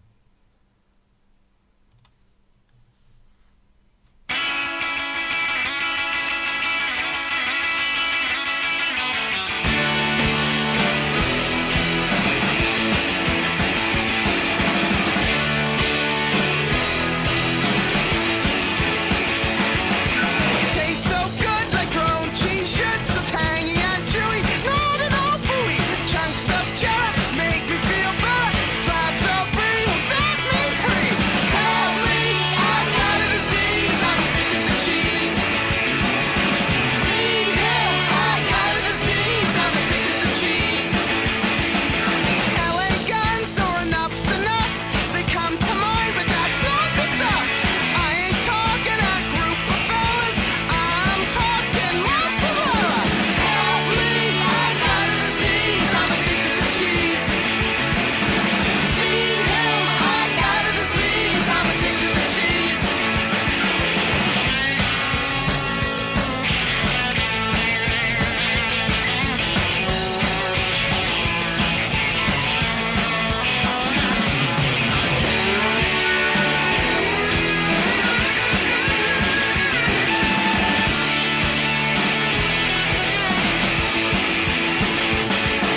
It tastes so good like grown cheese, shit so tangy and chewy, not at all fooey. Chunks of cheddar make me feel better.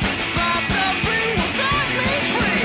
Help me, I've got a disease. I'm addicted to cheese. Feed him, I've got a disease. I'm addicted to cheese. Help me, I've got a disease. I'm addicted to cheese. Feed him, I've got a disease. I'm addicted to cheese.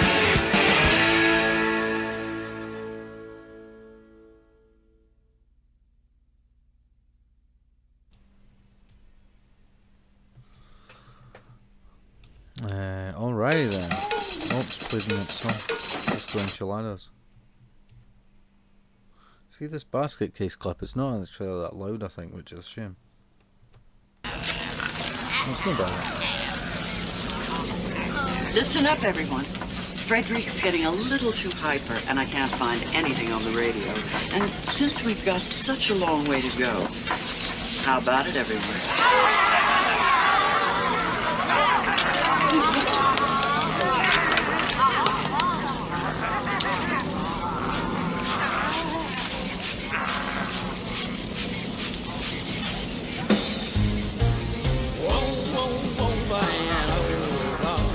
I try to prove my love to you over and over.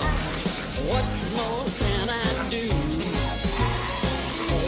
Over and over. My friends say I'm a fool, but over and over, I'll be a fool for you, 'cause you've got one.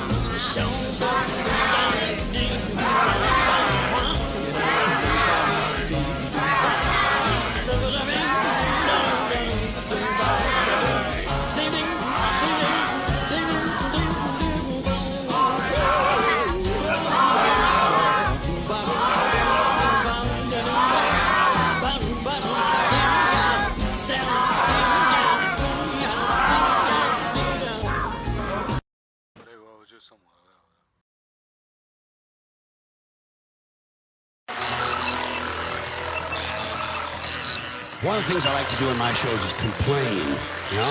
It's kind of a motif for me, complaining. And of course, this weird culture we live in leaves you no shortage of things to complain about. So this next piece of material, like most good ideas, is fairly simple. It's just a list of people who ought to be killed. Get some socks on! Fuck your crocs, ya!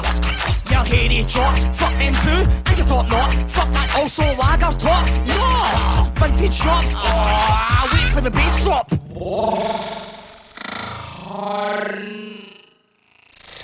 Fuck your bass drop, ya! What's cut? Get in the sea, get in the sea, get in the sea. It says what's cut, get in the sea. Not listening to me, it says get in the sea. What's cut, get in the sea. It says get in the sea, it says get in the sea. It says what's cut, get in the sea. You eat your soup, I'll get in the sea now. One's no big enough for loch, won't do no river, reservoir, it's ready to no going for a swim, no backstroke bobbing. Don't come back, get your flots and lots of what's cuts, stuff face, fuck face, what's cuts, floggers, joggers, hoggers, what's cuts, Cameron, Barrowman, Sarraman, what's cuts, Jeremy, get the fuck, what's cut, get in the sea, get in the sea, get in the sea. It says what's cut, get in the sea. You're not listening to me, it says get in the sea. What's cut, get in the sea. It says get in the sea, it says get in the sea. It says what's cut, get in the sea. You eat your soup, I'll get in the sea now. So many what's cuts, so much sea. Let's watch those cuts in 3x3. So this twat habitat's rid of all the wank. It'd all be better if they sank to the bottom of the ocean bed instead. What's cut poaching, go get wet. Rubbing on land, times come to an end. Tough get going, Billy Ocean said. We're kinda like Joy Division meets Ladysmith Black Mambazo. What's cunt? I was a hipster before, it was cool. It's cooler in the sea. I'm not being racist, it's just the name of a show. Your dad's a wuss cunt. I'm outraged. Let's start a petition. Get fishing in the sea. That awkward moment. Find your wuss cunt. This goes in free. See. Like the C word. Tough luck wuss cunt. I preferred your older tunes. Whatever.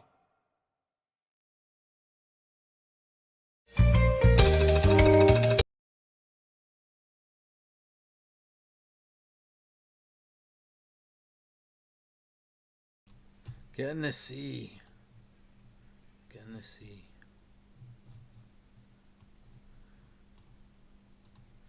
Worst cunt.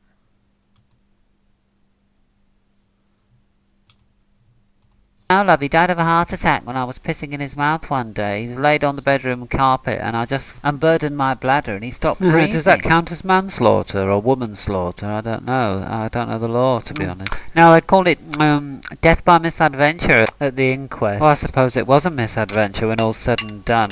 Being pissed in your mouth by your wife and you dropped dead of a heart attack. Can't think of much more of a misadventure than that, really. But I wish my Terry would die of a heart attack. Is that terrible of me, Susan? No, love, we've all been there. It's just so bloody boring when it comes to the bedroom department. Such an unadventurous mind. Nothing like your husband's used to be. Well, it's different times, love. You know, there were very free and easy days in the 70s because there was not a lot else to do because there was always bloody power cuts. Oh, the dark's a great aphrodisiac, isn't it? Well, you never knew who you were being poked by then. It's so long since I had a good poke, I've almost forgotten what it's like, Susan. Well, make me a banana strap and I'll poke you senseless, love. This time I'll pass the torch on to a younger generation. I'm very flattered, anyway. Susan, honestly I am. Who was the one you said you used to have a lesbian thing going with? You once did a film together or something, I remember you saying. What was her name? Was it, Jan or something like that? No, love, that was Jill. Jill, yeah. Of course, everything's done on video these days. I bought Terry a camcorder last Christmas just for that purpose, but has he used it? Has he? Fuck. Bloody useless. I just need a bit of encouragement, love. Yeah, that's the thing. Especially if your Terry's useless in that department, you want to invite one of the other wives around. You know, he'll be interested then. Well, that's it with my Terry. It may well take that because he just won't show any interest at all. Ever since I had the kids, you know, he said the stretch marks make him feel sick, like I'm an old bag or something. So maybe I should give that a try. What a bastard. That's why I'm so glad we're having this reunion, Susan, because you can impart so much knowledge to us youngsters. You know, you can tell us as well. Right. Apart from my Daryl giving me one, I haven't had any for a long time. You know, so might as well tell you what it used to be like in the old days. All right. Still got my memories, and I've got the films as well. Well, maybe you can show us some of your other videos that you've got from the old days. You know, some of the old films. I'd love to see all those, you know, especially with you and Jill, the one that was shown at the Tory Party conference. Yeah, Peggy took that with her. Yeah. Didn't you say it went down with Cecil Parkinson or something? Cecil Parkinson? Yeah, dirty bastard. Yeah, I remember you saying that. If you just stand still, love, I know you can't contain your natural sense of rhythm, but if you're gonna walk I just lied on my back, like, you know, like when flabby white businessmen expect it from black girls, love. Oh, sorry, I don't realise. You won't be keeping the dress on long anyway. Peggy will tell you all about that. Oh, what, Peggy? Is she right now, what? Oh. Let's watch the Cumberland at 6 one. I'm not sure. I think we've seen that. Just watch a wee bit. It's 6 o'clock, and that can only mean one thing. Tonight's Cumberland at 6.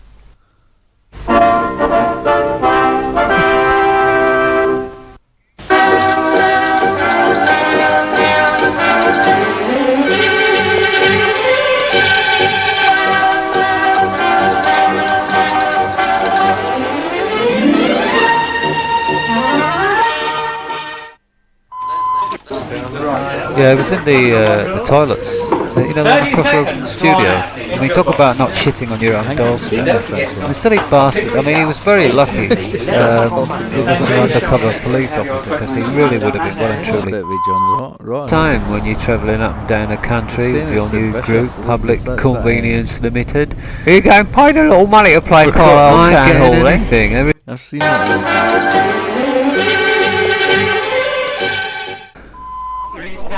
And welcome back to tonight's Cumberland at 6. Well, for all you teenagers watching at home, it's time to send Mum and Dad out of the room. No, you're not making them a joint present for Mother's and Father's Day like they do on Blue Peter. It's that time of the week when we hand over Cumberland at 6 to the teens. Yes, it's tonight's Cumberland Pop Spot.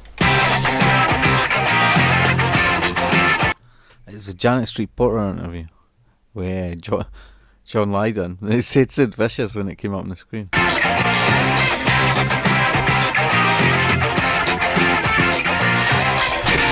Hey, it's Pop Spot time again, and welcome back to my very own little corner of the Cumberland at 6 studio. And we start with the exciting news tonight that Johnny Rottens from the Sex Pistols is back in town. Yes, he's bringing his new group, Public Convenience Limited, to Carlisle Town Hall. They're playing a show tomorrow night, and we managed to grab an exclusive interview with Mr. Rottens when he was wandering around the streets of Carlisle earlier on today. We sent our Pop Spot reporter, Janet Street Walker, to interview Mr. Rottens and asked him what he thought about being back in Carlisle and if he could possibly get through the interview without saying any swear words. Well, I fucking hope so, and here's Mr. Rottens. Johnny Rottens is one of the most controversial figures on the British pop scene for several years, but when I spoke to him this morning in Carlisle, he seemed a little bit more mellow, although he was very interested in talking about all the money he hasn't made thanks to Malcolm McLaren. So Johnny, how do you feel to be back in Carlisle? Is that where we are? Carlisle? Yeah, you'll play with your new group tomorrow night. Oh, I don't know. Everywhere looks the same when you're travelling up and down the country with your new group, Public Convenience Limited. Are you getting paid a little money to play Carlisle Town Hall? Anything. Everything goes to Malcolm. I don't make any money, whatever So I do. every penny you make goes straight into Malcolm McLaren's bank balance, is that right? Well, more or less, yeah. Can't even buy a packet of fags. I can lend you 50p. Oh, I'm not that desperate. No, I mean it's just that bastard take all my money. Tell us about your new band. Well, it's Public Convenience Limited. It's me and a bunch of friends making music that Malcolm can't get his hands on, even though he takes all my money all the time. I mean, we're making music, we're doing records and tours and stuff. Every bleeding penny we make goes straight into Malcolm's wallet. What do you think about the British music scene since the Sex Pistols split up then? I don't think about it, if I can help it. The most happening group at the moment are the Dooleys. I ain't never heard of them. I'm not interested in Top of the Pops. Have you got any messages for the viewers watching at home who like the Sex Pistols? Malcolm's taken all me money. If we can get off the subject of your bank balance, what have you got lined up for tomorrow night's show at the Town Hall? Anything special? Anything we've never seen Johnny Rottens do before?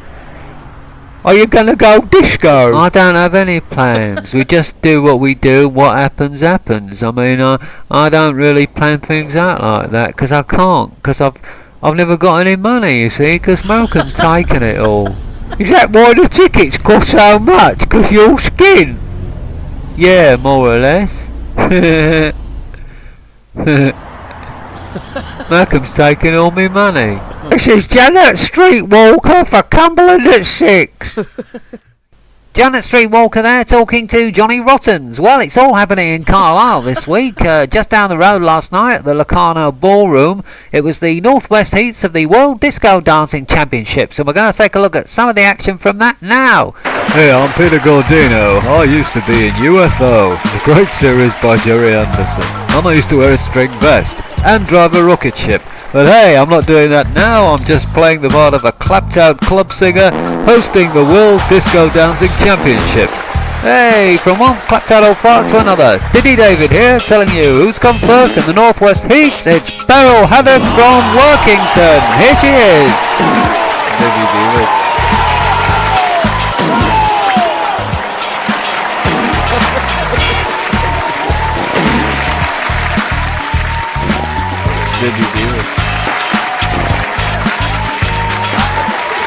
Well, we were hoping to speak to Beryl after her amazing win last night, but apparently she's already got an agent, and her agent says she didn't want to speak to local television.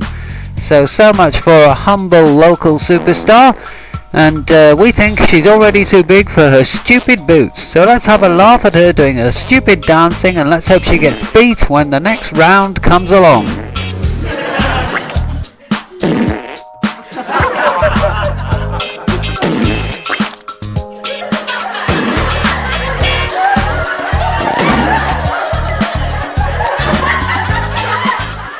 Well, enough of that silly cow. Let's see what live music we've got coming up in the region over the next 7 days. And for all folk fans, there's a real coup. The American folk duo Bill and Hillary will be playing at the Workington Folk Centre on Saturday night, so don't miss that.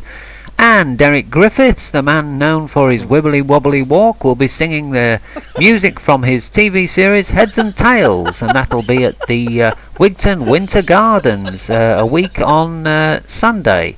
And The Boy from Space will be launching his brand new single, Duet, with a electronic group from Carlisle, Berlin 2000, and he'll be performing that with Berlin 2000 live at Derek's Discount Records, 23 The High Street, Workington. So don't miss that if you like your electronic music, not just in said that guy was singing, you know, that Heads and Tails song.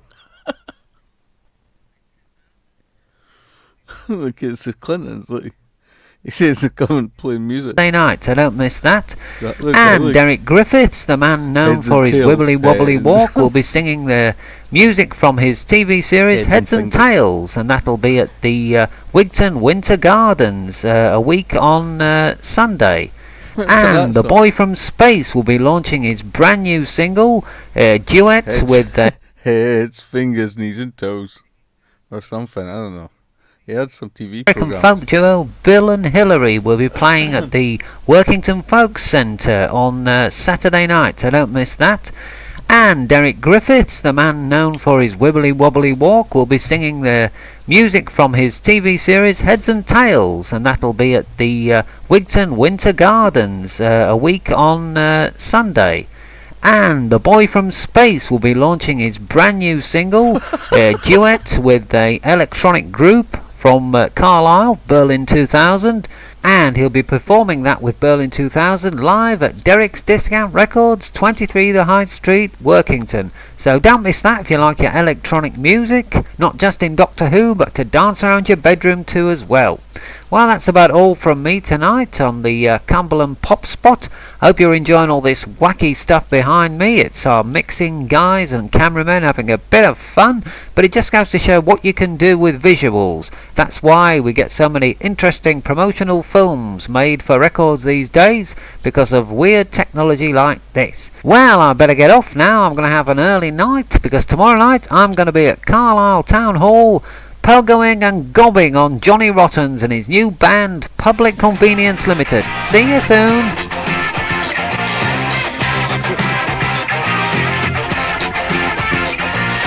Always thought he was a right wanker anyway, I never liked him. Anyway, our regular sports reporter, Diggory Buggery, he isn't feeling too good tonight, so we've dragged his understudy in front of the camera, David, and he's going to give us now a brief sports report and roundup.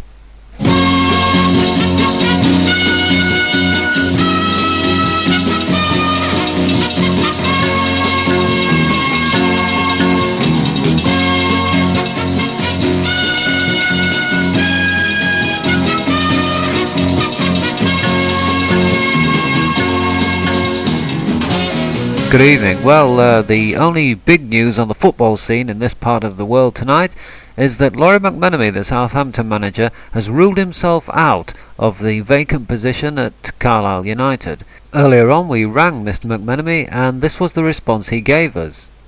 Look, I don't know who the fuck now you are. Will you stop ringing me up at home? If you ring me again, I'm gonna get the police involved. Now away, Bonnie lad. Piss off, you bastard.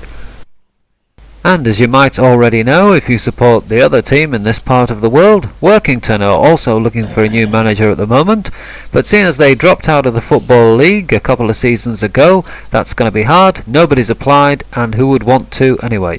And don't forget, for a more comprehensive roundup of the local football scene, the massive match will be on as usual at 2 o'clock this Sunday lunchtime. Well, that's all from me tonight. Hopefully Diggory will be back tomorrow, out of his sick bed, or out of somebody's bed anyway. I'll see you again very soon.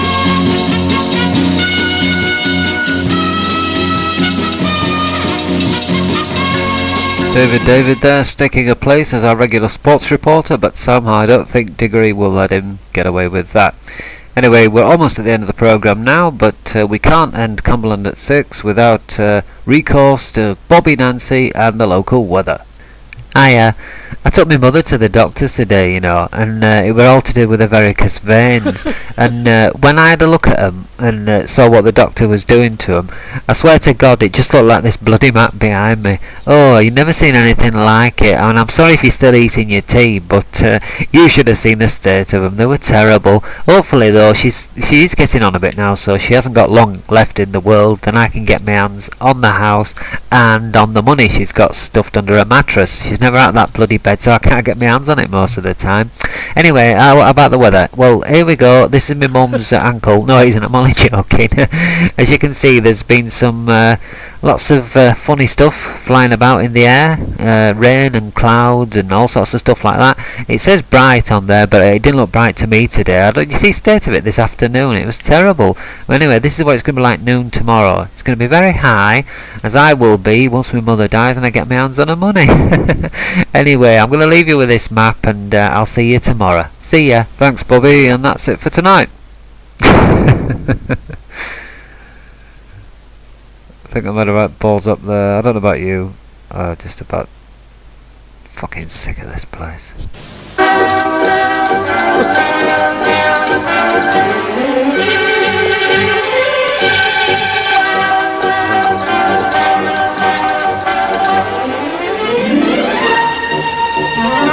It's Cumberland at 6. Well and truly. Good evening and welcome to the roundup of annoying eccentrics and regional news stories that we call Cumberland at 6. Tonight we've got an incredible story all the way from our studios in Keswick. Who the fucking hell's that? Pat Jennings or Peter Lorimer? I don't know, but I think we're going to see his nasal hair. Oh, Derek, get it right, for fuck's... Yeah, you're on, Alan. You're on! Do apologise for that. We're having a few problems tonight because it was our producer's 42nd birthday today and we all went out for a drink at the pub across the road at lunchtime, and I think it's having a little bit of an impact on tonight's programme. But coming up now, it's the news headlines with my identical twin brother. Thanks, our kid, and here are tonight's headlines from the Cumberland region. And we start with the exciting news that a man from Cockermouth has won this year's annual Planet of the Apes lookalike competition. 52-year-old Simon Simeon collects a postal order of £3.72.5. He plans to celebrate by eating a banana and swinging from a tyre. Teachers in Carlisle are balloting for strike action as a response to the education authorities proposing a ban on smoking in school staff rooms. Although the authorities stress the ban will only apply to the smoking of pipes by teachers with beards, both male and female. The former Labour Cabinet Minister Tony Benn was in Whitehaven today to express his support for striking dockers. Did you go there once, Sal? Keswick.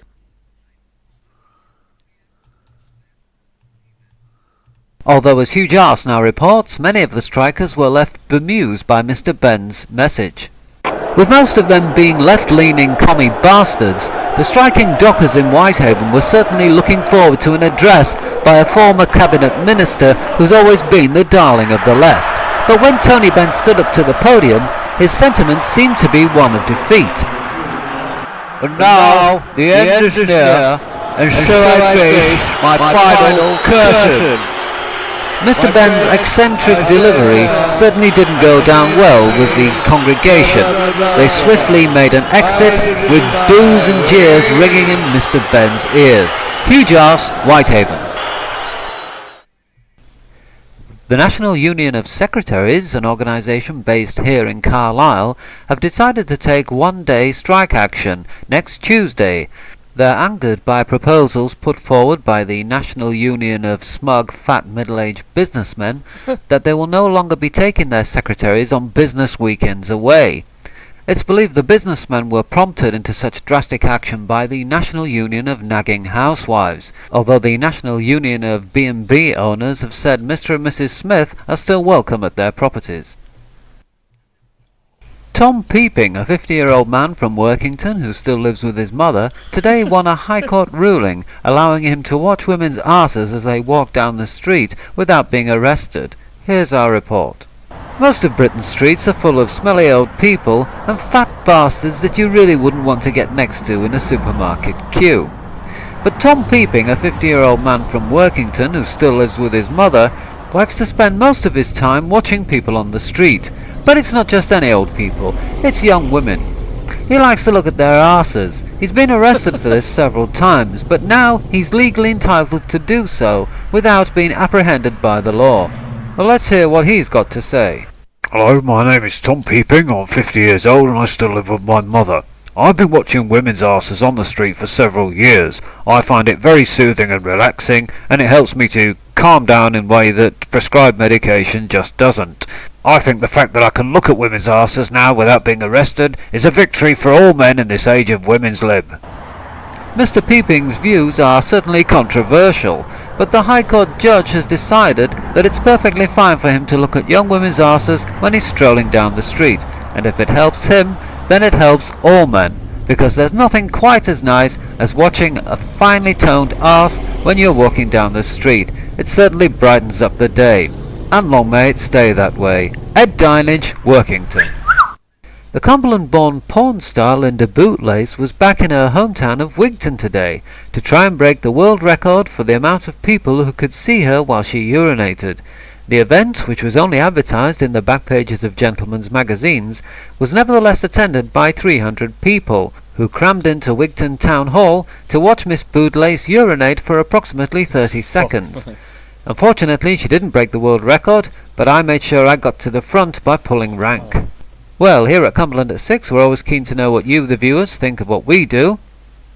Unfortunately, some of the letters we receive aren't always what we're looking for. This anonymous viewer sent us a letter recently, and we don't really want to be providing that kind of service for you, the viewers. So we've got a story now we're going to report on, and we're going to do a live link up with our studios in Keswick. I'm going to interview a man now I'm sure you've seen on your TV screens over the years in programs such as Vision On. It's Professor Wolf Lunn. Wolf, can you hear me? Bollocks. Well, I don't know if you can hear me, Wolf, but I'm just about to tell the viewers of Cumberland at 6 that you're a contender for the upcoming mayoral elections in Carlisle. Now, can you tell the viewers, if you can hear me, what the reasoning is behind running for office, and what you think you'll do if you get the job? Well, I'd drop the price of penny sweets so they're all free. I'd make people wear underpants on the outside, like superheroes. And I think I'd put carpets on the pavements as well. Well, some typically weird and wonderful eccentric policies you've got lined up there for the people of Carlisle. Bearing in mind that Carlisle isn't your hometown and you're coming here as an outsider, what do you think you can bring to people's lives when you get elected? I'm going to introduce the... It's Carlisle near the borders, like Sil. Carlisle, isn't that near the borders? I think there's something else. And you're coming here as an outsider, what do you think you can bring to people's lives when you get elected? I'm going to introduce the cuckoo skirt. That's what this is here. You see, old ladies put chickens on their heads like that. And what happens, as soon as they put the chicken hat on, the skirt lifts up and you can see the old lady's bloomers. Now I think this is the sort of thing that will make every day in Carlisle a happy day. And Are you serious? Oh, I'm deadly serious. I want to bring some fun into the mayoral office. Maybe that's the sort of... I missed that because I was typing. Yeah, welcome, Dragon.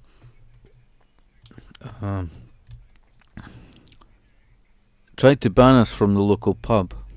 My life was okay. 00 Sil, hi. I'm like, I'm leaving, but they relented. You still live. You still live, lol. Yeah. Oh, hi, Darlene. Hey, Darlene. Hi, Dragon. Good day, Dragon.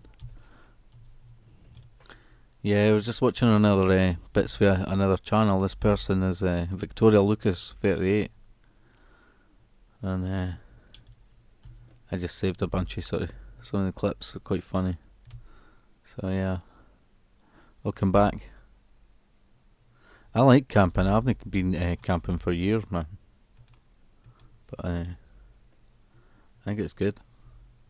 Like, especially if you can have like a campfire as well, but not for too long. Just maybe a maybe a few days or something, you know. Keswick. Is that how you pronounce it? Fuck you, Keswick. I didn't see what this guy was doing with the thing. His invention. You tell the viewers, if you can hear me, what the reasoning is behind running for office, and what you think you'll do if you get the job. Well, I'd drop the price of penny sweets so they're all free. I'd make people wear underpants on the outside, like superheroes. And I think I'd put carpets on the pavements as well. Well, some typically weird and wonderful, aye. eccentric policies you've got Aye, that's right. lined up there for the people of Carlisle. Bearing in mind that Carlisle isn't your hometown and you're coming here as an outsider, what do you think you can bring to people's lives when you get elected? I'm going to introduce the cuckoo skirt. That's what this is here. You see, old ladies put chickens on their heads like that. And what happens, as soon as they put the chicken hat on, the skirt lifts up and you can see the old lady's bloomers. Now, I think this is the sort of thing that will make every day in Carlisle a happy day. And Are you serious? Oh, I'm deadly serious. I want to bring some fun into the mayoral office. Maybe that's the sort of thing that is much needed in the mayor's office, because there's been lots of local government corruption over the years, and you're determined to put a stop to this by making people laugh. Yes. Make 'em laugh, make 'em daft. That's my motto. The biggest rival in this contest is Screaming Lord Such. What do you think of him? Screaming Lord Such is a charlatan. He's not daft enough. Now the thing is, Screaming Lord Such wears daft clothes and he acts daft and all that, but he's never come up with a cuckoo skirt, and he won't come up with anything that matches my silly Professor policies. Land, we're going to have to leave it there, but thanks for joining us. And I'm going to leave you now with a list of all the other candidates, just to show we're impartial.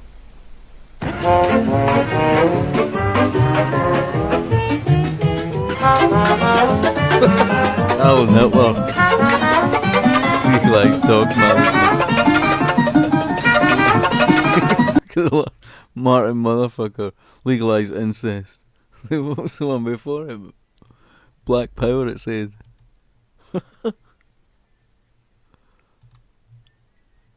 Idi Amin. Black Power. Alan Hitler, National Front.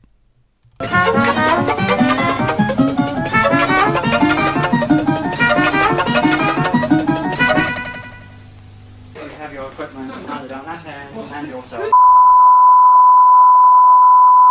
18 feet, 11 o'clock on Monday. Yeah, amazing pair of tits, actually. Oh, hello, you're back. Sorry about the technical hitches we're having here in Carlisle at the moment, but things seem to be going okay over at our studios in Keswick, going by the last feature we just had. And we're going to go back there now to look at a man who eats worms. Dougie Dugdale, can you hear me in Keswick? Dougie, can you hear me? I can't hear anything at all. Nothing. No, I don't think you can. Oh, you can. Sorry, Dougie Dugdale. This is a man who eats worms. He's started eating them recently. He was struggling. Just lost his job. Looks like a close-up of Dougie's dinner there. Apparently, he'd just lost his job at the local abattoir and didn't have any money for food. And he went in the garden and stuck his nose in the soil, found a worm, ate it, found he liked it, and. Oh, you're laughing, mate, but you know, you're the freak who eats fucking worms. Jesus Christ, what the hell's going on today?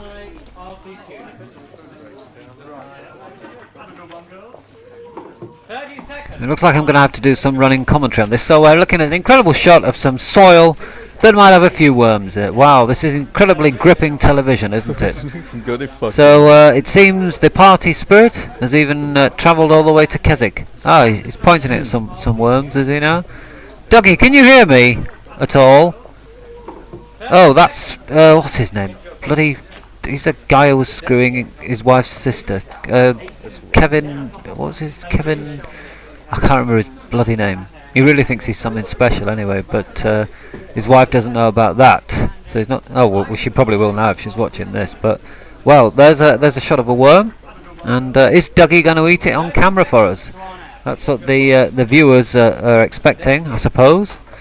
But I suppose if you're eating your egg and chips or steak and kidney pie right at the moment, you probably don't want to see a man eating a worm. But this is what passes for television nowadays, apparently. Well, we have to believe this is a man who eats worms, even though it looks as though we're not going to get a demonstration of this particular skill. So at the moment, Dougie is just looking at the worms, and this really is like watching paint dry. You can see in his eyes he's not all there. I mean, you've got to be pretty weird to eat worms, I suppose, but we'll never know, will we? And there we go, that's Dougie Dugdale, a man who eats worms except when he's live on Cumberland Television. We'll be back after the break. See you soon.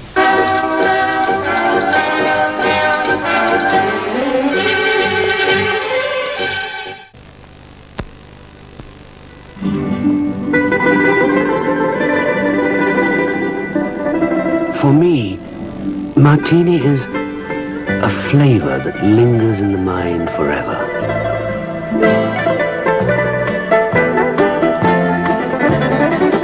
Martini is the taste of unfamiliar places you seem to have known for always. Martini is a flavor, a sensation, a taste. Martini is unmistakable. Martini is.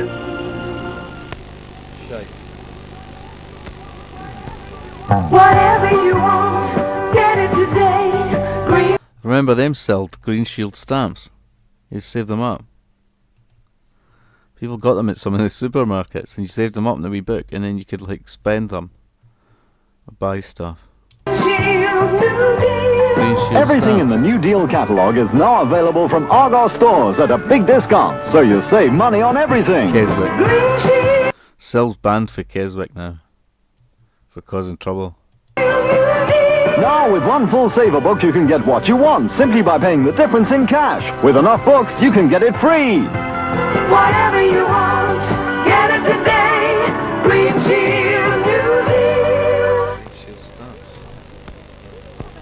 See this rubber heel mark? It's hard to clean off an unshined floor, but on a clear shine, easy. That's because dirt simply slides off a clear shine. Clear floor shine makes your floor easier to clean. This week's TV Times is 96 pages of holiday entertainment for the whole family. Heading the Easter parade are those teenage bombshells Lena and Bonnie. Then Tommy Steele tells what makes TV magic for him. Find out who said Glynis Johns was mad and take I like Tommy Steele, it's cool. a ringside seat with David Hamilton. I never knew there was so much in it. There's even a portrait of Bodie from The Professionals. So see why 11 million people will enjoy TV Times over Easter.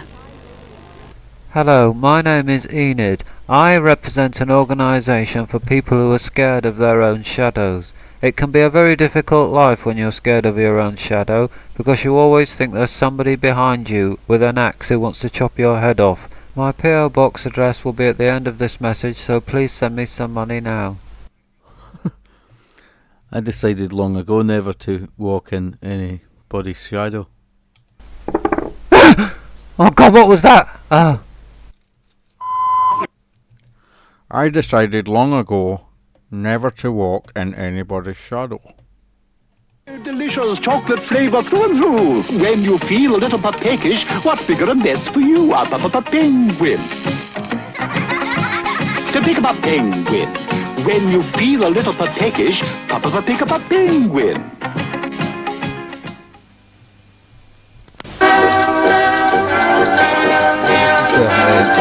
This is really short. And welcome back to tonight's Cumberland at 6. Well, for all you teenagers watching at home, it's time to send Mum and Dad out of the room. This is where we saw it from, still, the other half.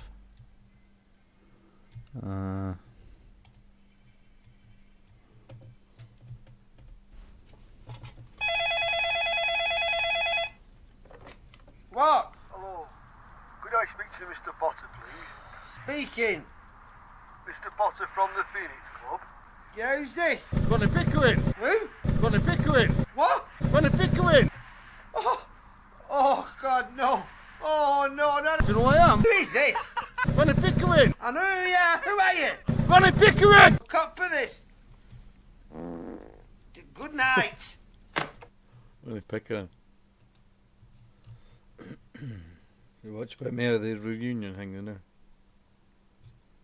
Oh, don't Oh, ask me. I'm the dear. expert I've been at the anyway. game so long, I really have. Well, this is what I'm gonna wear, a bit of the dominatrix anyway. That's what Jean told me. What do you think? I think you look beautiful, love. Oh, thanks, I only wish Peggy. my Bernard was alive, because he used to love black girls, as well as little boys, of course. I've made enough leg room so she can get the high-heel boots on, you know, because she's gonna have to get the dress off quickly. Don't want to get it caught. Oh, in yes, the boots. I can see there. Yeah, it's nice and long. Plenty of room there, isn't there? It's a lovely material as well. It seems such a shame you're going to get it covered in white spunk all the time. Oh, yeah, Especially when yeah. it's black, you know. I know that's the dominatrix colour. Yeah. But it's such a shame because, Yeah. you know, with men's goo, it gets all over and it's going to stain it. Something rotten. It'll be all over the hemline. But I think this is strong material, so I say you probably are right. I don't know though. You know, it's that long since I wore anything sexy. I've been looking like a granny now for the best part of 5-6 years. But I still try when I can. It's pity nobody's interested anymore. Peggy, That's the only problem. Well, there's also this which goes with it, you see. This is like, it shows she can wear it when she's not working. You know, if you just put it round the waist like that, you know. But being a dominatrix myself, for many years' experience, I know that the men like a bit of class when they're being bossed around and walked on in high heels. So I reckon that looks really chic and sexy. And I don't think she'll have any trouble. Though, Jean, it's lovely. And you've got evening gloves with it as well, I believe, haven't you? Eh? Shows off her arse. Well, I think it's alright, Peggy, 'cause like, I haven't done it before. I know you're all experienced, like, but, you know, my Barry's been out of work now for 2 years and we really could do with the money. He's been signing on and all that, and it's a few quid, do it while a you few can extra do quid, it, you know. and I can Do it while learn you from Jean, can. 'cause she's been doing it like for years, isn't she? She's really talented and that, and I've seen her in action, you know, and I thought I'd love to be like Jean, 'cause everyone wants to get into her knickers, not just the men, you know, all the women fancy Jean as well. Oh, they do, and I love, thought, they do. you know, why can't Yeah. I do that? And I thought, well, yeah. Give us a twirl then, Sharon. Come on. Oh, I'm all wet. It does show up her Just arse watching nice, her. doesn't it? You'll make a bloody fortune, you will, Sharon. I hope so, Peggy. I'm really looking forward to being a dominatrix. It's gonna be such fun. I'm gonna make lots of money, just like Jean does. You know, I think I'm gonna do really well, and I think, you know, it's gonna make a few quid, and I really could do with the money, and I'll buy some nice things for me and for my Barry, Yes, you and wanna then we do can that, love. have You a wanna really do nice that, holiday. Definitely. Right, I'm just going to put the final touch now, darling. This is earrings. They'll make you look really classy. Don't you think she looks classy? Oh, I do. She does. She does. Oh, doesn't yeah, she, I'd Peggy? love to fuck her. There I you would. go. Little hat as well. Hey, you're looking horny, honey. I love a bit of black pussy. Get plenty in the States. Oh, look out. It's Brenda the Bulldog. Hey, before I came over here, I was led to believe you English chicks were all frigid, but I've seen some really hot babes round here. I tell you, it reminds me of when I was back in Kansas, Missouri. There was this one chick, she was a go-go dancer.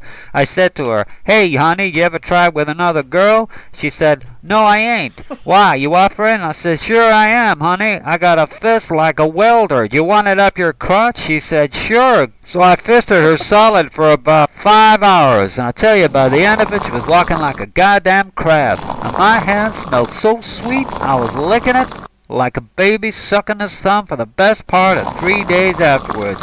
Ain't never had such nice smelling pussy in all my life. And that was a black chick too. So I tell you, I come over to England studying at the university. You know, I thought I'd pretend I was an academic. You know, really, I just come over here looking for some English pussy. 'Cause I hear they're all frigid over here, and I thought... Well, we're not all like that, Brenda. You should know by now. Well, sure, I know that, honey. Ever What's that since I met noise with you the making dirty coffee sluts, I know. I seen a different kind of England. I didn't realize it was going to be so dirty and so disgusting, but it seems that you... Well, the thing is, Brenda, we're less brazen about it than you are in your country, but I've been a dominatrix now for the best part of 20 years, and I don't like to brag, but I know I'm the sexiest lady on this table by far, and I know that by the fact that each and every one of you has said at one time or another that you'd love to get into my knickers. Now, the thing is, the only one who ever has is me, because I prefer frigging myself off.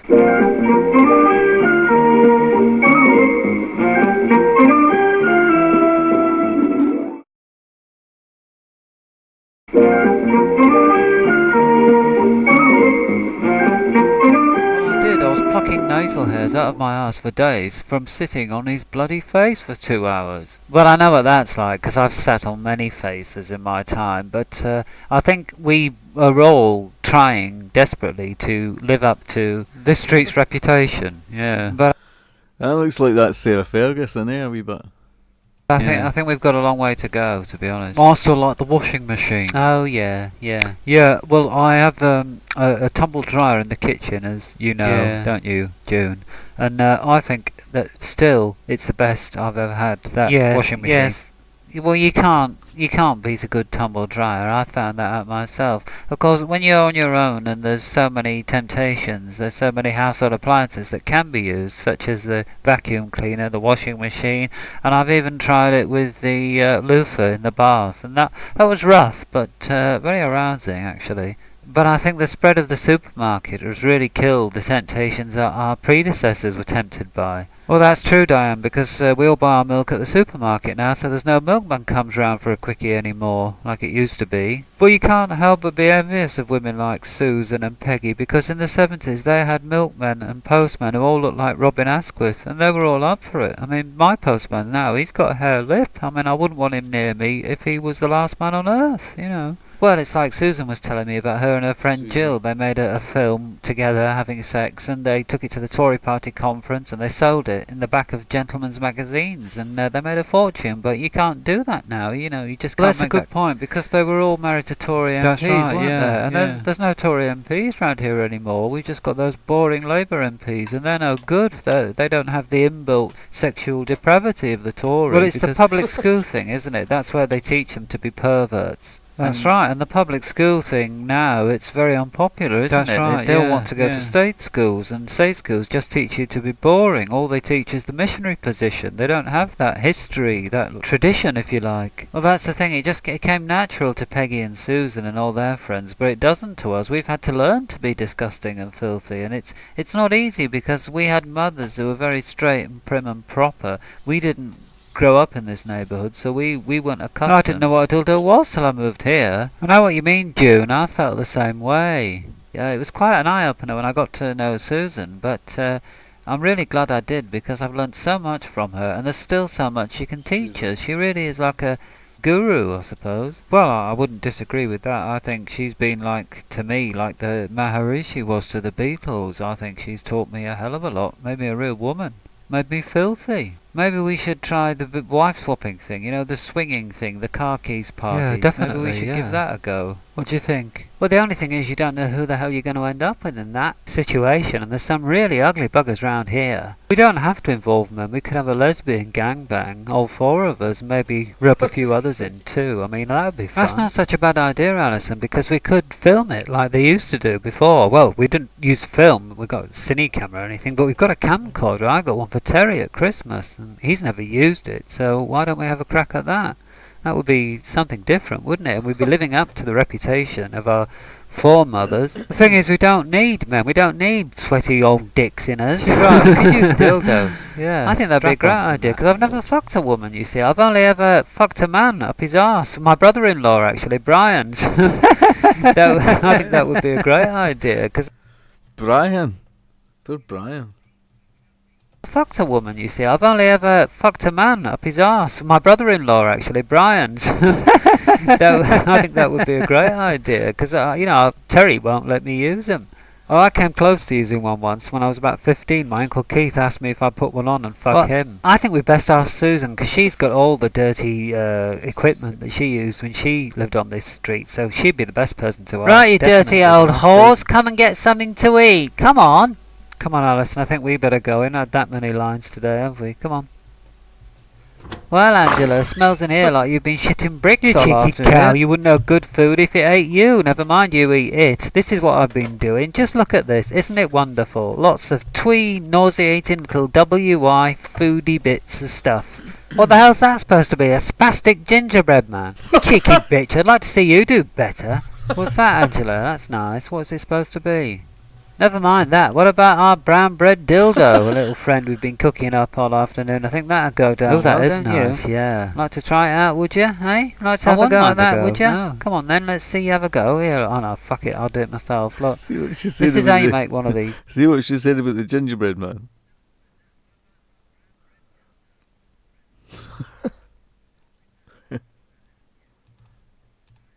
Foodie bits of stuff. What the hell's that supposed to be? A spastic gingerbread man? You cheeky bitch, I'd like to see you do better. What's that, Angela? That's nice. What's it supposed to be? Never mind that. What about our brown bread dildo? A little friend we've been cooking up all afternoon. I think that'd go down. Oh, that well, is don't nice, you? yeah. Like to try it out, would you? Hey? Like to I have a wouldn't go mind at that, a go, would you? no. Come on then, let's see you have a go. Here, oh no, fuck it, I'll do it myself. Look. This is how you make one of these things. You just squeeze all this stuff together. It's a lovely feeling between your Yeah. fingers, actually. You know, it's a bit like, Yeah, you know, when you yeah. go to the toilet and you haven't wiped your Yeah. arse properly, and you have those little clinkers stuck to the pubes coming out your arse. Oh, It's yeah, disgusting, yeah. I know, but it's Yeah, got I such a know, nice yeah, feel between yeah. your fingers. Well, this is like that. The only thing Oh, is, yeah. it smells much nicer. Obviously, it's not shit, so it doesn't smell like that. It has a lovely, sweet, sort of doughy smell, and it really, I could do this for hours, you know, because let's be honest, I haven't really got much of a life, so I tend to spend it all in the kitchen making these twee little objects out of dough and stuff, you know, and it just looks nice. Well, it's a bit like being on Blue Peter, this, isn't it? Here's one we made earlier. We rubbed it in our hands together, just like a nice pair of sweaty bollocks, and then we kept doing it for hours and hours, and eventually we wet our pants. Now you just carry on doing that. I'll stick these in the oven, and then you can entertain yourselves with the brown bread dildos, or, you know, play with a spastic gingerbread man. Do what the hell you like. I don't care. This isn't even my kitchen. It's just a TV studio. You know what it's like. You're trying to Angela, recreate could you an just ambience. Shut the fuck up moaning all the time. We're supposed to be on television. We're enjoying ourselves. Just pretending we're at somebody's house doing a bit of cooking in the kitchen. I know, dear. I So know. just I know, take it I know. easy, will you? I'm entitled to waffle on while I'm doing this. It's called Housewife Waffle anyway, isn't it? So, there, Angela, I think I've done this one now. Well, it's a pretty pathetic excuse, that one, Alison, but it'll have to do. I know you can't help it. You're a bit simple. We'll make it look like a little hedgehog, shall we? That's really cute and nauseating. And twee, that's what we like in here, isn't it? Twee. We can't have it not twee. Like, and I'm just going to put 2 little eyes in, and it's got a little nose as well. Oh, it's all nice and cute and nice. Look at that, it's always got a little nose, just little eyes, just like a little baby. I think you're the one who sounds simple, Angela. Just having a bit of fun, love, you know how it is. Livens up the day. And there we go. I was hearing what you were saying earlier on about this gangbang you were planning. I noticed you didn't invite me into the conversation. Oh, don't be silly. Of course we'll invite you, Angela. We're going to invite everybody. But most of all, if we're all being honest, we really want to get into Jean's knickers, because we've all got the hots for Jean, haven't we? We always have had. And I thought it was just me who had the hots for Jean. Give her, but she could turn anyone into a lesbian, she could. She's gorgeous. Well, I've always fancied her, like, but, you know, she always says to me, you smell of wee Imperial blood, you know. In fact, a lot of women have said that. Well, fact is, Angela, you do smell of wee Imperial blood. Yes, thank you, Alison. I have been told that before, as I was just saying. I don't need you rubbing it in as well. Thank you very much. Just because I have odour problems doesn't mean you can all have a go personal, at me. Angela, do you agree with her? I can't tell you. You're your friends. Nobody else will. Well, I'll tell you what, June. If you think you can do this better than me, you have a go. And if you can do it better than me, you have first crack at June. Okay? I think it's just going to be like pulling out hairs from your fanny, actually. Oh, it is as well. Oh, we were thinking, Susan, it's the sort of thing you might have organised, you know, back in your day. And do you think it'd be a good idea if we have this lesbian with no men? What do you think? Can I come? Yeah, invite me, you buggers. If you're up for it, Susan, why not? You're the old hand. You started it back in your day. We thought, well, why not? Do it as a tribute to Susan inviting and Peggy. Jean? Because I wouldn't mind having a crack at Jean. I know she's me too. Been, we all do. Popular amongst your generation, but I remember I had a lovely pair of tits once, just like Jean's, and a nice arse as well. And I really see myself in Jean, you know. Well, when you showed us that video, we could see Jean and you there. Oh, that old film. You were in the 50s, you know. Well, I'm not volunteering to do a striptease on camera, I can tell you that now. Oh, Jill was just the same. She was just the same when we did it first time. She said, I'm not taking anything off. I'm keeping my bra on, keeping my knickers on. And I'll tell you, within 5 minutes of the camera started rolling, she had everything off. What about you, Susan? How long did it take you to get undressed? The minute the director said action, Diana, I took it all off. I didn't care. I thought, look, I'm only young and beautiful once. I'm going to take it all off, and then everyone can see what I've got. So when it's gone, it's still there, on camera, on celluloid, preserved for all eternity. This is why we need you there, Susan, for your experience. On one condition, Alison, on one condition. I get to put my tongue between Jean's lips, and I'm not I'm not talking about her lips on her bloody mouth either. She's teased us all for too many years. She needs a good seeing to from a woman. Jean likes to play the dominatrix. Well, it's about time somebody played the dominatrix with her, and if I can't do it, I can't think of anyone else who could. I've seen so many cocks and fannies over the years. I know every little dirty trick in the book, I do. I wrote the book. Don't worry about that. I wrote the bloody book, and it's still in print. Well, I was going to suggest we bring Peggy along, but I don't know. She hasn't really weathered the years as well as you have, Susan. I don't know if she'll be up for it. What do you think? Do you think she'll still be up for it? Because I think Peggy looks too much like an old granny. Whereas you, Susan, you still look filthy. I mean, I've seen the way the postman look at you, even though he's got a hair lip. You can tell he's thinking, well, I love Peggy to bits, but she was completely fucked over by her husband, Bernard. Didn't he like little boys or something? He liked young men who looked as, young enough to be boys. He always had Peggy dressing up as a schoolboy, or she used to meet him on a Hampstead Heath, and she'd wear a long overcoat, so she looked like a man cottaging. And she went on with every time, Peggy, and it made her look more masculine, I think. Yeah, she used to have a great figure, great tits, and then she lost them because she was always flattening them down, trying to look like a young boy for bloody Bernard. I mean, he was horrible. I hated him. I only fucked him once. Well, I'll say, he did me up the arse because he liked it that way. Hey, he what always now? imagined he was doing it with a boy, and I had to call him sir all the way through and smoke a cigarette like I was getting a beating, naughty boy at school, and that's what he was into. And poor Peggy, she had all that for years, and then, eventually her tits got so droopy from flattening them down, and then she ended up looking like a man, and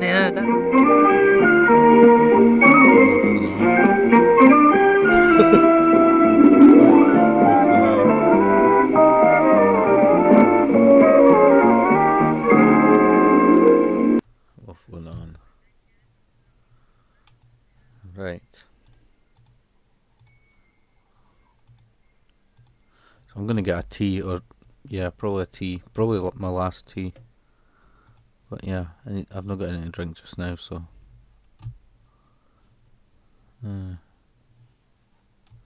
So I'll be right back.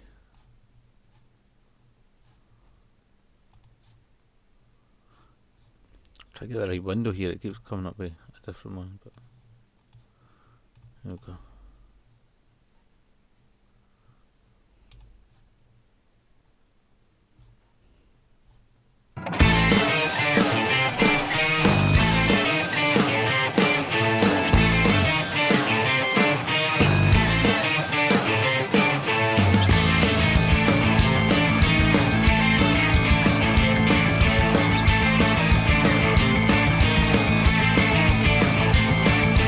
At the station, time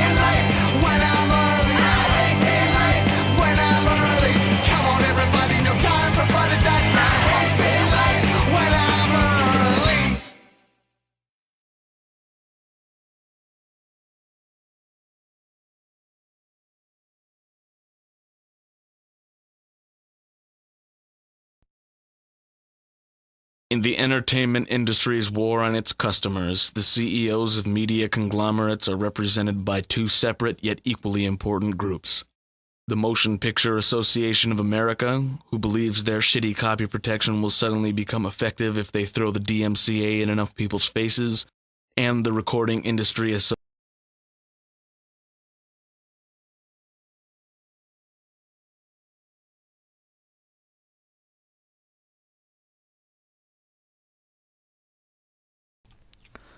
Yeah, hi, I didn't mean to play the start of that next bit as such. I don't even know if it comes up with a warning for that one, but maybe we'll keep an eye on it. What are you saying? Shall do. I just had a quick look. It was a bizarre thing accidentally caught on TV. Not blocked in your country. So I've had to boil the kettle because I had to put some water in. So maybe we'll just let this play. I can't remember if it affects it or not. But, Association of America, who sues children. These are their stories.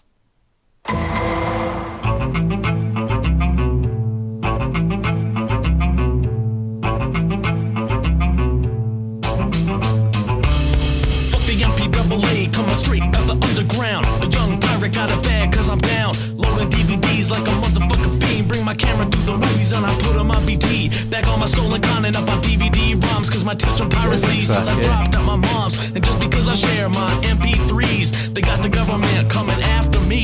Instead of suing kids, why don't you step on up and release a couple albums that don't completely suck. Stop putting DRM on the audio CDs. That don't make it any harder to steal your MP3s. If I want your shit for free, I ain't gonna have to pay. And all your bullshit is why the fuck I say hack the Gibson, hack the Gibson. I'm seeing BitTorrents like a digital pimp, son. Fuck the MPAA, fuck the RIAA, fuck the suits behind the PSA, and fuck them all for the DMCA. Fuck the MPAA, fuck the RIAA, fuck the suits behind the PSA, and fuck them all for the DMCA. Robot pirates, we get our shit for free. Parental advisory, you'll never fucking see. Been a couple of years since I seen the FBI warning. Cut it out, cause that shit is mad boring. Y'all fucking dumber than the bitch from Bad Boys. Sent to the bin and it's grandma's sex toys. I'ma just keep filling up my drives, the ones that disappear when the lawsuit arrives. All you fucking suits can suck my balls, and when you get done you gonna make some calls. I better see some changes or it's time to fight. You ain't gonna manage my digital rights. Fuck the MPAA, fuck the RIAA, fuck the suits behind the PSA, and fuck them all for the DMCA. Fuck the MPAA, fuck the RIAA, fuck the suits behind the PSA, and fuck them all for the DMCA. Remember when antitrust was the thing? Now you're set up for download and Sting. Treating paying customers like criminals. Pens filled up with music nerd animals. Buying off senators left and right. My vote doesn't count in this fucking fight. With a 56K ahead, hundreds of songs. Drives partitioned like asses and thongs. Now it's gigs of illegal content. If I get caught, I'm joining the convent. Fuck what you heard, it's all a scam.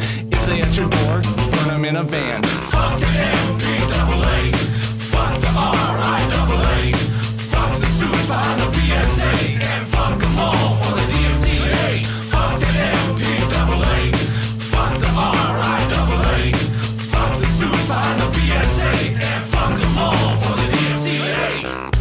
Man, let me tell you, the other day, RIAA, they try to kiss me, man, then they turn around and try to fuck me in the ass. Those motherfuckers done sold us out like Judas did to Jesus for some little coins and shit. What the fuck?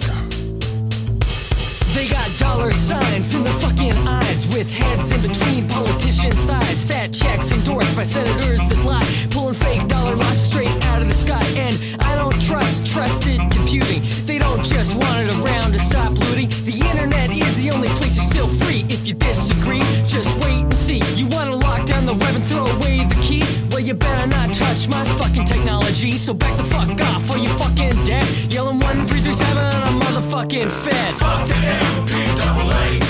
Fuck the RIAA. Fuck the suits by the BSA. And fuck them all for the DNCA. Fuck the MPAA. Fuck the RIAA. Fuck the suits by the BSA. And fuck them all for the DNCA.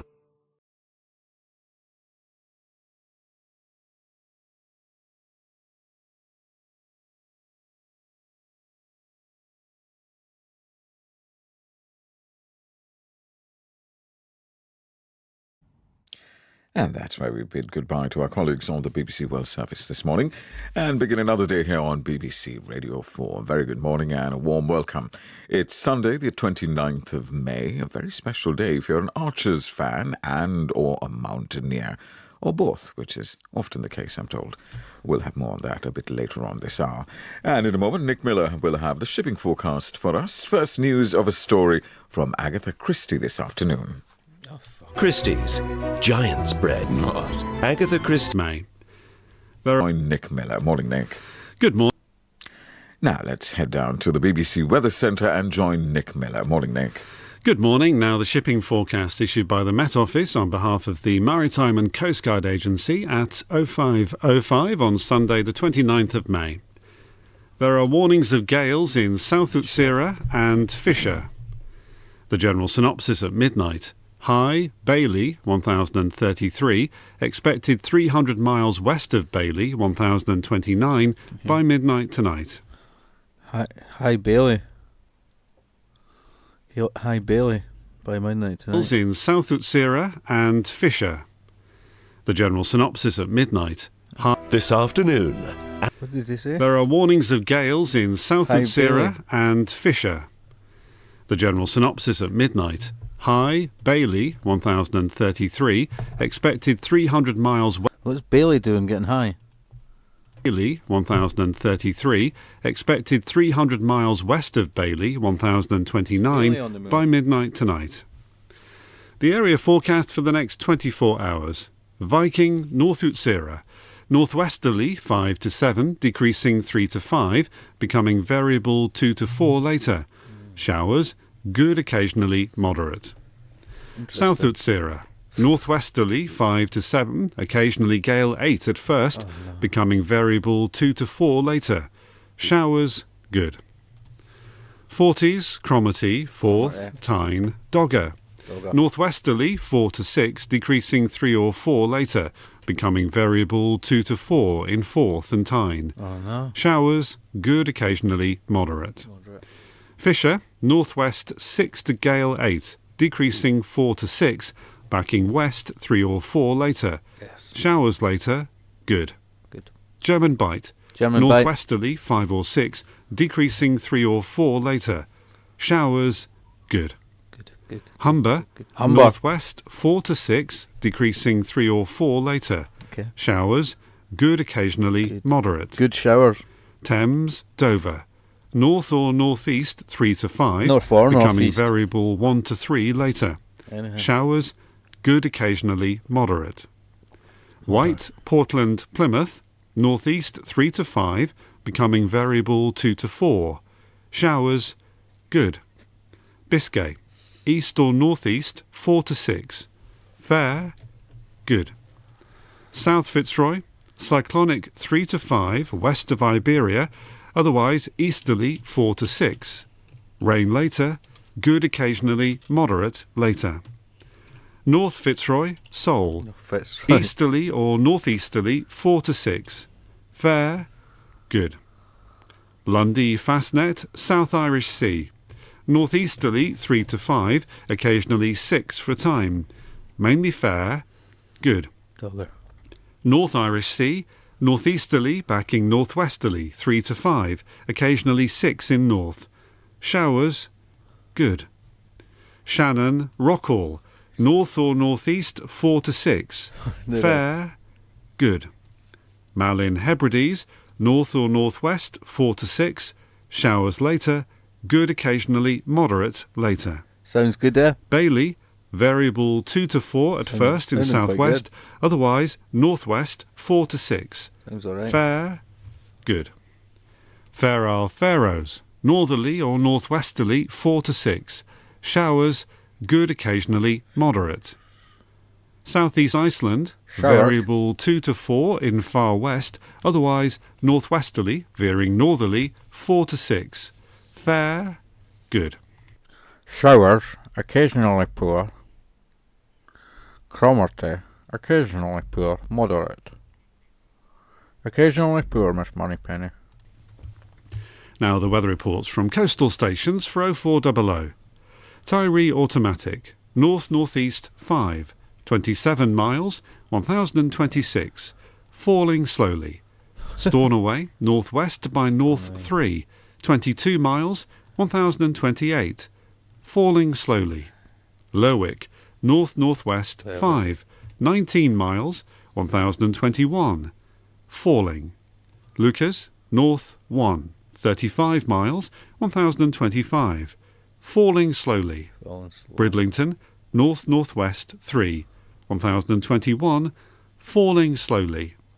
Sandetti Light Vessel Automatic, north 5, 11 miles, 1019. Greenwich Light Vessel Automatic, north by east 5, 11 miles, 1021. Jersey, northeast by east 3, 19 miles, 1020, falling more slowly. Channel Light Vessel Automatic, southeast 2, 1020.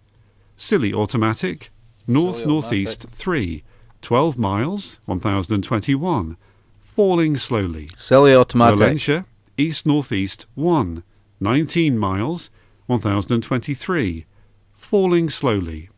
Ronaldsway, north by east 3, 22 miles, 1022, falling slowly. Malin Head. That one sounds like a sitcom or something. The other one, Ronald's Way, like Howard's Way. We now join new drama series, Ronald's Way.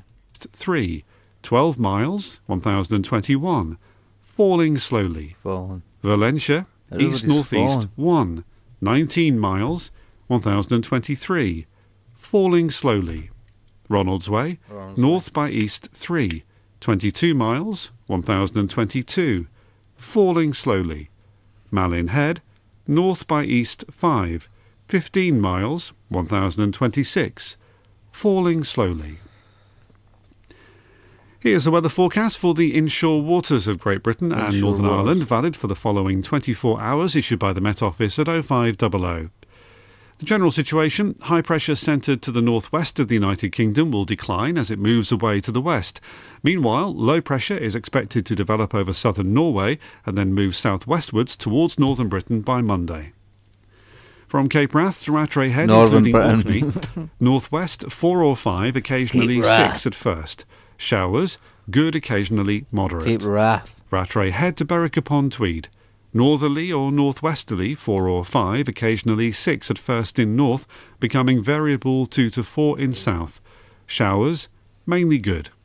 Berwick upon Tweed to Whitby. North 4 or 5, backing northwest 3 or 4, becoming variable 2 to 4. Showers, good occasionally moderate. Whitby to Gibraltar Point. North or northwest 4 or 5, becoming variable 2 to 4, then southwest 3 or 4 later. Showers, good occasionally moderate. Gibraltar Point to North Foreland. Northerly 4 or 5, decreasing 3 or 4, becoming variable 2 to 4 later. Showers at first, good occasionally moderate. North Foreland to Selsey Bill. Northerly, veering easterly or northeasterly 2 to 4, occasionally 5 at first in east. Showers, good occasionally moderate. Selsey Bill to Lyme Regis. East or northeast 3 or 4, becoming variable 2 to 4. Showers, mainly good. Lyme Regis to Land's End, including the Isles of Scilly. Northeast, veering east or southeast 3 or 4, becoming variable 3 or less. Showers, good occasionally moderate. Land's End to St David's Head, including the Bristol Channel. North or northeast 3 to 5, occasionally 6 for a time near St David's Head, becoming variable 3 or less later in Bristol Head. Channel. Showers, good, occasionally moderate. St David's Head to Great Orme Head, including St George's Channel. North or northeast 3 to 5, occasionally 6 for a time near St David's Head, backing northwest later. Showers, good, occasionally moderate. Great Orme Head to the Mull of Galloway. Easterly or northeasterly, backing northwesterly 3 to 5, Great Orme. occasionally 6 in north. Showers, good, occasionally moderate. The Great Orme. Worship the Great Orme. Where is it on the map, the Great Orme, like? Ronald's Way, Selly Automatic, Bridlington, Tyree. Where the fuck is the Great Orme one? Oh, there we go. Number 11. So it's kind of just above Wales. The Great Orme. We all worship the Great Orme. Which means number 10 makes sense. St David's Head applies to Wales. It's right outside of Wales. St David's Head. We all worship the Great Orme. Isle of Man, east or northeast 4 or 5, decreasing 3 or 4, backing northwest 4 or 5. Fair, good. Loch Foyle to Carliford Loch, easterly or northeasterly, backing northwesterly 3 to 5, occasionally 6 for a time in east. Showers later, good. Later, occasionally 6 for a time in east. Showers later, good. Mull of Galloway to Mull of Foyle to Carliford Loch, easterly or northeasterly, backing northwesterly 3. Loch Foyle to Carliford Loch, easterly or northeasterly, backing northwesterly 3. Good. Loch Foyle to Carliford Loch, easterly or northeasterly, backing northwesterly 3 to 5, occasionally 6 for a time in east. Showers later, good. Mull of Galloway to Mull of Kintyre, including the Firth of Clyde and North Channel. Northeasterly, backing northwesterly 3 to 5, occasionally 6 for a time in North Channel. Showers later, good. Mull of Kintyre to Ardnamurchan Point, north or northeast 4 or 5, backing northwest 4 to 6. Showers later, good, occasionally moderate later. Ardnamurchan Point to Cape Wrath, north or northwest 4 to 6. Showers later, good, occasionally moderate later. Shetland Isles, north or northwest 5 or 6, decreasing 4 or 5 later.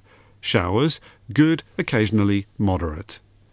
And that completes the shipping bulletin. I'll be back with a general weather forecast in a few minutes.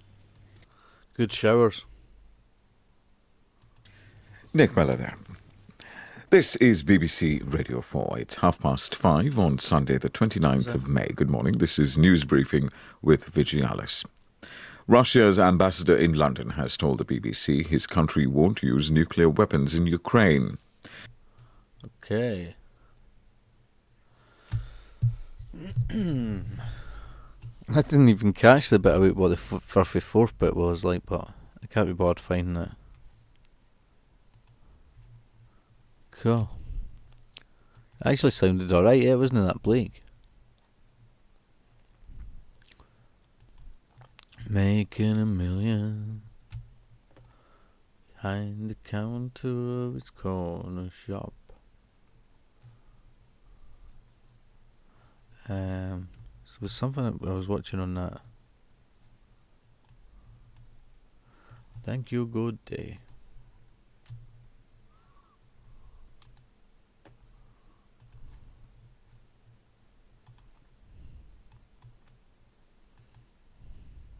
So that other there's another song that's maybe related to the shipping forecast.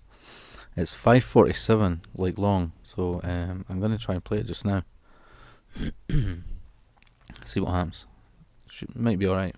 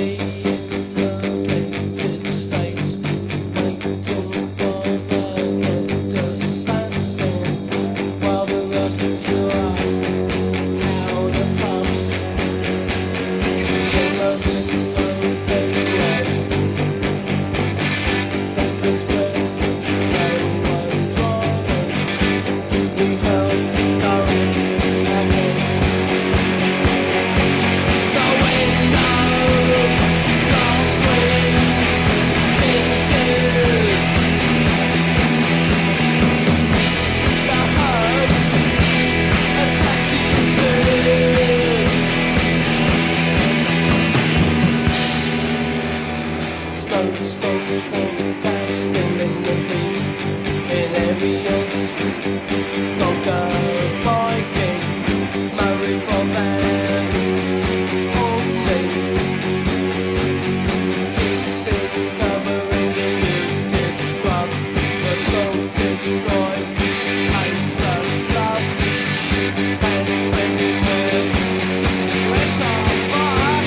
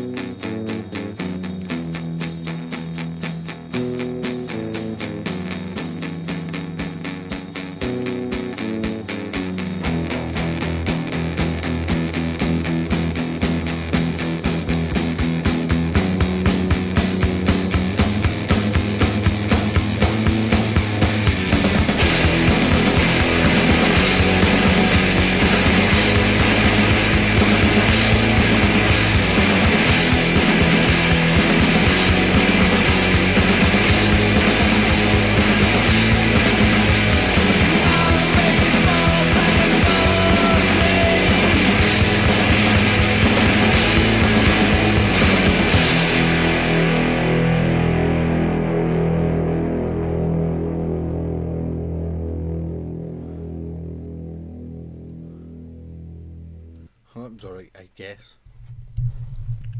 That was alright, I guess. Do you watch this one already? This said James, but this said James. Howdy, mate. That's where that cat. When that dude comes on talking about it. There was another clip on that.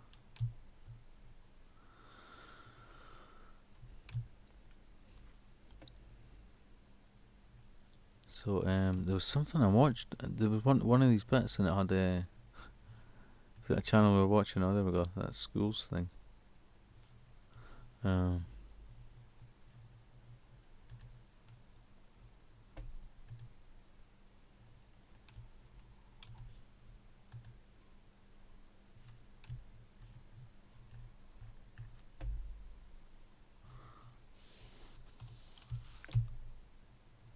Oh, don't ask it, I'm the expert. Sorry, I'm pausing it anyway. I was just... So, I thought that was me. It's not came up on there, I just saved it there. No matter. Okay. YouTube, stop trolling. YouTube. Stop trolling me. Ooh,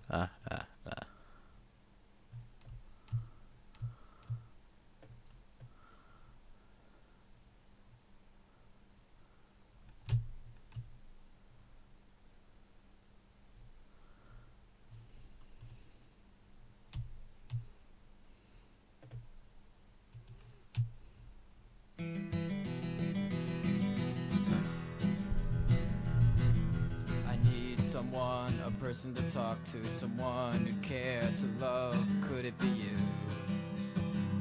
Could it be you? Situation gets rough, then I start to panic. It's not enough, it's just a habit. Hey kid, you're sick. Well darling, this is it. You can all just kiss off into the air. Behind my back I can see them stare. They'll hurt me bad, but I won't mind. They'll hurt me bad, they do it all the time. Yeah, yeah. Yeah, they do it all the time. Yeah, yeah. They do it all the time. They do it all the time. They do it all the time. Do it all the time.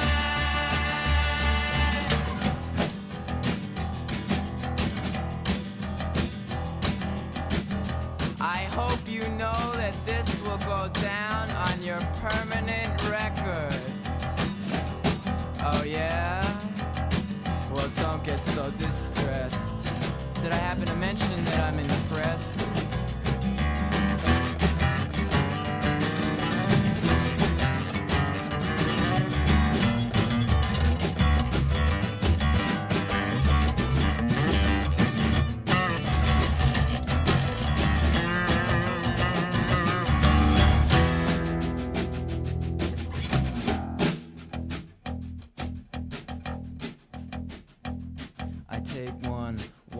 One, 'cause you left me, and two for my family, and three for my heartache, and four for my headaches, and five for my lonely, and six for my sorrow, and seven for no tomorrow, and eight, I forget what 8 was for, but nine for lost God, 10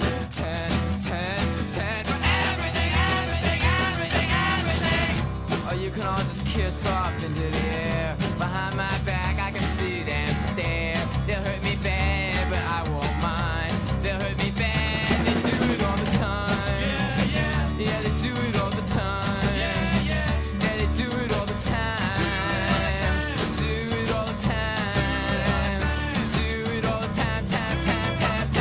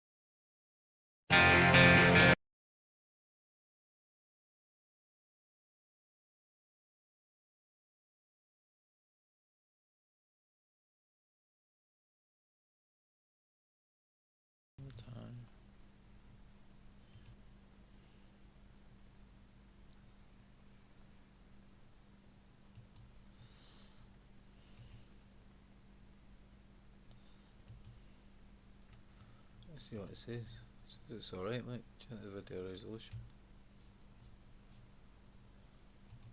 It's alright.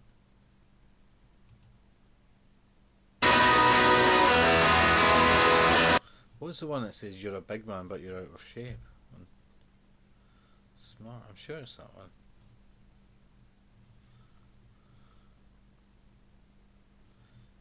I'll have to check the lyrics thing.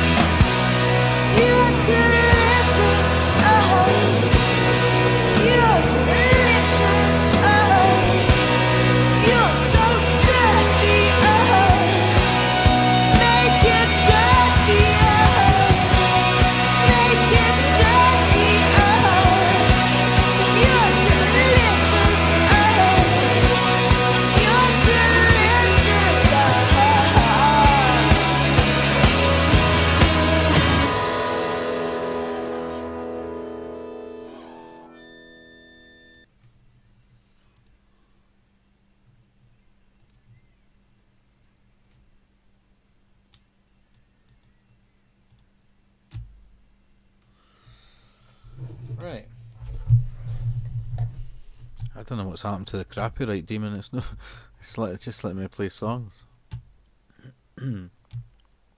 Okay, so bus driver turns the lights off. Okay. Are you like, huh?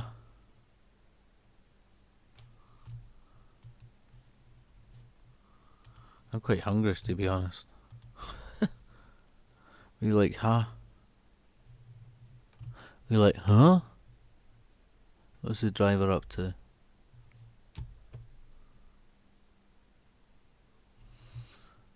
You're delicious, oh.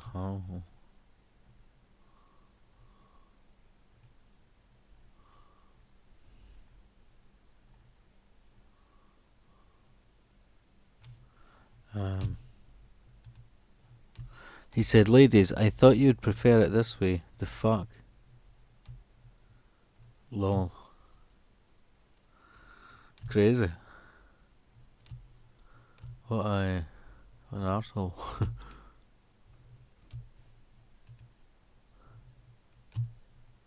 Bus driver. We loved his audacity. You're delicious, oh.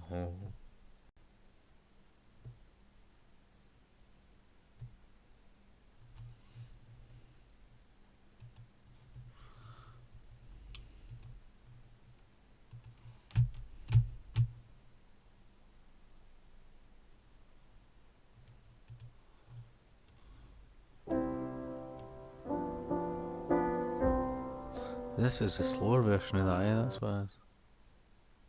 I like the fast version, the live one.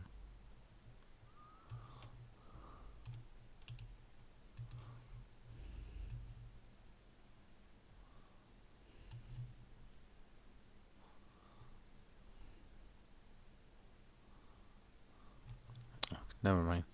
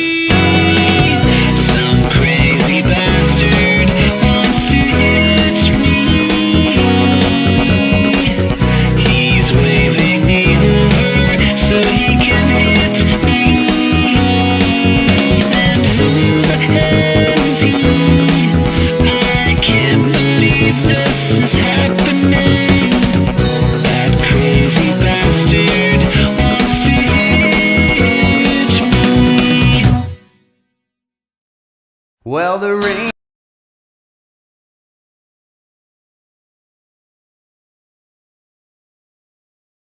It's happening. Some crazy bastard wants to hit me. I don't know what the hell's going on with the copyright.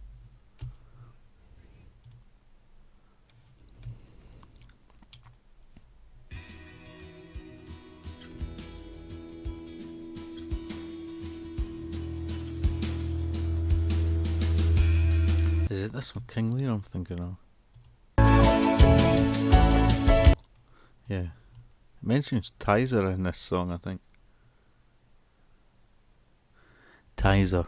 I'm sure it's... I tried to surprise you with Tizer or something. See if it's still okay. It's not came up with anything. I should stop talking about the copyright. Jesus Loves America.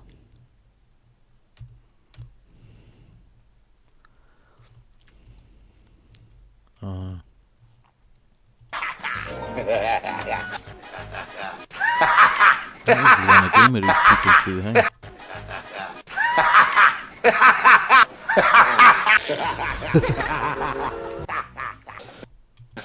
Spoken like a true man. It's the dirt.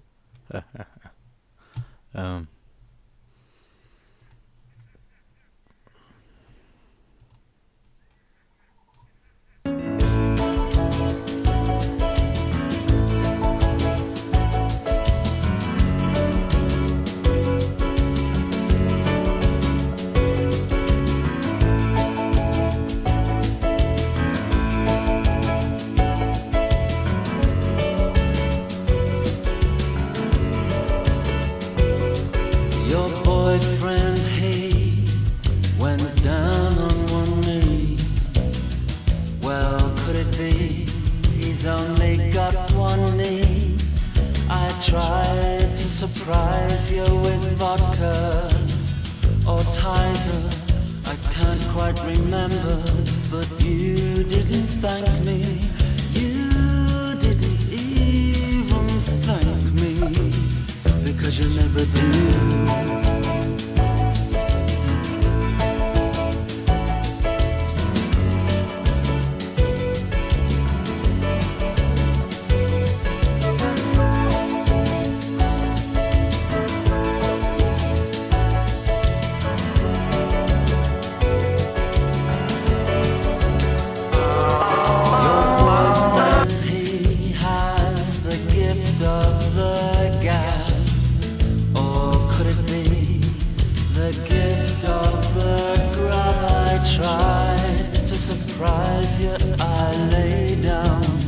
Beside you, and nothing much happened, and you didn't phone me. You didn't even phone me, because it's not your style.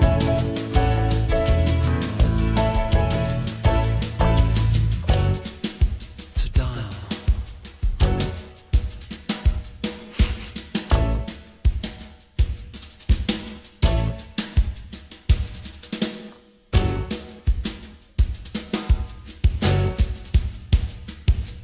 Your boyfriend, he has displayed to me more than just a real hint of cruelty. I tried to surprise you, I crept up behind you with a homeless chihuahua.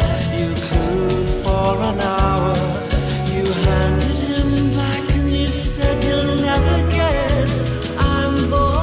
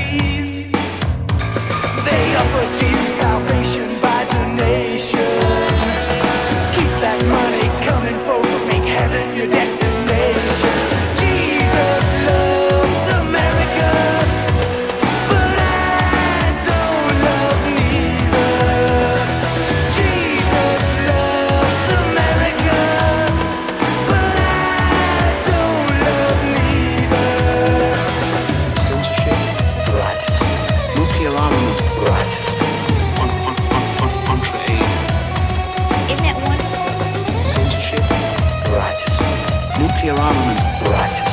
Death penalty. Isn't that wonderful? Jesus loves America, but I don't love neither. Jesus loves America.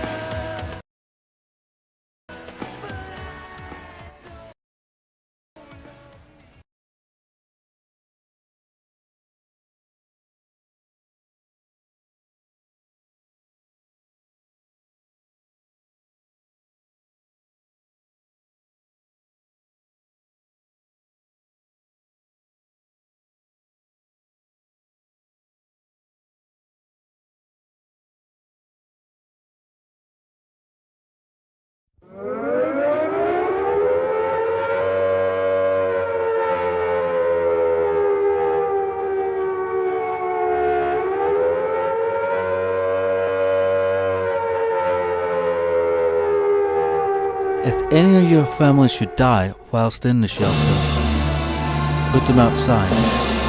But remember to tag them first for identification purposes. Ladies and gentlemen, let me present Frankie Goes to Hollywood. Possibly the most important thing this side of the world. If any of your family should die whilst in the shelter, put them outside. But remember to tag them first for identification purposes. Oh, yeah. Well out.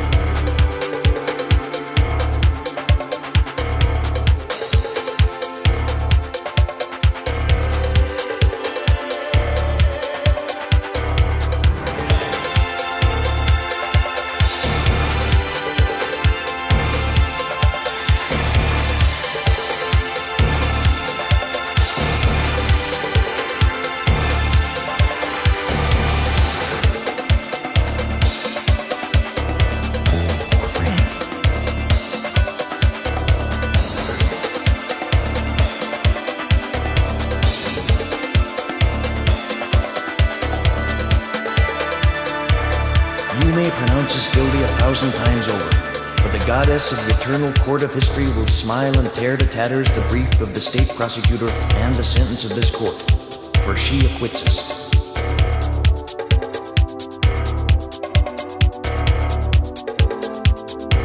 Condemn me.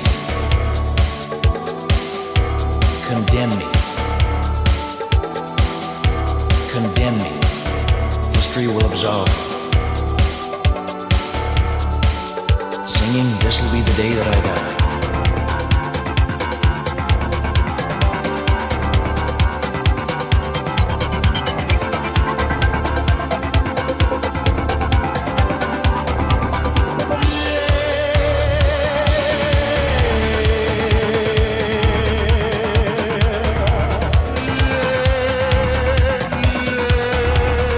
If your grandmother or any other member of the family should die whilst in the shelter, put them outside, but remember to tag them first for identification purposes. If your grandmother or any other member of the family should die whilst in the shelter,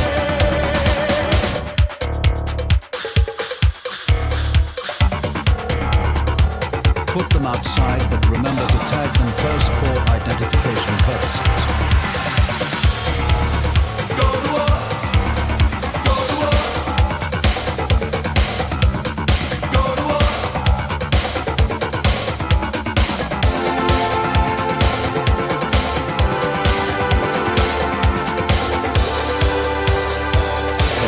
Just think of it. War breaks out and nobody turns up.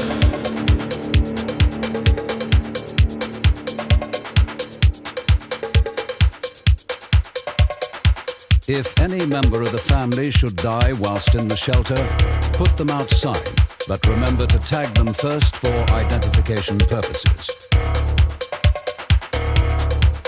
If any member of the family should die whilst in the shelter from contamination, put them outside, but remember to tag them first for identification purposes. If your mother or any other member of the family should die whilst in the shelter, put them outside, but remember to tag them first for identification purposes. If your grandmother or any other member of the family should die, well, identification purposes.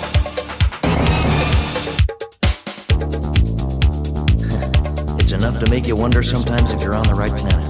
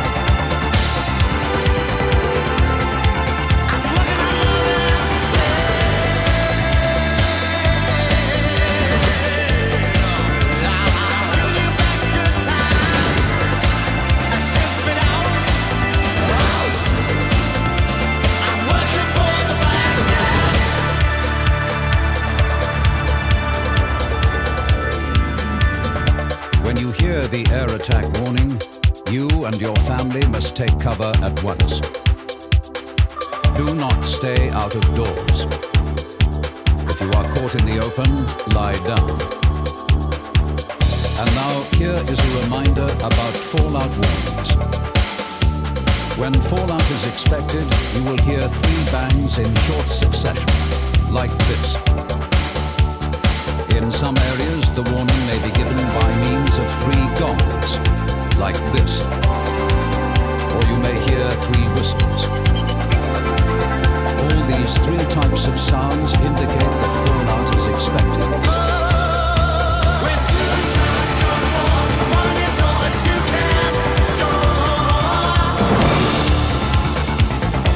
When you hear them, you must stay in the safest position in the house. Keep the doors shut. Do not go outside the house until you are told it is safe.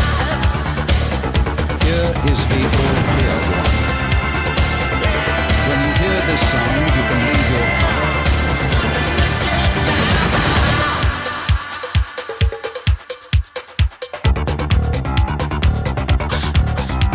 Are we living in a land where sex and horror are the new gods?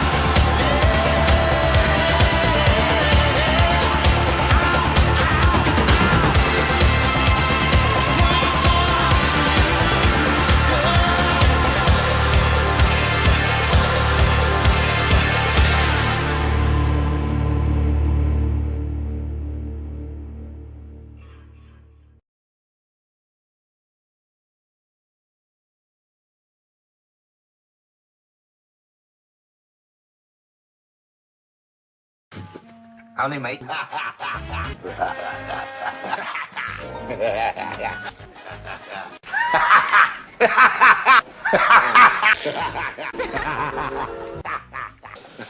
Spoken like a true man.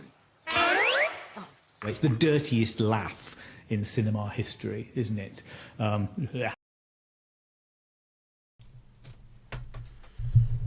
Agent Sil, you can't get sent to the Queen's dungeons or anything. Because if you were a spy, then you worked for Her Majesty's government. Agent Sil. They won't put you in the tower. They'll send you to that island, that wee village where the prisoner had to go to when he resigned. You know, that wee village in Wales. Patrick McGowan had to go. It's like if you're Agent 007, do you know what I mean? They'll take that into account. They'll just send you to the village. You just be a number. Agent Sil. 00 agent. That was alright, yeah. Let me play a few songs and then until I played the... I was pushing it a bit, playing a 12-inch version, but... quite like that version. Crappy Right Demon must have been someone else, hassling someone else.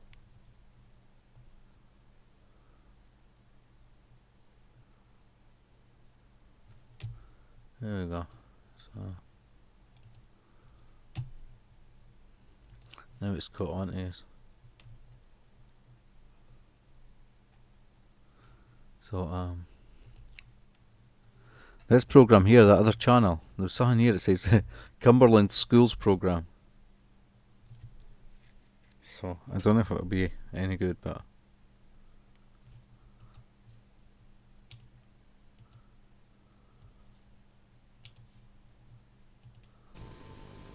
remember that one?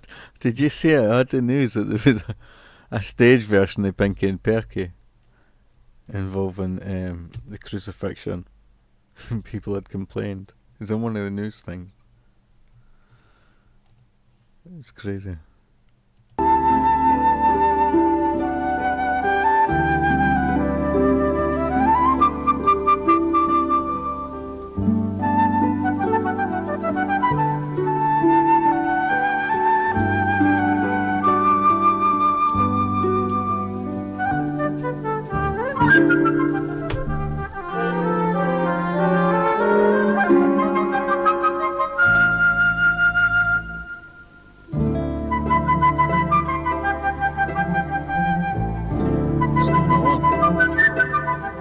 Why has it got this thing? I haven't had that crap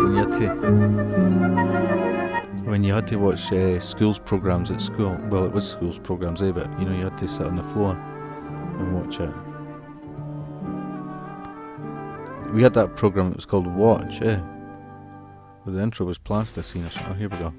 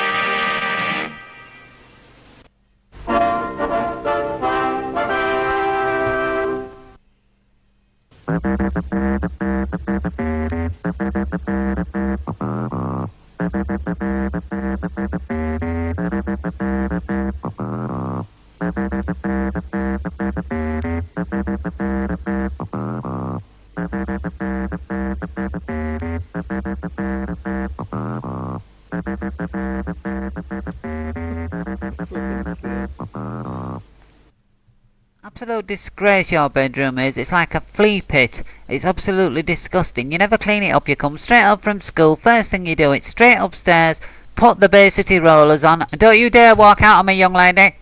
If we misbehave, we're accustomed to being told off by our parents. But what happens if misbehaviour gets out of hand and parents can't do any more? 3 schoolboys accused of stealing from their classmates are rounded up and taken to the headmaster's office.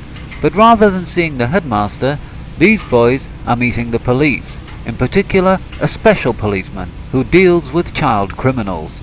Right lads, you've been stealing pencil cases, everybody knows it was you, I've come to sort it out, don't deny it or else I'll give you the birch. If you don't know what the birch is, ask your father. We didn't do it, honest, it wasn't me. You're quite innocent with me, lad, I know your I didn't sort. take anything at all. You can't kid a kidder. Don't piss me about. I don't want to hear your excuses. No excuses. I tell you, I'll knock your bloody head off if you lie to me again.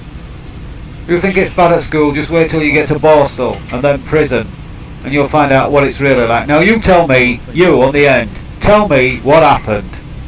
I didn't do anything. It was them two. It was him, and it was him. Fucking lie, it Well, wasn't me. I just watched. Bollocks. I don't believe a word you're saying, lad. Now listen here, you're all going down for this. I don't take any shit from slags like you. Alright, got the message, you're going down. Say goodbye to your parents, you've had it. See this? Prison uniform. You better get used to it because you're going to be wearing it for the next 30 years. Listen to me, don't look at me like that. You've had it, son, you're finished. You're fucked. For these 3 boys, the game is up. They're going to prison. Sergeant Alan Bastard of the Juvenile Liaison Department of Carlisle Police deals with cases Alan like this on a Bastard. daily basis, and he loves his work. The fact is, I hate kids. I really do. And it gives me great pleasure to send them to prison. They think they can get away with murder these days. They've got another thing coming when they see me.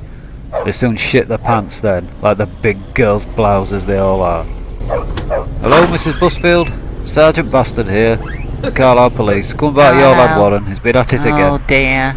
Where's the little? Well, his father's here. bugger? I'll kill him when I get my hands on him. Where is he? Just through here.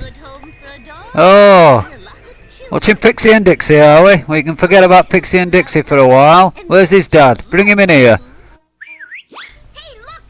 I'll line up to give him a good hiding. Right, I'll tell you what he's been I'll go doing. get his dad. You're gonna get his father. Frank! Coppers are here. Matt Warren, are you coming? Oh, what's that little bastard been up to this time? Come on, get in. Right then, Mr. Busfield. Your Warren has been seen bunking off school, nicking sweets from the corner shop, and wiping big snotty bogies on shop windows. He deserves to spend the rest of his life in prison. Now, I'm not blaming you or your wife. I know it's not your fault. Wiping big snotty bogies on shop windows. Fucking idiots. Yeah.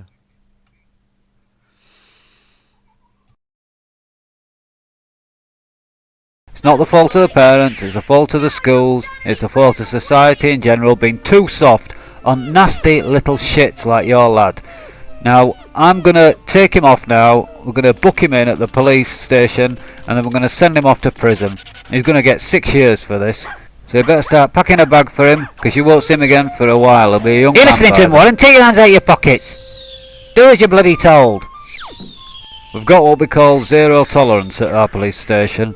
We don't put up with this sort of crap anymore from little lads who think they're big men. But it wasn't me, it was Mark Armitage that did it, not me. I didn't You don't know. go to school, then you go to prison. Your parents have had enough. The school's had enough. We've all had enough. You step out of line once, never mind twice, and you get sent down. And I'm gonna love having you banged up with a bloody queer. See how you like that, son, eh? You'll be crying for your mummy and daddy then, and Pixie and Dixie. But you should have thought of that before you bunked off school, shouldn't you, big man? Eh? For 11-year-old Warren Busfield, a life of crime has now become a life behind bars. What's Pixie and Dixie? Icky man, what means is you're watching Pixie and Dixie? You'll never be watching that much longer. Big man. But this form of punishment is wholeheartedly supported by the parents of such unruly children. Now you're lucky I'm in a good mood. I've got a meal for the condemned man.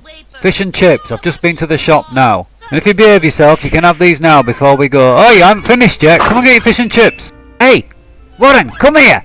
Get yourself down here now. I'll turn your backside, you little shit. How on earth you ended up like this, I'll never know. Sergeant Bastard's been kind enough to bring you fish and chips before he takes you off to prison. Come and get it now. It's your last meal before you get sent down.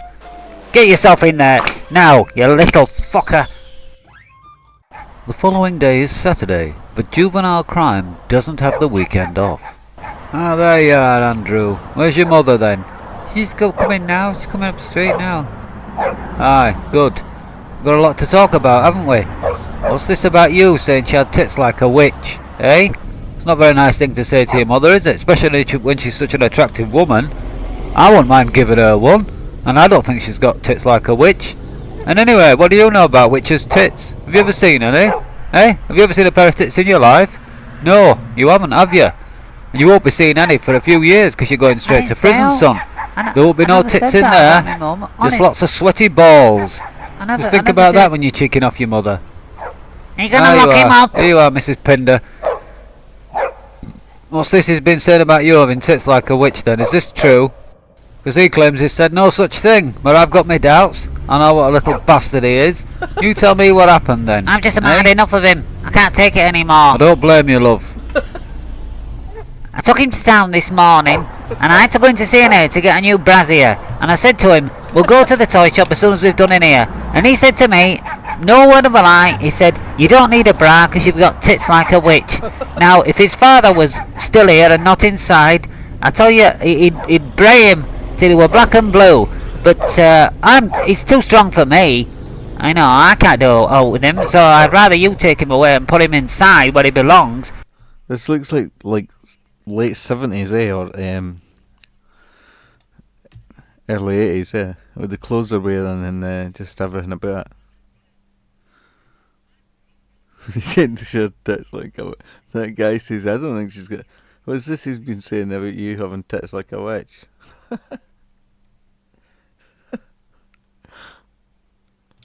Because I've just about had enough of it. I mean, I ain't got tits like a witch. And anyway, what does he know what witches' tits look like? Unless he's been looking at his brother's mucky magazines under his bed. I looked at magazines. And I've told him about that before. Said you had tits Tell like the a witch. truth, you little twat. Tell the truth. You said I had tits like a witch. Didn't you? Eh? I bet you did, Andrew. I know the sort of thing you come out with. Your mouth's as foul as a sewage factory. Now you listen to me. You're coming to prison.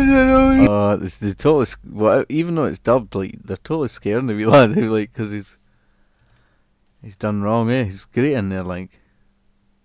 Look, he's started great. She was good hell. No, I can't do out with him, so I'd rather you take him away and put him inside where he belongs, because I've just about had enough of it. I mean, I ain't got tits like a witch. And anyway, what does he know what witches' tits look like?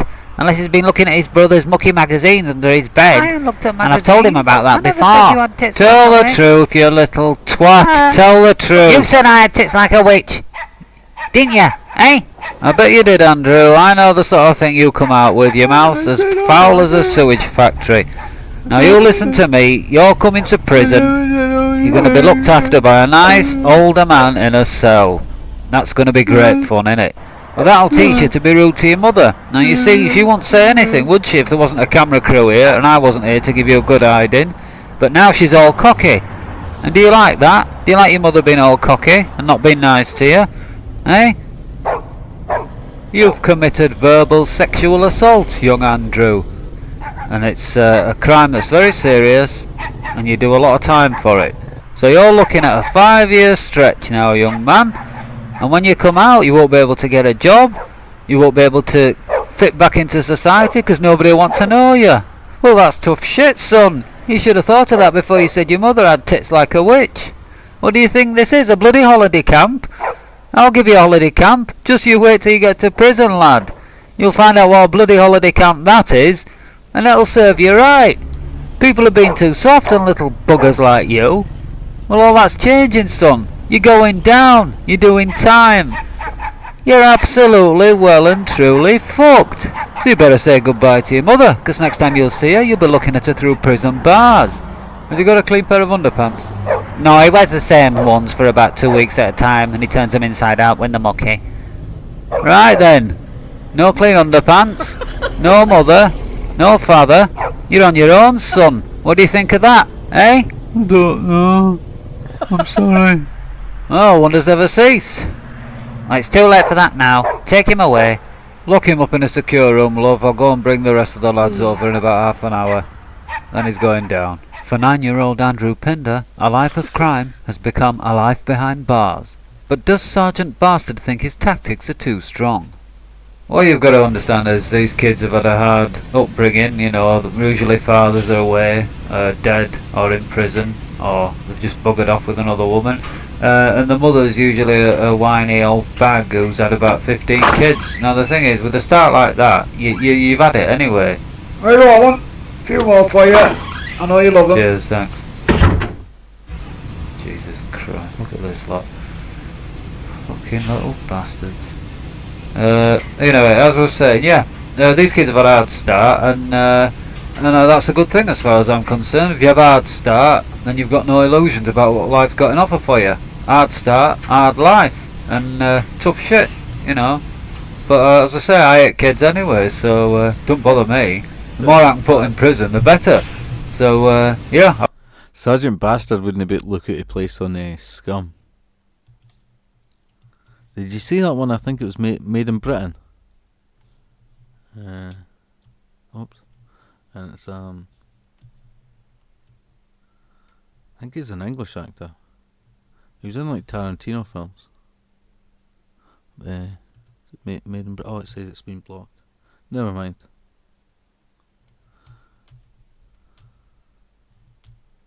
I might just end it if it's like that. Copyrighted audio. Oh. Is that what it is? Why did it block it?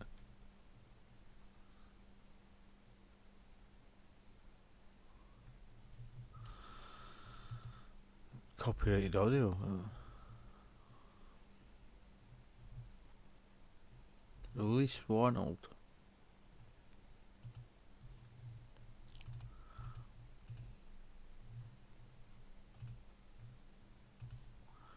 I might just finish the stream anyway. What happened to that one we were watching?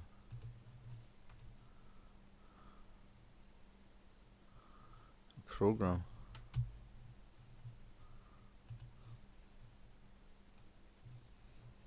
Yeah, I might just end it anyway. 7 minutes up there. Fuck it.